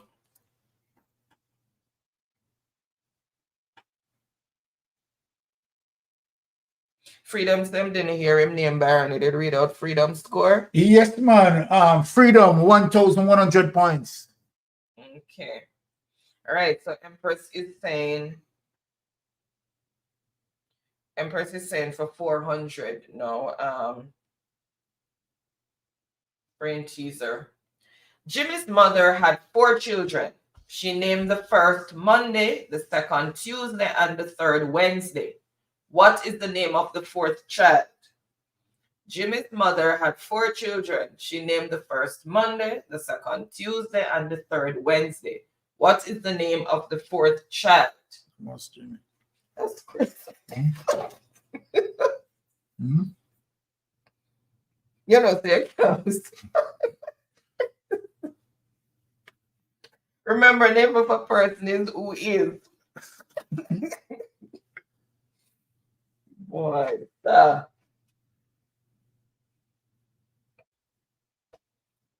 all right, I see the answer that I am looking for.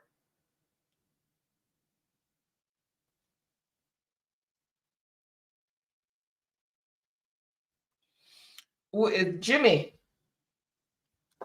So the name of the 4th child is Jimmy, and that is for 400 points. So let's see who first came in with the correct response. But that was common sense. Common sense ain't so common after all these days. That's going to be the predicament that we're in right now. As a nation. First on the board with the correct response is Truck Life. That is for 400 points. Wow, Truck Life will run the board. I tell you. Then you got Jimmy, but most people put what is, forgetting that name is who is then. Danielle, Freedom, Empress, Cool Diva. Everybody got Jimmy, most got Jimmy, but I'm just reading out the who is. Janet, Andrew, Rafe. All right. Catherine. All right. So Truck Life is finished. Oh, it's not finished. Brain teaser for 100. What goes through a door but never goes in and never comes out? What goes through a door but never goes in and never comes out?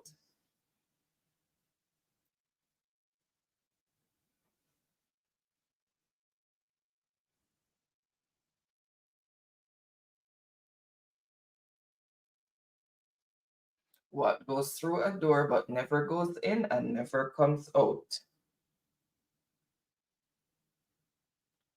All right, I see the answer that I am looking for, and it is, what is a keyhole? I see people put key, but remember, you put the key in, turn it, and you take it back out. But this says it never goes in and it never comes out. So it doesn't go all the way through. It just goes in a bit, you turn it, and you take it back out. But the keyhole goes right through, and it doesn't come out. So that is for 100 points. So let's see who first came in with the correct response.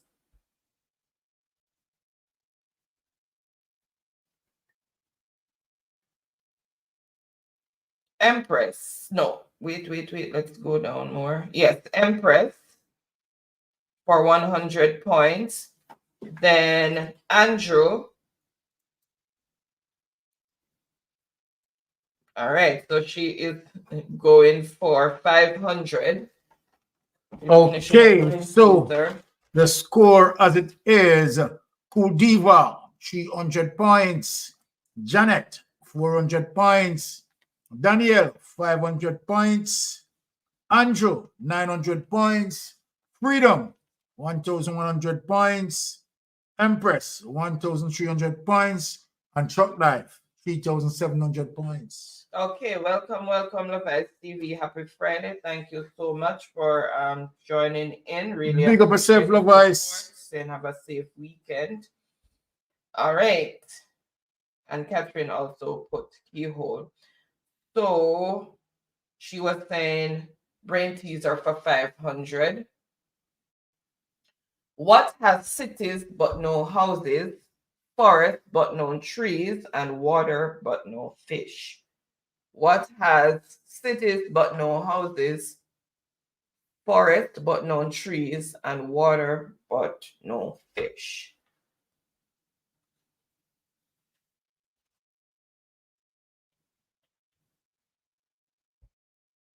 I tell you, can't hold them at all. British bad. Let me see this one gone, that gone. It's on that one.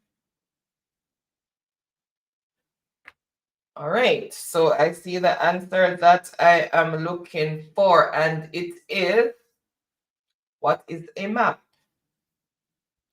So that is for 500 points. So let's see who picked up those 500 points.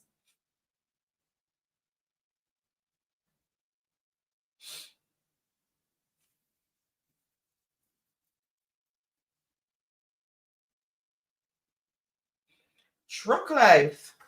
Much then point? Empress 500. What? Then Daniel, Andrew, Rosalie, Janet, Catherine. Okay. Typo there. Truck Life, I done a place. Hakuna Matata.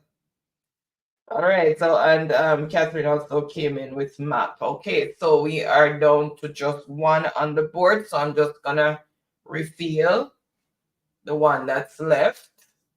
And it is, this was awarded to Bob Marley in April 1981. So he died in May. So this was awarded to Bob Marley in April 1981. And the following month, he died. So what was awarded to Bob Marley in April 1981?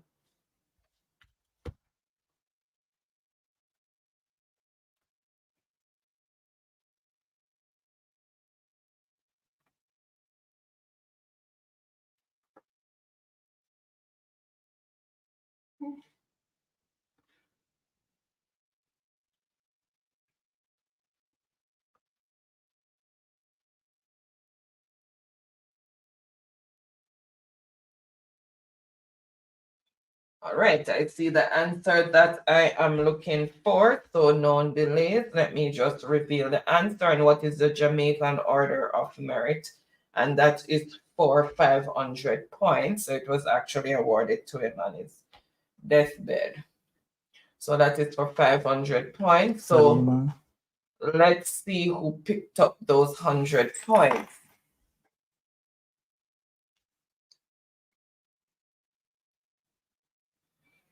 Let's see who picked up those 400 points. Just go back up a little because I don't want to miss anybody. Okay, so it started there.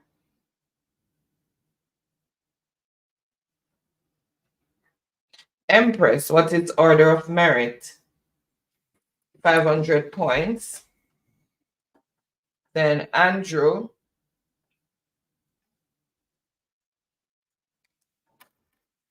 So that's 500 points. So the score as it is, Cool Diva, 300 points. Janet, 400 points. Daniel, 500 points. Andrew, 900 points. Freedom, 1,100 points. Empress, 1,800 points. And Truck Life, 4,200 points. Are the last one? Yeah, I guess Empress, it's 500 points that was added. Lloyd, welcome, welcome out of Portland. Happy Friday. Thank you so much for joining in. Empress, in my sleeping state, I tried. Thank you so much for still being here and participating. Really appreciate that. All right, so it's finished.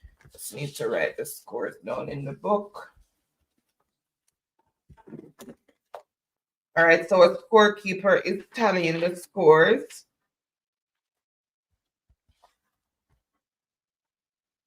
All right. Winston just wake up instead of drop asleep. I know it. He's tallying the scores, Daniel. He'll soon tell you who's in the top 5. So again, thank you guys, everyone, for participating. Congratulations to the winners. Congratulations to everyone who made the board, and congratulations to everyone who participated, because you have to be very quick on your fingers and have a highly functioning Wi-Fi. Highly functioning Wi-Fi to really keep up to get on the board. Well, I want to tell you that everyone played very well, right? Because we have more than 5 persons into the board, and we have to choose. Unfortunately, we have to choose the top 5. So the top 5 begin with Daniel. 500 points goes to Daniel. And number 4, Andrew. 900 points goes to Andrew. Freedom in 3rd place. 1,100 points go to Freedom. Empress, 2nd place. 1,800 points go to Freedom. And Truck Life take the night away with 4,200 points. Congratulations, Truck Life, on that, and all persons who played. Well played game. Okay. The work beat me out like slave. Hush Mofat, that's how it go. Mofat, big up yourself. It's my tomorrow. Okay, that's them conversing. Okay, thank you so much. Cool Diva was saying this was fun. Thanks. Okay, you're welcome, and thank you so much for your support and your participation. Really appreciate that. And just going to bed now. Jeopardy added to my headache, but it was worth it. Hope you feel better soon. Andrew is having the flu. Hope you feel better soon. You know, this flu is not easy. If I'm missing any. Everybody have flu. Because it's flu season, and flu and COVID is running rampant right now. Janet said, thank you guys. You're welcome, Janet, and thank you as big up yourself, John. Here. Mofat is saying, Byron, my brother. Bless up, Mofat. Empress is saying, congratulations, we're all winners. Yes, you are. I'm done saying good night, and Baron and all viewers, a blessed weekend to all. Please join Reason with Ratigan tomorrow afternoon. Okay. All right. Yes. Guys, so tomorrow evening, Reason with Ratigan will be on. Right. So make sure you go over and tune in. You're big up yourself. 3 p.m. New York time, but you can look out for the notification on YouTube. Okay, so I'll send it to that number, the WhatsApp number then, Empress. You're said big up truck life, just a week. All right. Wonderful life as usual, Mystic Sensation. Great job with the chat, Mrs. Anna. And it's always good to hear Mr. Byron speak. I learn a lot of things that I never knew each and every week. Thank you so much, Trucker. Big up yourself, Truck Live. Appreciate your continued support. Really, really appreciate you're here. Always cheering on, always supporting, always endorsing. Really appreciate you. All right. Empress, I always enjoy the live, but boy, the late time in it beat me bad. Empress, it's just that we have a 2-hour time difference now, so we actually start at 5:30 now instead of 6:30. So we have an hour earlier start to try to meet the 7:30.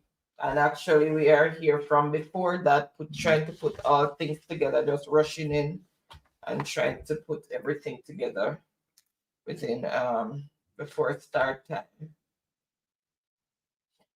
because they have everything itemized and stuff, but we have to put it in overlay and all of that through Google and YouTube and try to figure out which one comes first, what goes where. All the plans have to put in place. Yes, you were impressive. See that you were sick and you pulled through and still made the board, so that's good. Yep, it's 5:30, 7:30. Yes, it's 7:30 p.m. your time. All right, Sunny saying thanks again for another good evening, and thank you as well, Sunny, for tuning in and for your support. Because without you guys and the support, we cannot continue. We'd have to maybe look at other ways of bringing our information across. But the fact that you guys join us and join in the conversation and stuff, it makes it worthwhile. And I'm sure we're reaching a lot of people out there and enlightening persons, educating them so that, as I said before, they can make the right choice and not vote with their bellies or because of their vote being bought. They vote on policies and good governance and stuff, and vote for what really matters, what is affecting them, what they need changes with. Okay. All right, so guys, I am going to bid you all good night. And I'm going to say have a wonderful and blessed weekend and a wonderful and productive week to come. Love you all, guys. And for those who have just joined the family, welcome to Mystic Sensation family. Those who have been shrouding with us from beginning and also midway the journey. Thank you. Really appreciate each and every one of you. We know you could have been doing something else with your Friday. Oh, donate. Okay, Freedom is saying donate to Andrew. Sorry, I forgot that you have to donate your credit. Freedom. So let me put Andrew beside Freedom. Okay, yeah, Freedom has to donate. Okay, so Andrew will be getting that credit. Yeah, okay. Thank you so much, Freedom. Really appreciate that. So yeah, we're grateful that you will use your Friday night to join us. We don't take that for granted. So until next week, stay safe, keep blessed, be your brother's keeper, and safe travel on the gravel. One love. Bye. Bless up.